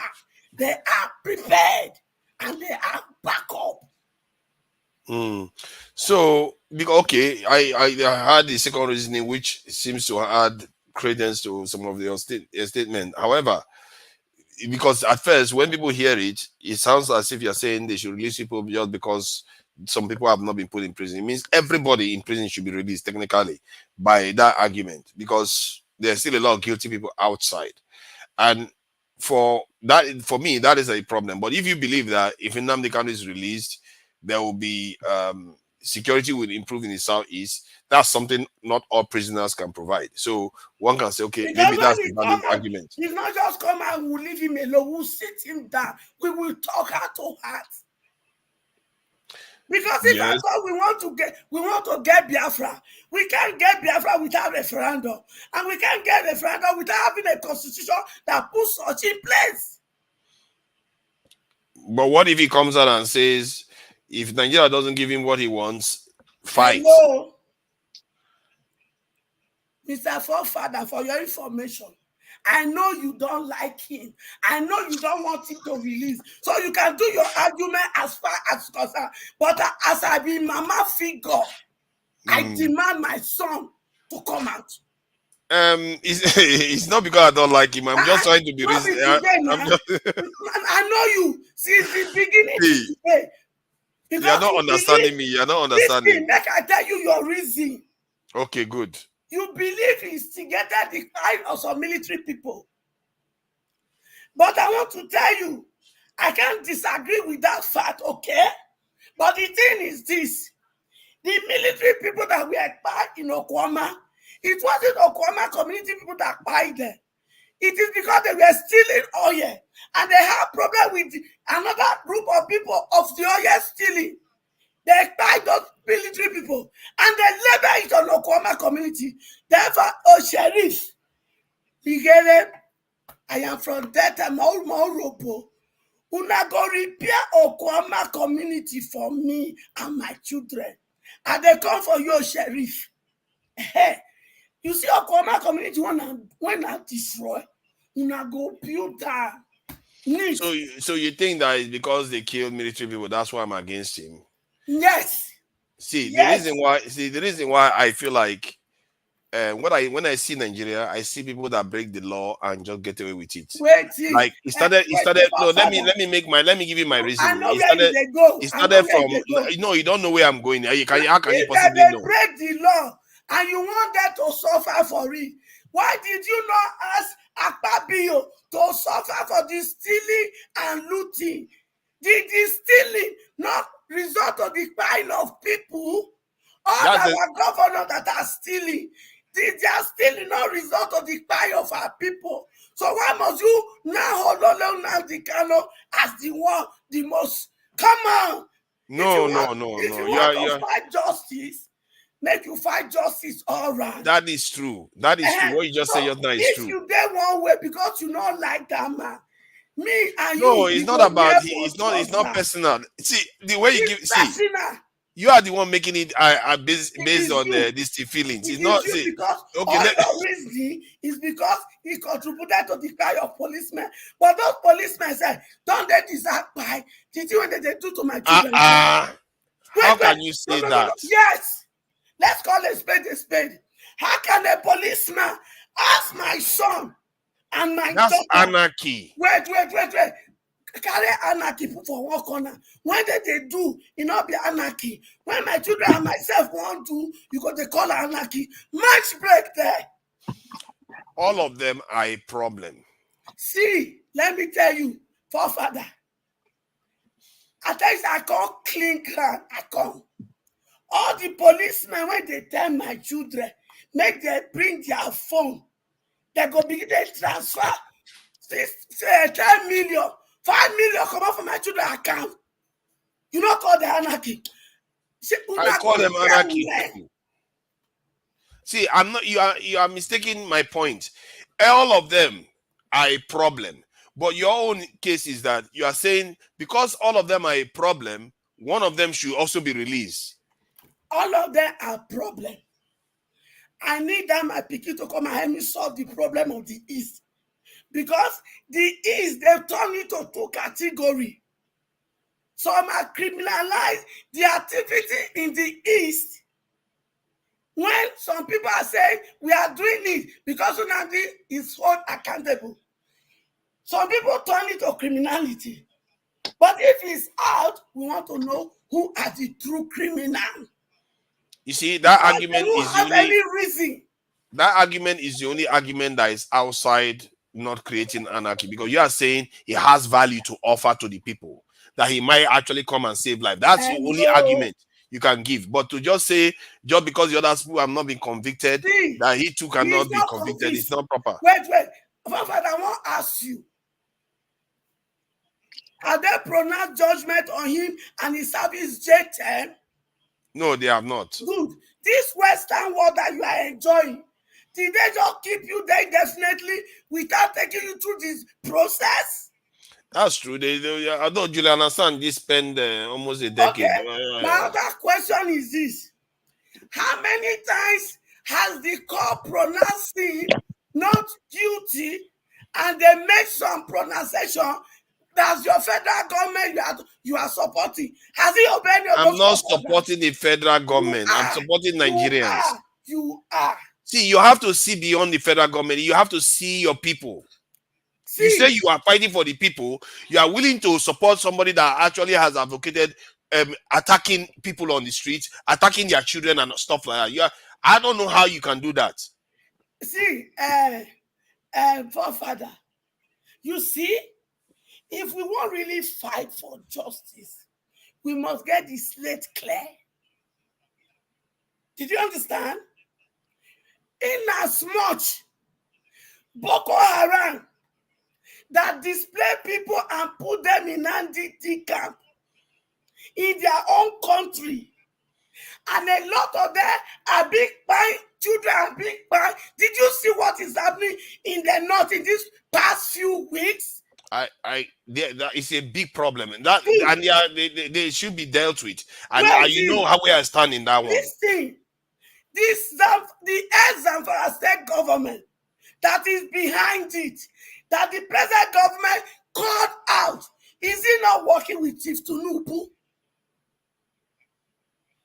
See, if you want to argue matter, make sure you do a round. That is somebody listening. There are more coming. Federal government, hear me and hear me well. I am from Niger Delta. Since you don't want to pay attention to the gold of Zamfara, very soon, the oil in Niger Delta will not go share the money again. Because the gold and mineral resources that they are mining illegally by those in your government for their own pocket, and the money is not coming to the Federal Reserve for all of us to share. If you not take care of that, me and my children from Niger Delta, we go soon make sure you not collect 10 copper from Niger Delta money again. Because if we must be federation, all the resources generated from the 36 states, from the mineral resources, from gold, from diamond, from everything, we go bring everything to the table. But since we are not doing it for years now, very soon we in Niger Delta, we go deprive you now for collecting that from us. Okay, but I will give you time to rectify all this. So I just do the preamble for you so that you go not say matter, Gary, you don't pass water. I be water don't pass Gary. Okay, thank you, Mama H.O. I don't want to stretch it. I think maybe someday we'll have a more Nothing they say, direct. my pikin they come and full stop. Yeah. Okay, thank you. Who is next? Is it Adeni or Jago or Adeni? Is it the Adeni Colonel? Colonel Adeni, thank you for joining us. Who is that? Those people with the black names. Why can't they brighten up the food? I think it's in a car. Or something. Yeah, I'm in the car and there's no light, so I have to come out. I hope you're not driving. No, I'm not driving. If I'm driving, you will notice it now. So you know what fuel is saying in Nigeria today now. To buy a 50 liter of fuel, you will spend close to 70,000 naira. So it's so pathetic. So I have to just come out and take fresh air in the car and then join the forum this night. So good evening, everybody. I thank you. Nice seeing you people again. And I want to appreciate you for your concerns on Nigeria issue. I've been listening to the discussion, and just like I did before, my own is on the system. The constitution of Nigeria is lopsided, and that is why we are having all these problems we are having today. So the other time we talk about the constitution, and you can see that there is no way out until the constitution is changed. You see, like we have currently now, Nigeria is in debt, serious debt. Meanwhile, the national strategic industries that have been giving us money in the past, during General Gowon's time, he said Nigeria problem is not money, but how to spend it. And what are the institutions giving us money that time? The crude oil, NNPC, and other strategic industries like the airways, shipping line, uh, what we call all the other industries that are there giving us money. But today, they are all moribund. They are all dead. And if you don't have a constitution that will strengthen all these institutions and revive them, we will still be in debt, running up and down the whole world, collecting loan here and there. But let me ask you. Yes. Yeah, there are about 192 constitutions written in sub-Saharan Africa already. And most of those nations are nothing to write home about. Making it 193, how is that going to change things, especially given that many nations that don't even have constitutions around the world are performing well better than Nigeria? How is that going to change things? How is that going to change things? You see, there's no big deal about constitution. The constitution is just like a legal document that, give the responsibility of government and responsibility of the people. That's basically what constitution is all about. And if we look at it critically, the basic responsibility of government, there are just two.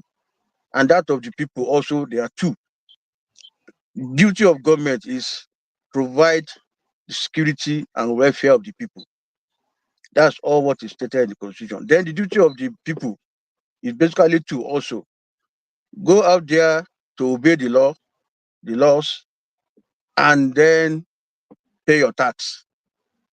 So it is this responsibilities that are now spread out in the constitution and how to go about it.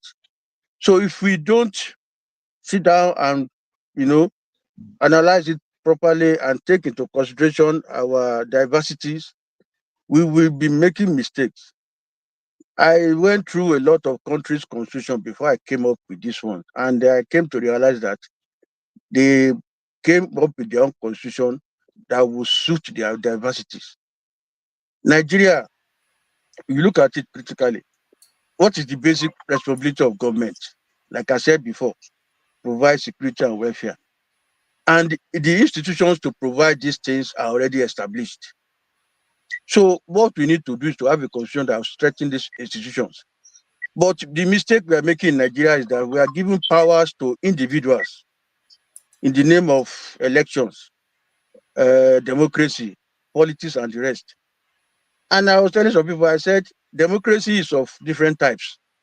If you go ahead to adopt a wrong type of democracy, I'm telling you, you will get the worst form of government, worse than the military government. And that is exactly what is happening to Nigeria today. Because the type of democracy we have gotten now is the one that have given too much powers to individuals. And when you give powers to individuals, absolute power corrupt absolutely. That is just what we are facing, because anybody that is getting this privilege, an average person will make use of this privilege to their own selfish interest. And that's why since 1999, we have not gotten the headway.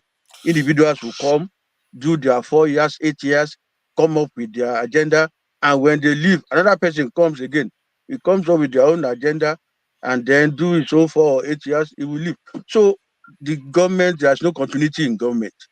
The institutions Can I push yes. back a bit?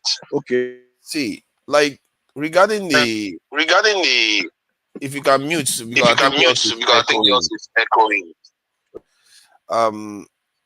The issue of the constitution, like you are saying that we should write our own constitution. If I'm not mistaken, in 2014, there was a kind of Nigerians that came together to write a kind of proposed changes to the constitution. And those people, what they came up with, one of them was changing the national anthem to the old one that was written by a white woman. That's one of the things they came up with. So what does that tell you as a sign? That tells you that the constitution you are going to write is only as good as the people that are writing it, the people of the country, the mentality that they have. And while you are busy worrying about constitution, you are missing the necessary things that needs to be done to better people's lives. Because constitution in the end is just a way of life of the people, and the way of life of the people, it depends on the kind of things that they know. If they are not aware of anything, how are they supposed to know? How did those people not know that getting an anthem that was written by Oyibo colonizer is not exactly sending a signal that you are independent, you are sovereign, you actually value your own people to write your own anthem?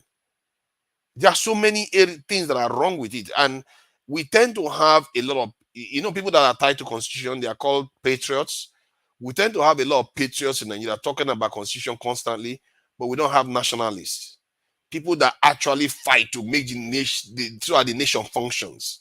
Nationalists are the ones that fight to make the nations function, but patriots are always talking about the spirit of the unity of the nation and the constitution. That's what they tend to fight for. But what we don't have, we don't lack it in Nigeria. We have so many patriots in Nigeria. I think there's a group that they call Patriot Group. They actually are proposing a constitutional change still till now. But where are the nationalists? Where are the national security hawks in Nigeria? Where are the ones that say our refineries have to work? Where are the ones that will say our our security has to be maintained? Our Ajakuta still has to work. Our electricity has to be enough for the people. You don't see those ones. All you see are the ones that are talking about this other. Let's change the constitution, or let's break the country up. You see, forefathers, you are right. And I would just say that the two of them, they go pari passu. Nationalists and patriots, they go together, because if you're a nationalist, you will love your country, you will be a patriotic person, and so you cannot divide or divorce the two. What I'm saying, in essence, is that in a country, institutions matters. The current constitution we have today have destroyed the institutions. Look at for example, look at the PIB bill they came about, the petroleum industrial bill. It's just like removing or destroying the institutions that the whole country is controlling and putting these petroleum issues, crude oil address, in the hands of businessmen. And today, money that's supposed to come into the central bank as a revenue for government is now going to the hands of people controlling the oil industries. That's removed this institution from government. So those are some of the things. If we have a constitution that guides our institutions, that ensure that you, a politician coming from outside, to come and be a governor or be a president, you have to key in into the working system of institutions. Then the country will survive. I'll give you an example. China was able to transform within 20 years, within 10, 20 years, and then took more than 500, 700 million people out of poverty because they sustained their institutions. They used their institutions to provide basic services the people need. They were not going all over the world looking for investors and what have you. On their own, they use their institutions to provide those things that their people need. And today they are, better off. But in our own case, just tell me the institution that is working in Nigeria today. Tell me any single service that the government is providing for the people. Nothing. Ordinary drinking water, government cannot provide. Both federal, state, and local government level. Institutions are dead. Go to the public hospitals. They are all dead. Go to public primary school, public secondary school. They are all dead. So today there is no service from government because we've given power to politicians who just came from their towns and villages and then came into the government. They are now lord over government workers and they took over their job. And today they be the one now you are looking onto them to give you water, give you health care, give you good roads. So all those basic things that government is supposed to do, these politicians have now become the government. Meanwhile, they're not supposed to be the head. They are public servants, not masters. They now turn themselves to be public masters because the constitution gives them that power to be the masters, giving them immunity. For example, immunity where a governor will be there and turn to emperor. You cannot investigate him, cannot prosecute him, you cannot ask him questions. He does what he likes. He's now a king, a monarchy. So those are the things that we need to look at. Those are the loopholes in the constitution that these politicians are exploiting for their own personal interest. So if you think you are looking for the right person with this current system, we are making mistake. So this protest they want to do and everything should be channeled towards having the right constitution that will strengthen government institutions, especially at the local government level, because that's where the people are. If the Minister of Works and the Minister of Education, Minister of Health are working perfectly well at local government level, people will not care who becomes their president because they can go to the hospital in their local area, get the drugs, get the staff, get the equipment. They go to public school in their local area, get everything. And they can actually hold their local government officials accountable for basic services, not looking on the federal government or state government that will But sit on all the federal resources. government has now transferred financing to local government. Yes. They transferred power generation. I don't know if you can reach. Yeah, they transfer power generation to local government too. That's state governments. And there's a lot of things that are changing from this constitution. And we have to be careful here. Because if you look at all the systems of government we've had in Nigeria, I'm not a fan of this government and what is going on, but it's the most long-lasting one.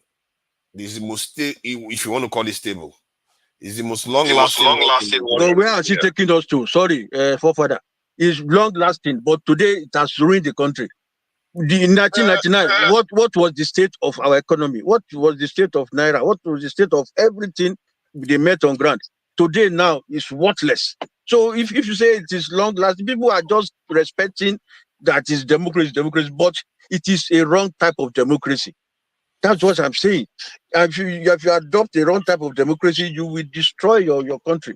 That's exactly what is happening. I'm not sure the democracy is a problem. No, see, I'm saying the type of democracy is the problem. I'm not sure the type is the problem. Okay, let me explain why the type is the problem, and the constitution that provides the type of democracy we have. Now we're having a presidential system of government. Now, let us be factual. Presidential system of government across board, all over the world, is dictatorial in nature. You see, when somebody pays a lot of money to get to office, you are expecting it is just human that when that person gets to office, you want to recoup the money he has spent to get to that office. So those are some of the fundamental problems that have to be addressed in the constitution. That we want you to come and contest for office, but you will not spend money. So we have to design a way of achieving that. So that when you get to office, you don't spend money, then you don't have any moral justification to steal money in order to recoup what you have spent.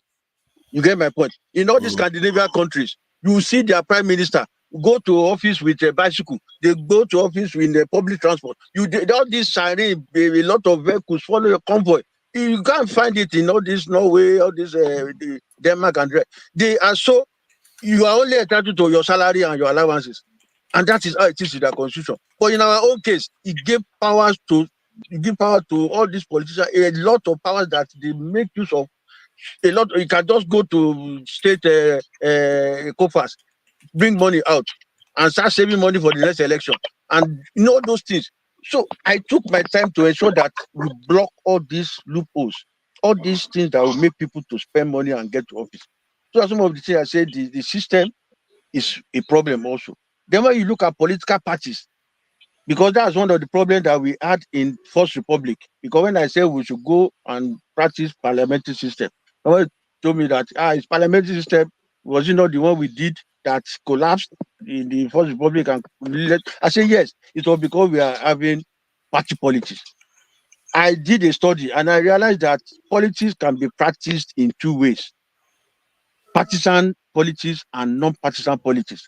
What we've been doing now in the past has been partisan politics, and it has failed us because political parties ended up fighting themselves, destroying the life. In fact, it's even worse than a religious issue or ethnic issue, because party politics now, two brothers or fathers and son, we have different parties, and at the end of the day, they will destroy their building, destroy their house, destroy their towns and everything.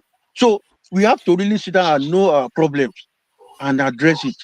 Otherwise, if we want to impose the current system and say no, it's not constitution that is not the problem, it is the individuals, we cannot get the right individuals. So, my brother, because anybody that when I say individual, I mean the people. The individual, it's not the people that will contest, pay money to supporters, buy beef for them, buy gari and granuts for people, buy rice, buy beans, so that they can vote for him. He used money to buy all those things, and by the time he gets to office, he will just close his door and be looking for ways to recover his money. Okay, how do you explain the British without a sitting down and writing a constitution? You see, let me finish. Without sitting down and writing a constitution, not even bothering to write multiple, like we have already done, they managed to rule the world with all that, and still haven't been bothered to do that till now. How did they do it? Okay, you see the British system. It's not that they don't have a constitution. They have a document that is guiding them. But they didn't call it constitution because it is not codified. It's not codified in the sense that when, like in our own, say section 1 say this, section 2 say this, section 3. In their own No. I think you are dodging the question. They never came together to write any constitution ever. And I want to say why they never came together, and they believe that it should be like that. Now, British United Kingdom has different about 3-4 countries that came together to form UK. What will happen in the northern UK, for example, like in Scotland, what they will be, they will meet on ground might be different from what will happen in London, for instance. So if they have a constitution that will impose or we codified that to make them to follow a section that has been written in the constitution, it will become difficult to manage their life. So they want something that is flexible, that you can address problem as it is on ground. Then what does that tell you? What does that tell you? One of the greatest nations in the world of all time, till today still haven't even written a proper constitution. Good, because they want to address situation as it is on ground. And it is working for them. That is not the constitution that is the reason for the greatness and function of a nation. It doesn't necessarily govern it. It's the people themselves and what they put as priority. But they still have a document that they are still following, that it is still directing them. Like they do election now. They have the MP, member of parliament.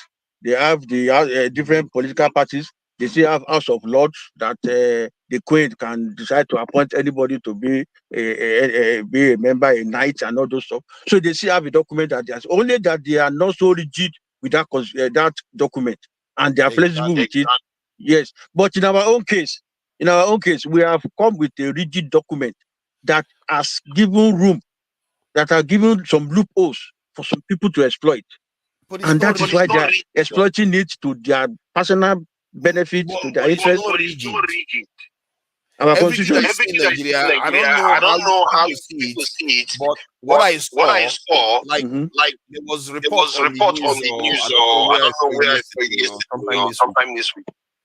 Police institutions across the country, we're talking about how many of them actually get more resources from the states than the federal government.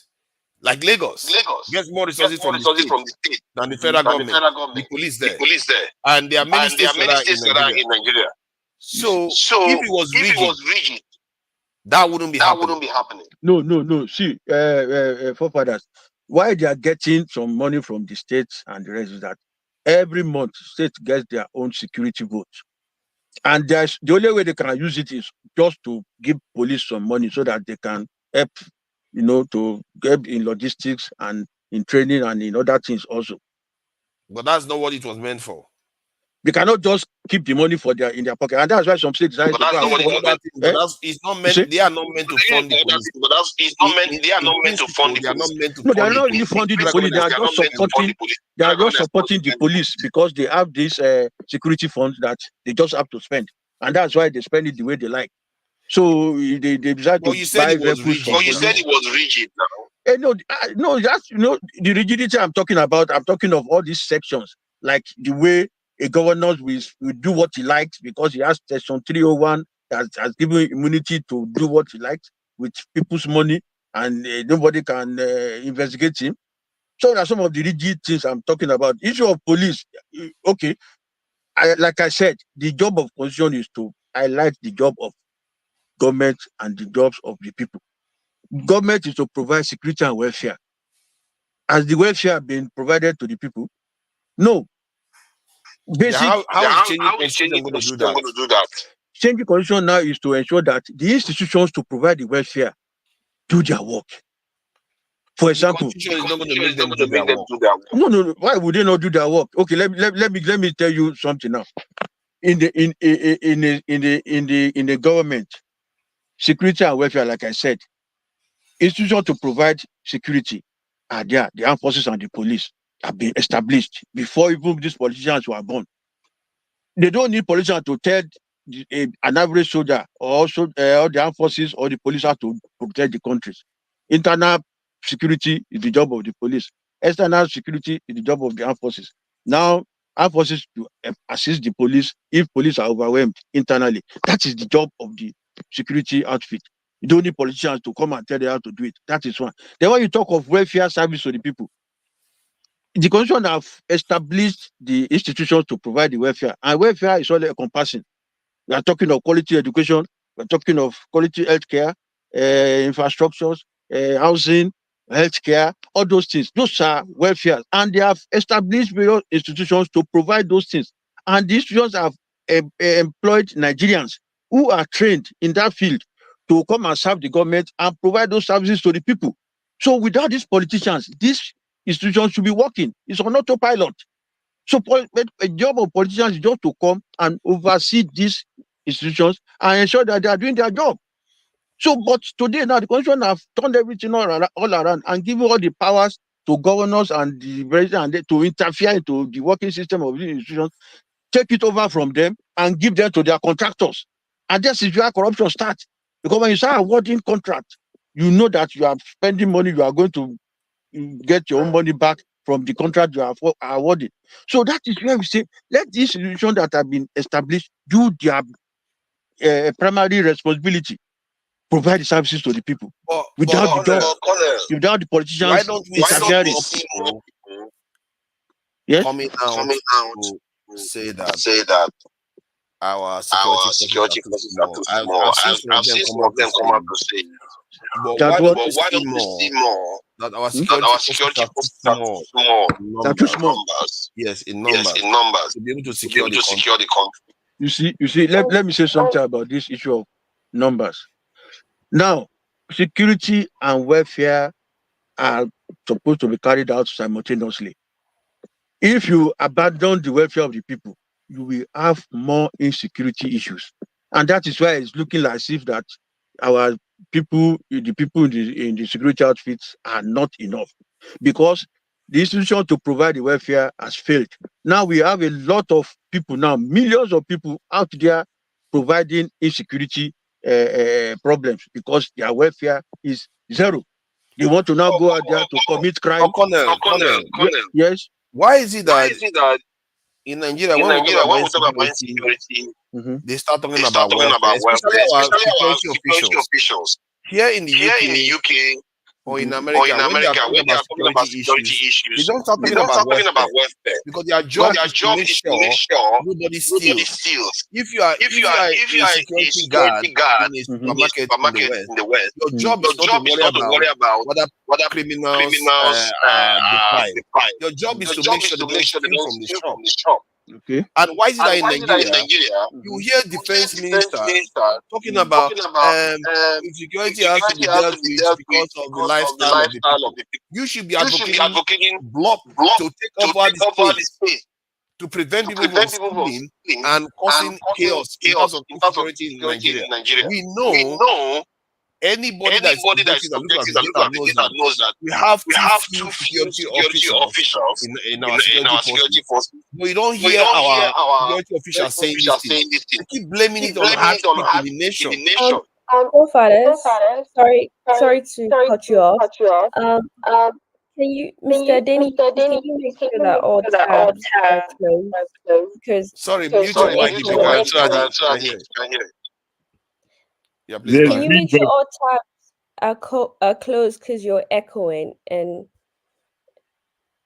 Yeah, I think it was Adeni. So sorry. What I was saying was that why is it that our security forces, whenever they talk about insecurity in Nigeria, it's almost as if they've been taught to think about it from the point of view of the poverty in the country. That's the reason why there is insecurity. It's not only poverty. If it was only poverty, the West would not have CCTV everywhere in their countries. They will not have police officers every corner in their countries waiting to intervene with anything that happens. They won't do that. They have a lot of wealth there. Why is it that our own security officials say these things constantly? You see, forefather, welfare is number one. Let us not deceive ourselves. You people in Europe today and UK, if somebody is out of job, government will find a way to put him on government support. That one alone, at least you wake up in the morning, you are still sure of what you are eating. It's only at the end of the day, people who are really criminally minded that will be out there to commit crime. But the number will be minimal. In Nigeria today, an average person has lost hope. The frustration now will just push people out to just commit crime. And you should not. We should agree to this because it is right. When you know that there is no hope, you just go out there to commit crime. That's why the crime is just everywhere today in Nigeria, because the welfare aspect is dead. And it is very important.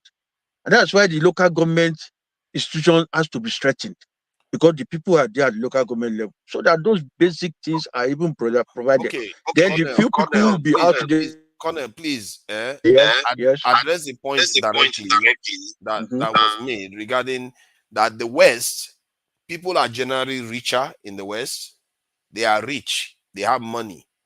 Why is it that they have more security than we do? Why is it they have more? But I don't think they really have more. It's just that they say out of every 12, there'll be one Judas. The people who are committing crime in US, for example, when you get the percentage, go and come and compare it to what we have in Nigeria. And the problem they have in US is just that the gun law there, that they make the gun, like free for everybody. And when they take their drugs, they go out there and commit some crimes. So, okay, take example, those in the Scandinavian countries or those in Europe. The crime rate there is low. If you want to look at it critically, it's low, because at least they don't have access to weapons, they don't have access to guns, and then the few people that will commit crime will just look at it that, well, it doesn't even have anything to fight with. Let him just sit down and manage the little government is giving him. But in US today, that they have gone everywhere, and that is why you have crime everywhere. You come to Nigeria today, virtually 95% and above are not having means of survival, and they are just out there to get something to eat and to survive.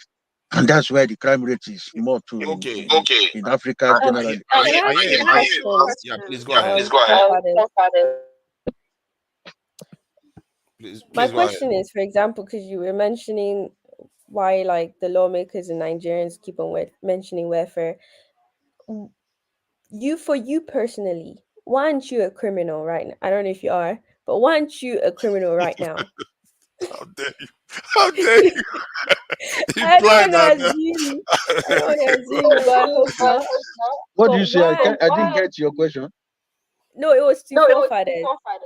Why is it that he's not a criminal in the UK right now? Why aren't you a criminal? I think you can argue that circumstances are different from different people. So maybe mine nudged me in the direction where there are times I could have ended up in any direction, really. People always have these points when, people helped me get to where I got to. I didn't get here all on my own. So I have to say that, because I don't know how many people have that kind of experience where others will nudge you in the right direction when you had the opportunity to go things to go very wrong. So from that, I would thank those people that have helped me, even if some of them are not exactly law abiding themselves. So it tells you that human beings have good sides and they have their flip sides in some ways. But still, the argument remains, in countries where they are already rich, even the Scandinavian countries you mentioned, they are more militarized or securitized than Nigeria. Why? Countries that we like to give as examples. Isn't that a little bit strange? That we give examples, but we don't really know these countries we are giving examples about. If I pull their data, No, Father, I don't agree with you, because okay, I'll pull their data. From what I could read here in Nigeria, most of their prisons in these Scandinavian countries are empty, to the extent that even I think it's UK or US that is trying to take some prisoners to fill their prisons in some of these Scandinavian countries. You see, they have taken care of the welfare of the people to the extent that only very few will go out there to commit crime, and it is better for them. So that money you are committing to improve security and everything, as a security outfit, use it to take care of the welfare of the people, and then you will achieve some successes. That's the way I look at it critically, because I traveled to Japan on study tour. From this program we used to do in Nigeria, we go to a developed nation and go to a developing nation. You go to Japan, you will see people just go about their normal business. If you don't have means of survival, the government is out there to support you. So you see a phone falling on the ground, you won't even pick it. You will look for the owner to give him the owner. You see laptop put on. You see, so because they have been taken care of, they don't need to go and steal people's property again. But you still have some thief there also that will still go, because like I said, out of every 12 that we won't do that, somebody will just have devil, controlling him, and you still go and commit crime. But it will be very minimal. So if you are watering down the welfare aspect in Nigeria, you are not helping the situation. Okay, So we let me need give to you an hold example. government institution responsible for Let them me to. give you an example of Denmark, one of the example countries you gave. Okay. Denmark, their citizen to military ratio. That's for one soldier, you have 64 civilians. Nigeria, you have one soldier to over 1,000. So you can't, this is the thing I'm talking about. We use a country that is more securitized, militarized, as an example, without necessarily knowing that they are like that. We make it look like they are civil countries. They are just, they are safe for no reason. They are safe because they are secure. Somebody kept them secure. Why is it that our security forces, people that have been trained, they are trained to think this way? Is it because the training that they give our security forces is meant to make them think this way? That is the people that is at fault? Is the poverty that we are in that is at fault?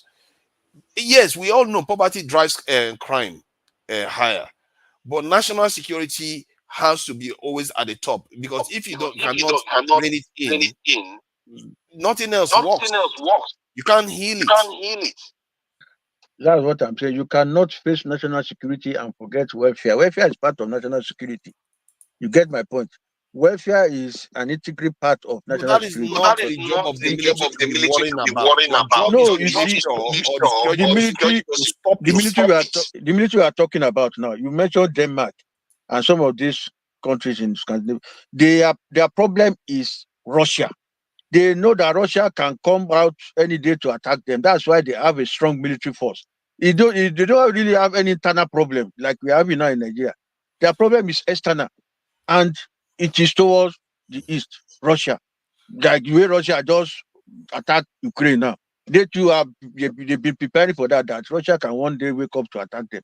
So that's why they are now joining NATO and all those things. So we can't just compare. It is not comparable because they are in a different world. I didn't want to go in that direction. You have to go because that's why they have a strong Okay. military. Let That's why me they go have in that strong military. direction. It's not because of What internal makes issue. you think? Let me ask the question then. Yeah. How is it you don't think we are in that situation too? Don't you see? Or let me put it this way. Let me ask a question instead of making it look like I'm challenging you. What do you consider a threat to Nigeria? What would you consider a threat to Nigeria? That's a fundamental question. It's a fundamental question. Like, what? Let's put it this way: external enemy. What do you? Which country would you consider an external danger to Nigeria? I think you are muted.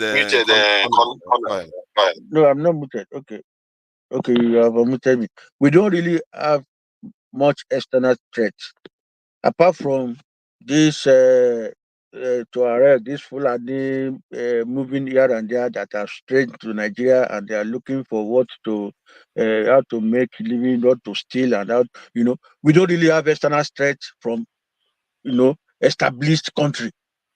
You get my point? Is it Cameroon that is threatening us, or Niger, or Benin Republic? But from those nomads that are moving here and there, these Fulani herdsmen entering the country because of porous borders and everything, that's where our threat is. And because of the fact that internally we are not really, secured, we don't have people who are really patriotic, committed to Nigeria. They have not got anything from Nigeria per se. I say, okay, Nigeria is providing for them. Education is not free. Healthcare is not free. They just wake up, they are on the street. Look at the Almajiri people walking on the street, begging for arms. These are the people that can easily be used by these Fulani men that are sent to the country and recruit them, and then the crime continue. So, and all over the country, it's like that. It's poverty. I've served, I served in all the part of the country. And when we are doing military exercise and we are in the bush, when we have a break like this, maybe to have lunch or all these things, when we are in the bush, you will see villagers from the communities inside the bush coming to come and be looking at us when we are eating. They are waiting for this the crumbs that will fall from our food, and they are rushing it to pick, to tell you the level of poverty in the country. And people like us are not happy with it. Because, and that place belongs to a local government, and local government institutions are supposed to function there. Minister of Agri, Minister of Healthcare, Minister of Education, they're supposed to cater for people in the rural community. But they are all dead. That's what I'm saying. Institutions in the country are dead. But Colonel, let me explain something about the first in question. UK, for example, before you explain, in UK today, is it the prime minister that is providing those basic needs that people are using? It's not the local government, council houses, council this hospital and all these things that are providing. But in Nigeria today, local government are dead. That's why we need a constitution that will strengthen our local government across board. Like what is happening in the East now, that they don't get anything from Nigeria. If local governments are allowed to control substantial amount of their resources, and then let the federal government just oversee them, monitor them, that the money they are getting from the resources in their area are used judiciously to cater for the welfare of the people, the insecurity will reduce by 95%. I am telling you this. I'm a soldier man. But we are not. You mean state government are not paying people salaries? Okay. State government are too far from people. I'm not reckoning with state. I want local government in all the communities to be working. If local government A is working today in Nigeria, local government B is working, local government C is working, the whole country will work. But the state, you see, they put an emperor as governors in the state. He's sitting with the money, he's collecting all the taxes of the people, he's doing what he likes with it. He has his contractor that will wake up one day, okay, you go and do this road. Okay, no, this is a road to people that not vote for me. Don't do their road. Do the road to people that voted for me. That is what is killing Nigeria. The politicians are just after their own interest. Let me add. So there's no continuity in government institutions, in government work. It's not working. It can't let work me that add way. so that we'll bring others into the conversation. Okay. Like on the question of what country is considered a threat, any nation that is technologically, militarily stronger than you is a potential threat. That's where you start from. Every single one of them, they're a threat to your nation. And from the point of view of, at least that's my way of looking at it, I'm sure that's the way all these Western people look at it too. That's why they're against China right now. China has not bombed them. China has not done anything to them. That's why they're against it, because they feel China is becoming technologically more advanced and militarily stronger. It's a threat to them, and they are reacting to it. But we sit here, it's like having an Olympics game where you have to go to Olympics and you don't think you are going to compete with other people in that Olympics, because you think the competition is only between yourself and your immediate neighbors that you are better than. Just like Nigeria is better than many West African countries and maybe Cameroon and others in many things, that is not our real competition. Our real competition is out there in the world, like it was before. When the British showed up in Africa, did they take permission? Because the world has been there waiting for them to show up here, and we just didn't realize it then. Now we do. Then why are we pretending as if they don't exist anymore? They are there. The Russians are there. The Chinese are there. They are not mirages. They are a threat. Every single one of them. Anybody that is stronger, militarily stronger than you, economically stronger than you, technologically more advanced than you, they are a threat. History has proven that is true. They colonized us. They enslaved a lot of our people. They didn't have to be next door to us for us to see that happen. You see what I mean? I'm not disputing that. But why are we going to just perceive that another country is a threat to us when we don't have any issue with them? If we are taking, it is true. But if we are just about taking care of our internal affairs and we allow other countries to do what they want to do, will anybody just come and attack us just like that? where we don't have any bilateral. They don't want you to progress to a certain level where they cannot control you. See, this excuse that another country don't want us to progress is just because these leaders want to steal money. They will go and collect loan. Let me tell you this. They will go and collect loan from IMF and the rest. And the next thing, they will come bring the money to their country and whack the money, divert the money for their personal interest. They will not take care of the project that they collected the loan for. And then at the end of the day, to pay back the money, it will become an issue. And then when the IMF now say, okay, before you can get another loan, this is what I want you should do, we will start blaming the IMF for it. But we went there to collect loan for a purpose, and we failed to use it. Look at our steel industry, for example. The Nigerian officials will be the one conniving with foreign companies to divert money meant for this project for their own personal gains. And then when the thing don't work now, the foreign country now will say, okay, what do you want them to do now? Then we will all say, it's now a debt on Nigeria. Let's find a way to pay it. Look at the refineries. How do we allow 4 refineries to collapse under our nose for more than 30 years? We couldn't fix it. You see, what are that one got to do with foreigners?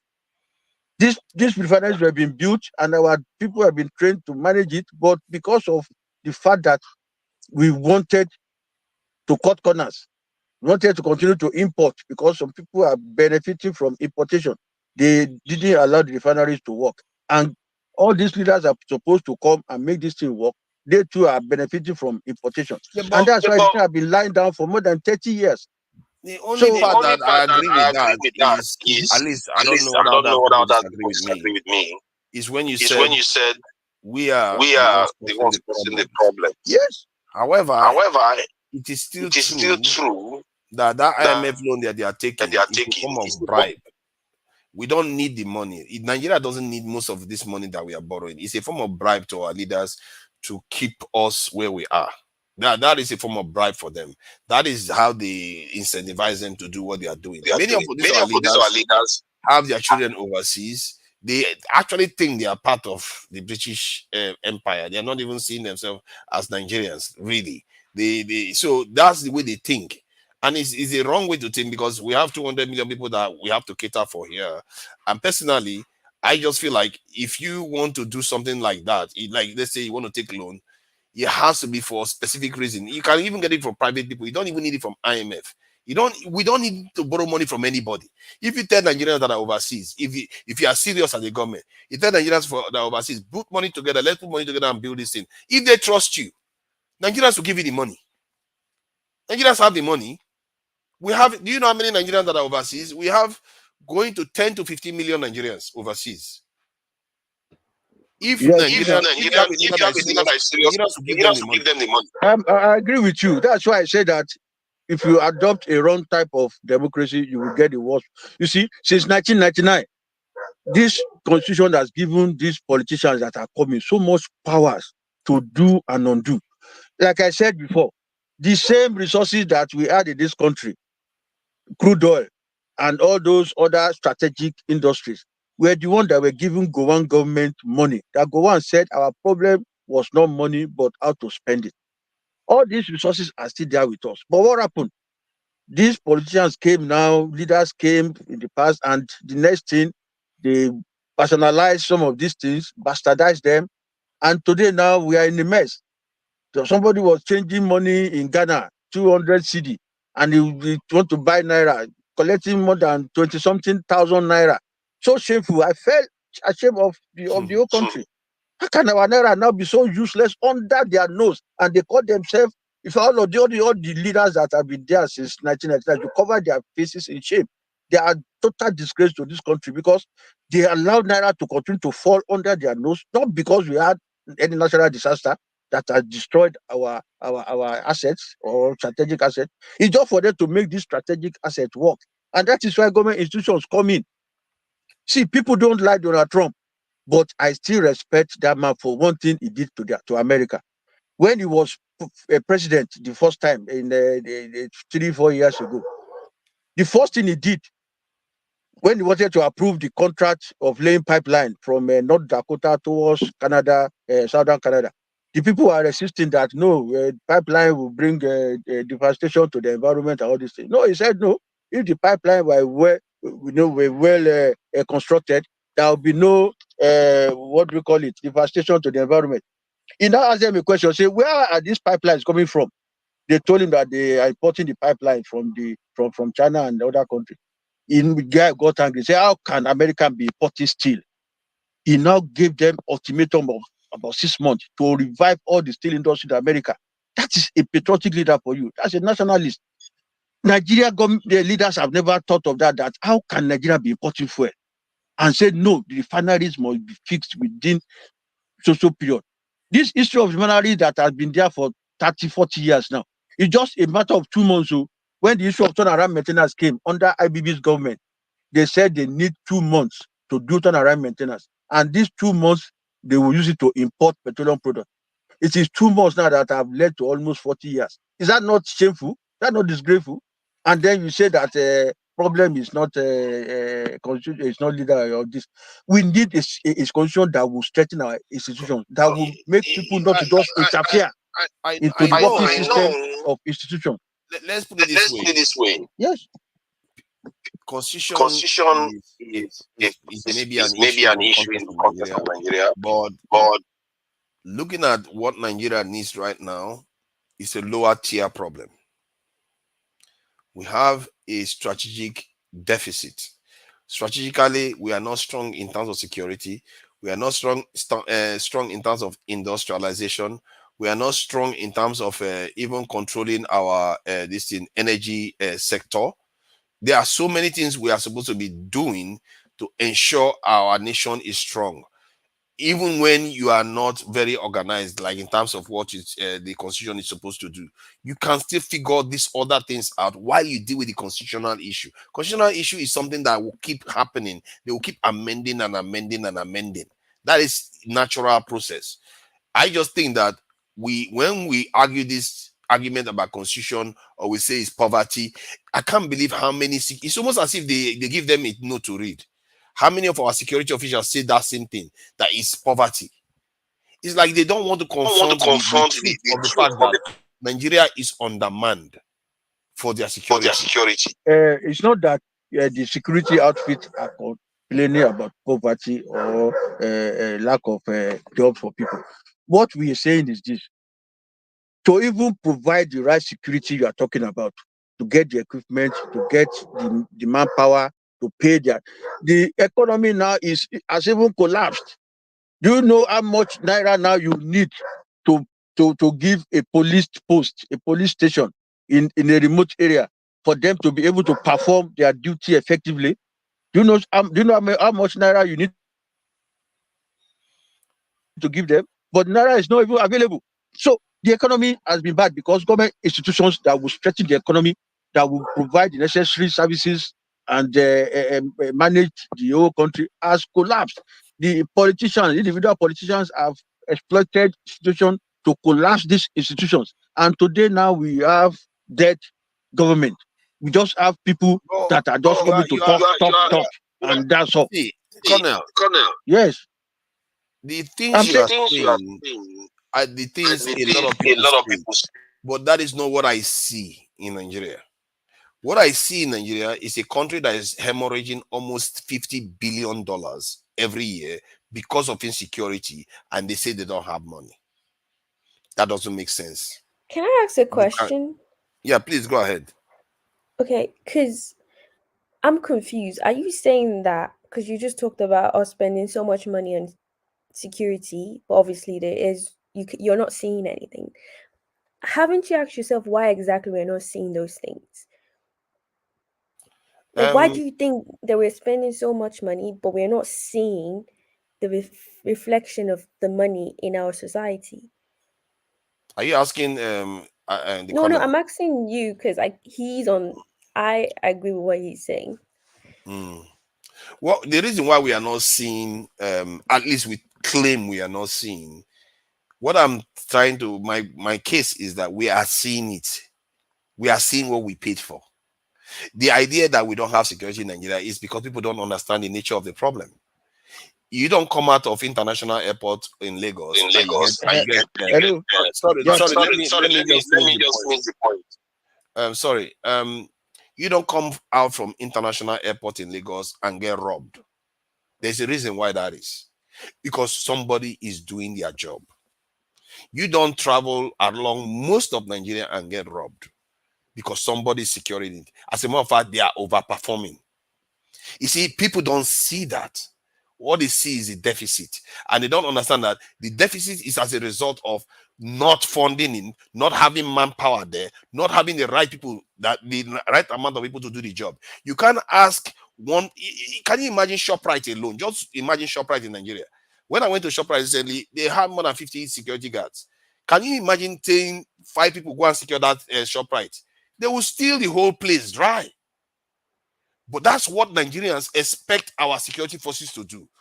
When in Western countries, when you call, you make a phone call. Somebody is about to attack me and all the rest. 15 minutes, they will show up. Where do you think they are coming from? From heaven or from some teleporting device? Because they are around. They are everywhere. They are everywhere. But in Nigeria, we pretend as if, we can have less, so that police will travel 2 kilometers, travel for 1 hour to travel to a location to confront a police, criminals, and you expect to be secure. Sometimes these criminals will operate for 4 hours, nobody will be there because the police officer, Okay, even now the roads are bad. Now, quick question. Why is it that we're spending less? Who is spending less? We are spending less because somewhere along the line, our leaders have a kind of, how do I put it, outsourced our survival to other people. What we have as a security force is not a security force. They are not strong enough to defend a nation like Nigeria, especially a strategic nation like Nigeria. They are not strong enough. So are you saying that you see, are you saying that the problem is this? Because we have the money, but they're just spending less. Who is spending less? The government. So you're technically saying the problem of Nigeria is bad leadership. The government are the problem. It's all true. You see, that's the thing. The government are the problem, and the people are the problem too. The people don't even know any different. You see, Sorry, continue. Bumi. You see, we are blaming the leadership now, and what I'm been saying, we are back to it again. The institutions that should be out to provide those services, the leaders, the politicians now have interfered. They've usurped some of their work. Now, look at what happened under Jonathan when they were preparing for election, and $2.1 billion that was supposed to be used to procure weapons for the military were now used to conduct election. We used to bribe people to do prayers, to buy a lot of things. And at the end of the day, the military didn't get the money. The politicians share the money among themselves for election. So that's what I'm talking about, constitution. But if you have a constitution that say, okay, you will not spend money to do election, would politicians go and carry 2-point-something billion meant to procure weapons for the military and use it to do election?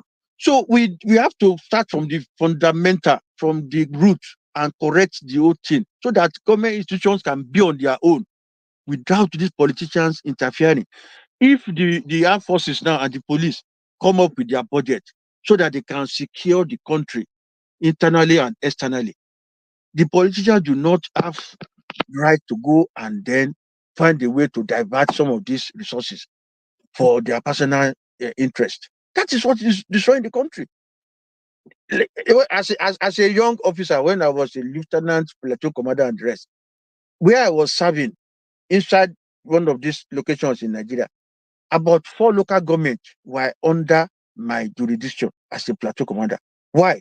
So that if any crisis happened within that area and the police at that point were overwhelmed, I am to move immediately to that place with my soldiers.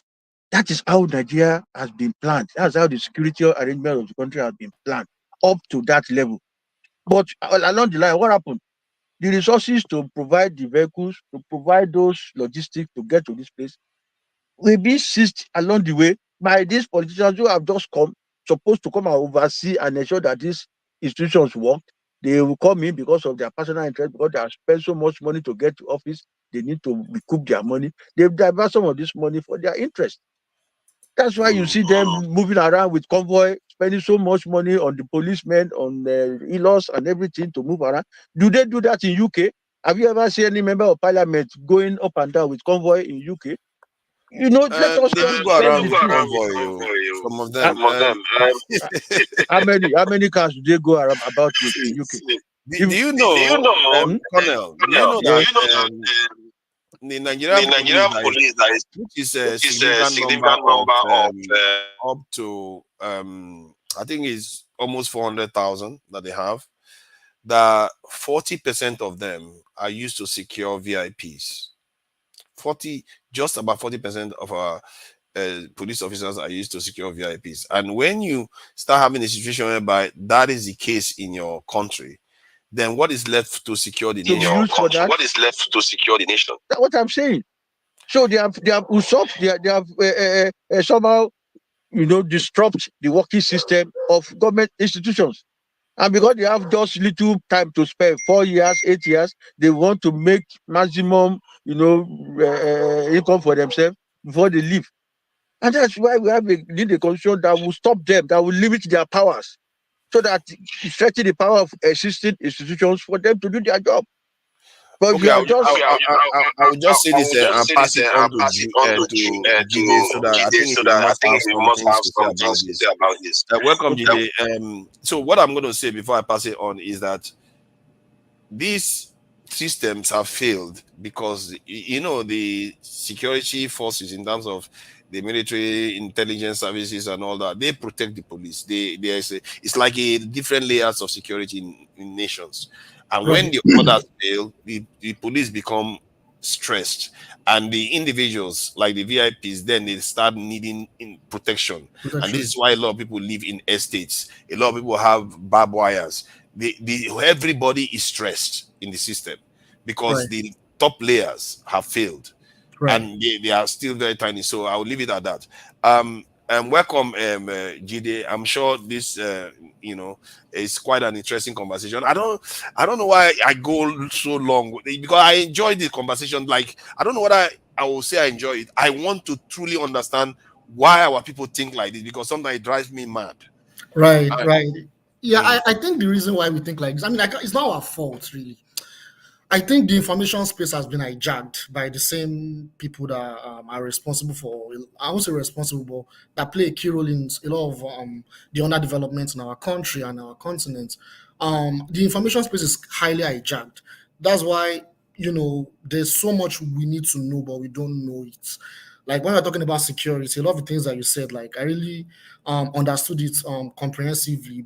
But the major issue is when we interpret security in Nigeria, most of the time we talk about it in the context of just domestic affairs. We don't look at security from a perspective of sovereignty. We don't even know what they call sovereignty. A lot of us don't know what they call sovereignty when a country is sovereign, like military sovereignty, economic sovereignty. Like these are things we don't know. So when you asked my brother here about, if we have external threats, he could not realize it, probably because he's not probably conscious of that idea of sovereignty, that a country has to be sovereign. And for a country to be sovereign, it has to protect itself from external threats. Security is not just about the criminal activities within the country. That plays a role in security, but also you also need to protect yourself from external threats, particularly countries that, like you mentioned, technologically, militarily, economically superior. Is very important because for a country like Nigeria, for centuries, not just Nigeria, for the whole of Africa, for most parts of Africa, we've not had our sovereignty for centuries, for over 500 years. A lot of us don't even realize that, because that's the first problem. We still don't realize. We think from 1960 we've gotten our independence and all our problems. We are the ones that just failed ourselves. Yes, our so-called leaders. I don't call them leaders. They're actually rulers. I don't call them leaders. Those are not leaders. They are actually like they're not serving our interests. It's very obvious. They're serving the interest of those that we are probably not even aware of. Because, like I said, we've lost the historical context of why we are where we are today. So, like, to put this clearer, like, if you look at, I think it was one of us that was talking about IMF and World Bank. IMF and World Bank, they are institutions, they are international institutions that are controlled by imperial countries. These institutions are there to provide conditions on how countries should run their affairs, particularly third world countries. Because we've forgotten that we are a third world country. We are different from first world and second world countries. The first world countries are mostly imperial countries, not all, but most of them are imperial countries. The second world countries are the countries that are resisting the first world countries, that have gained their sovereignty, they are trying to develop, they are moving forward, they have their sovereignty. We are third world countries because we are countries that they see that they are providing those templates on how we should run our affairs. So most third world countries don't even have that sovereignty. They are mostly countries that were colonized. We're colonized and we are still being colonized. So those IMF and World Bank, they provide such funds not to develop our people. Like, that is just how it is. It is not, those money is not there to develop our people. In the 1980s, that was when they started providing all these loans intensively to a lot of third world countries, including Nigeria. And part of the conditions for that, it's not even a condition. This was part of the structural adjustment program of the 1980s. The structural adjustment program of the 1980s, I think it was under Babangida that treaty was signed. And what that program created was to ensure that whatever revenue we are getting from oil, from our resources, or whatever loans we are getting, should not be invested in our development. And that program is still in place. It is not going. In fact, it's under what program is that? President. Yes, in fact, it's under our current president that policy is now even aggressively implemented more. That's number one. Number two, part of that program was to devalue our currency. Before the 1980s, our currency actually had a higher value than the dollar. A lot of us, people that probably lived during that time probably know better. Like, our currency was actually higher than the dollar. But what part of what that program created was, you can't provide social security to the people. You can't provide social infrastructure to the people. You have to limit it. Everything should be privatized. Everything should be determined by private institutions, and most especially multinational corporations coming to run those institutions. That's why we have a lot of issues. Like, a lot of the things I listed, like from Brother Denny, he's talking more about the symptoms. These are the symptoms. When we need to talk about Nigeria's problem, we need to look at the root cause. What is the root cause? And these are the root cause. These are symptoms. All this corruption, the dysfunction in our country, the mess, the degeneracy, everything, all these negative things that we are valid in talking about. These are the symptoms. The problem is we don't know the root cause. And if you look at the media space, which is the mainstream media in Nigeria, they've been hijacked. So they don't provide this root cause analysis. The experts, they've been trained by the same imperialists. So you don't hear some of this analysis about why we are underdeveloped. That's why things have been bad from the 1980s. Our naira have devalued consistently, and it's still going to devalue unless there is a complete radical change in our system. And I don't know if that will ever happen, but it's going to get worse than this. I hate to say it, and I'm not happy saying it, but it's going to get worse than this. Next week, our president is visiting Uncle Sam. We are in serious trouble, honestly. And these symptoms, they are valid. It's good to talk about these symptoms, but these symptoms are based on the root cause. And it's because we don't recognize an external threat. That is why our country is being destroyed. Because we have external threats, they are controlling and dominating us from colonialism up till now. Now it's not called new. You see, hello, Ade. Yeah, it's Jide. Sorry, Jide. Sorry to cut you because you mentioned symptoms and the root cause. What I've been saying has to do with the root cause.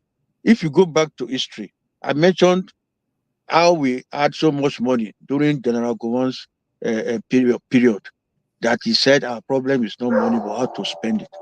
From that on, because as at that time, our naira was so strong that even IMF, when they were just creating IMF, came to Nigeria to borrow money because we are making so much money from crude oil and from other strategic industries. We are exporting cocoa, we are exporting groundnut. So we are so rich that IMF came and borrowed money. All these countries you see in the Middle East, that now that all this Dubai and the rest, they were nowhere to be found as at that time. But along the line, what happened? We should stop blaming the West for our woes. Our leaders, our fellow countrymen were our problem. When they overthrew Gowan and General Mutaratu came and he was killed, and General Obasanjo came, what happened? Instead of making proper use of this money we're making from crude oil, the next thing he did was to do Festac. He spent billions of dollars. That time, Naira. No, Naira was even stronger than dollar that time. Billions of Naira to do Festac, bringing in people from all over the world to come and do cultural dance in Nigeria. And I was young that time, but later now I started realizing that was that our immediate need? Was that our need? Where we supposed to be, consolidating on our development? But it was wasting money to do Festac. They did election in 1979. They wasted billions to do election and all those stuff. So that was when our strategic industry started dying down. When we have our national air carrier, Nigerian Airways was dying because they were not focusing on that. They were busy diverting money for their personal interest. You remember Operation Feed the Nation when he started it. Instead of feeding, using government institution, Minister of Agri to sustain that operation, the next thing we got was Obasanjo Farm. That was where they started stealing money to do personal businesses for themselves. And at the end of the day, Naira started falling. IDB came. This issue started. Now the IMF said, okay, we are wasting money on so many things. They brought issue of structural adjustment program. There was nothing wrong with that. It's just a way of disciplining our leader to spend money in the right way. But all the gains we made from SAP, structural adjustment program, what did they do with it? IBB was using it to settle some passive oppositions. Because he had a lot of opposition at that time. People wanted him to hand over to democracy and everything. He was using the money to close their mouth. And the next thing, he started operation in what do you have it? Liberia, ECOMOG, where we wasted about $15 billion to execute one useless military operation that has nothing to do with us. If Liberia had issues, had problems, internal crisis, it's the job of United Nations to interfere. If United Nations wanted us to contribute troops to go and make peace in Liberia, everything will be under United Nations expenses, not Nigeria. Nigeria don't need to spend kobo because all the equipment that we use will come under United Nations. But because he had so much money, Gulf War started. Nigeria were making billions of dollars from Gulf War. The next thing of 1990 Gulf War. The next thing now, it diverted money made from SAP, money made from Gulf War to come and start operation in Liberia in the name of ECOMOG. Those are some of the things those are some of the things that were killing our economy from that time. They were not. Yes. Yeah, you made some very good points, but it's still, that's the thing. We are still taking things out of context. These points are good, but we're still not understanding the problem. We think because in 1960, Nigeria was a wonderful country, like our economy was doing very, very well. In fact, our economy, like I said, we had even a higher GDP than even Iran. Now Iran is even now a powerful country. It's not a superpower now, but that's by the way. Like in the 1970s, Nigeria was, when you talk about our GDP, it was very high. Like Nigeria's economy was booming. To even add to the points you made, you are very right. So we need to put things into context because Nigeria is not an isolation of what was going on around the world at that time. So when Nigeria got its so-called independence, because it was not even independence, but when we got our so-called independence in 1960, around that time was the peak of the Cold War between the Soviet Union and the US. These are two superpowers at that time. And during that time, it was very important that the colonies that were so-called independent, they needed their sphere of interest to the US and the so-called colonialists to be retained. So they made a compromise. It was part of the Keynesian economic model, which was these countries can have a little bit of sovereignty. They can use their currency, they can use it to invest in their people, whatever they have. But at the same time, our interest is not going to be affected. That was why that's why the political upheaval in Nigeria up until the 1980s, the military coups and everything, it did not have so much devastating effects because why didn't it have? We had our industry, we had our refinery. That was because the neoliberal era had not yet begun. The neoliberal era was in the 1980s. They allowed us to have our sovereignty to some extent. Why? Because they saw that if things were very difficult, there could be a radical revolution and we could go to the Soviets. And they cannot afford a lot of their colonies to go to the Soviets. And to put this more into context, that was a period in which a lot of Western European countries were weak, industrially and economically. So US had to make a compromise to ensure that a lot of countries that within their sphere of interest could resuscitate themselves economically. Part of that plan was the Marshall Plan in Western Europe, in Japan, in what are they calling it? In South Korea, and even those so-called colonies like Nigeria and other countries that were not trying to follow the influence of the Soviet Union. They made them to have a little bit of sovereignty, to invest in their people, to, to have their own, like we had our refinery, a Jakarta steel mill. I think they were even considering it to even be vitalized.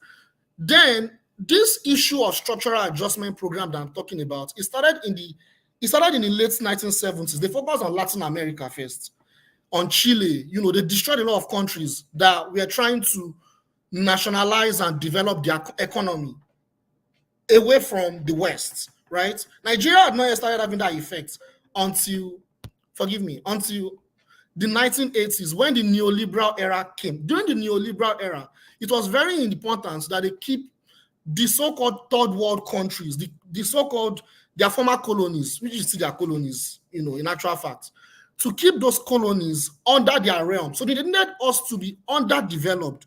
So it was a new era. It was a neoliberal era. It was in the 1980s. And they needed that those funds they are providing will ensure that whatever revenue we are having, this is not being used to invest in the people. And to also add more to what you said about Obasanjo, Gowon, that was during that era, during that time, there was a lot of mismanagement. That's mismanagement. That's a different thing. It plays a role in our mess. That's mismanagement. They could have done better to make things better. Like they could have done better to improve our country. However, they chose not to. So who stopped them? So don't blame the West if they failed to do the right thing at that time. That's what I'm saying. We are putting our say, okay, liberal period now, when we have enlightened people now coming up, and the next thing they are now saying that government does not have business doing business. Let's privatize it. That's how they started killing Nigeria Airways. They killed the shipping line. Now the what do you call it? Our refineries now, they are planning how to sell it. Electricity, privatize it. So instead of this thing that government institutions supposed to, hold in high esteem and ensure that people are getting services, they brought this liberal idea up and started privatizing. Nobody forced it. It was personal aggrandizement, personal interest. That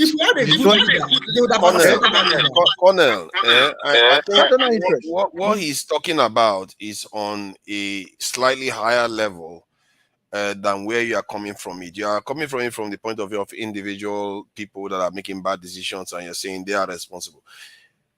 Things that happen on a higher level, on a macro level, is far more consequential. We may not like it. It tends to be more consequential to everything that flows beneath. It's like having an economy. You are doing your best for economy, but what if the president decides to tweak the foreign exchange rate? No matter how well you run your business, it could completely destroy it, because things that are on a macro level affect things that are below it. So hence why the structure, the geopolitical weather matters a lot. To ignore it is pretending as if you are. It's that same thing where the way you said that we didn't have enemies. You are ignoring the fact that there are a lot of powerful entities out there that have taken advantage of us before, that can come again, and maybe they are already here. You completely ignore them, that they are still part of the chessboard. So that's what GD is trying to let you understand. I got your point. What affected us. You see, I'm saying that we, our own, contributed to the disasters we are having in Nigeria today. We, not the West. Okay, I'll give you an example now. You mentioned South Korea. These were countries that were destroyed during the war. You mentioned the Marshall Plan. You mentioned Japan. They were under the influence of the West after the war. Yes. But when their own leaders now started developing their countries economically. The West gave them the necessary support. So why do you think that in our own case they didn't give us support? It's because we on our own decided to go the other way. And we failed. Instead of developing the institutions, we are developing individuals. I talk about Obasanjo Farm. Obasanjo Farm, he used government money to create that farm for himself. It's supposed to be a national farm that's supposed to be strategic for the survival of the country. But he has the farm all over the country. I'm talking about so many things that I'm aware. Let me question some of your listening, because if you look at many of these nations that have gone on to do great things, they even when they are trying to do the right thing by their people, they did some crazy stuff to force their people to do those things. But tell me one of our leader in Nigeria that has done anything remotely close to forcing Nigerians to be this terrible at choosing leaders or creating brilliant leaders to lead them. What has our leaders done to us? So it tells you that it's not only these individual leaders you are pointing at, it's our awareness that is missing. It's just that we lost General Mohammed Ali. He will have turned a lot of things around. He will have made sure that institutions were sustained. He wouldn't have allowed individuals. You say? Do you think we were the ones that just messed? You think our leaders that Mohammed? It was actually an external threat. That was how Murtala was assassinated. That's what I'm saying. You see, we should not put all our woes on the external issues. It's just that on our own, because of our personal interest, we failed to sustain national growth and national pride. See, when we got independence, they gave us all the free hand to operate. Don't let us fool ourselves. That was why they have the first TV station that time in the West. They have the Cocoa House. We have the first university. Even Emir of Saudi Arabia came to University of Ibadan Teaching Hospital, UCH, for treatment. So they the Western world, our colonial master gave us all the free hands to operate. But along the line, we allow personal interest to come in, and we were pursuing personal interest instead of national interest and the people's interest. So let us not continue to blame the West, because I look at the countries that have been when you call people masters, it tells you what I'm talking about. When I call people masters, man, what? Don't you see that? When you call people masters, another people like us, you call them masters. Does that not tell you something about when your child hears you calling Oyibo man master? Tomorrow, is he going to walk into the same room with that Oyibo man and think that they are equal? No, that's just semantic now. Colonial masters. See, it's just something that has been in the book like that. We got independence from them. Yes, since we got independence, we have been on our own. They only wanted us to succeed, but along the line, our fellow Nigerians, fellow Africans messed up the whole thing because of personal interest. You see, okay, look at Congo Brazzaville, for example, of the Congo Kinshasa under Mobutu. Mobutu built a house of that's worth more than $100 million. Was it the West that said he should do that? If he wanted to fix his country, he would have worked along with the West to fix his country. But it was personal. He was why would they do that? Don't you see, Colonel, if I was them, I would do exactly what they are doing to Africa. Why would I allow Africa to develop? Why? What have you got to offer me? Our people don't have anything to offer them. Our people didn't decide that they are going to go strategic and build their own nuclear technology, build their submarines themselves. They didn't fight back. Why should any man respect you if you cannot fight back? Why? I would do exactly what they are doing. What are they really doing that you say they are doing?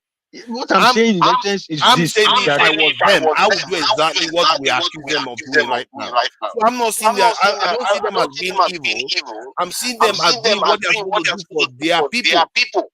Why should they allow you to develop?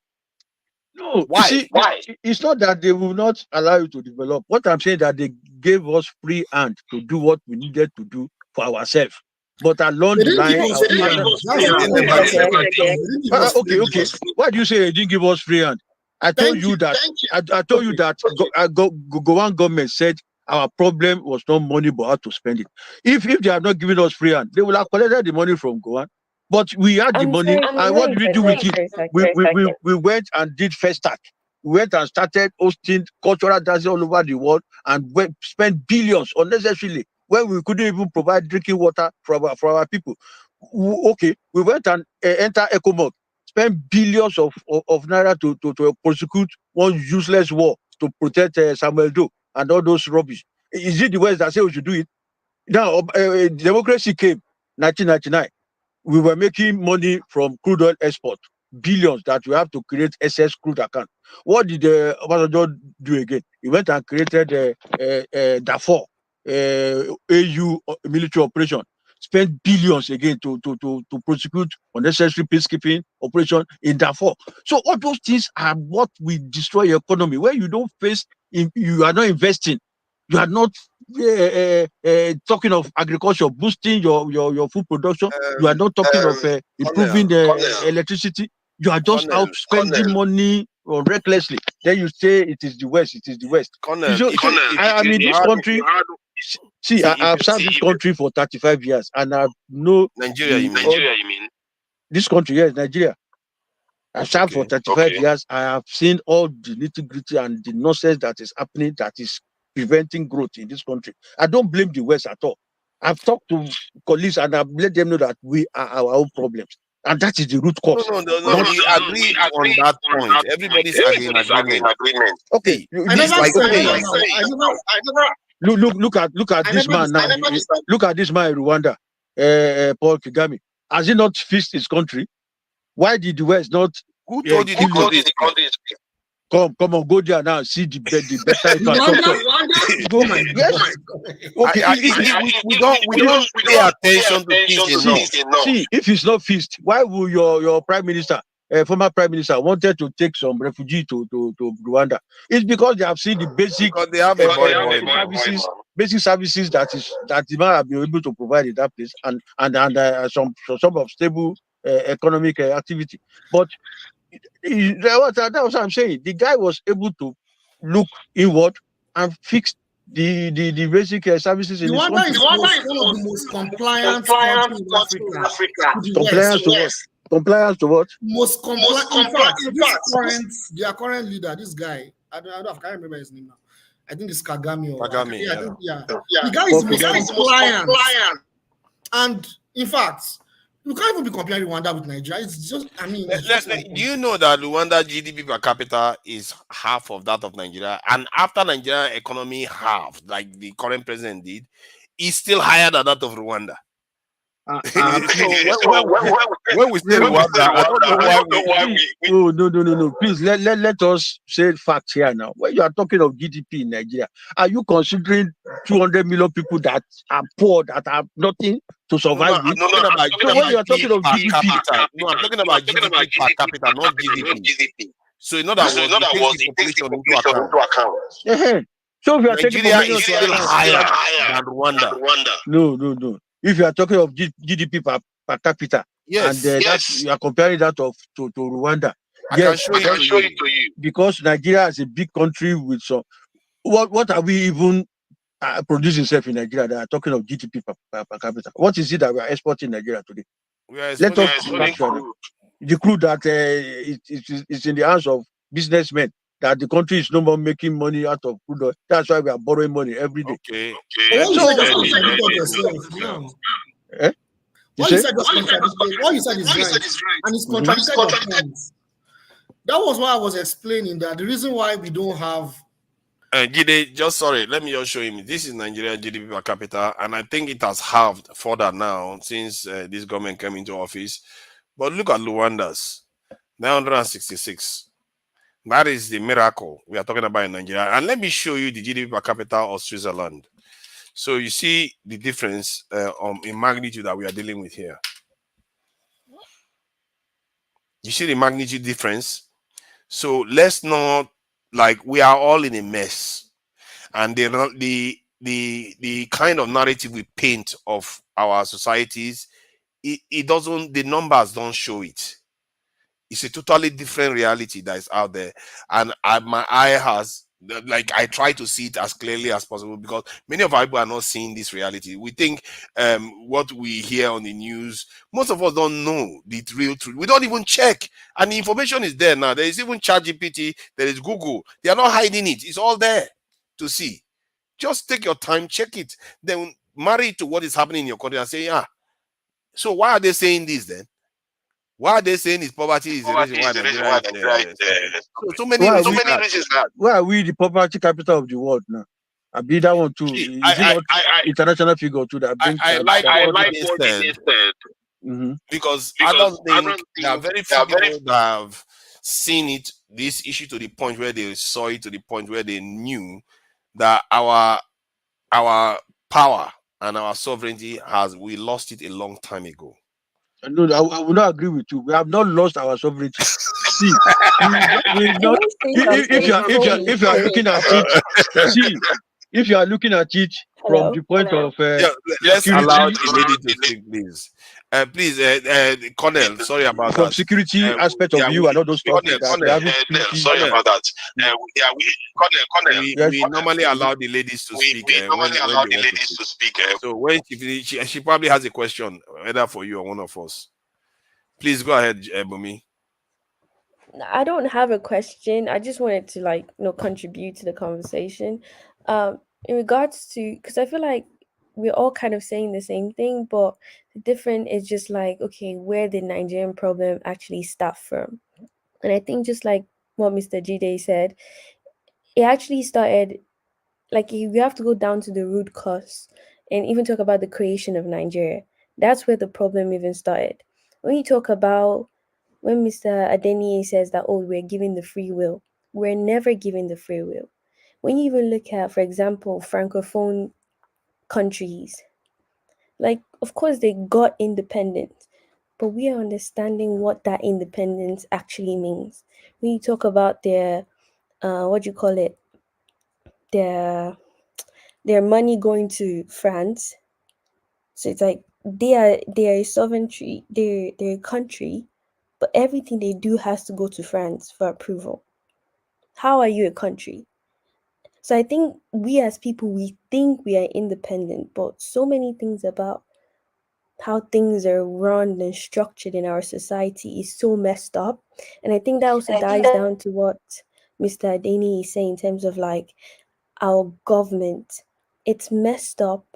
That's why we have bad leaders. And it connects. If we're created, we talk about our history in terms of slavery, colonization, and that. Why is it that they will do all those things to you and then just wake up one day and just walk away and say, you know what, we have repented. You go and have it. It doesn't make any sense. So freedom was never given to us. We still don't have that freedom. And that's why you can see that reflect in our leadership. We're not getting anything.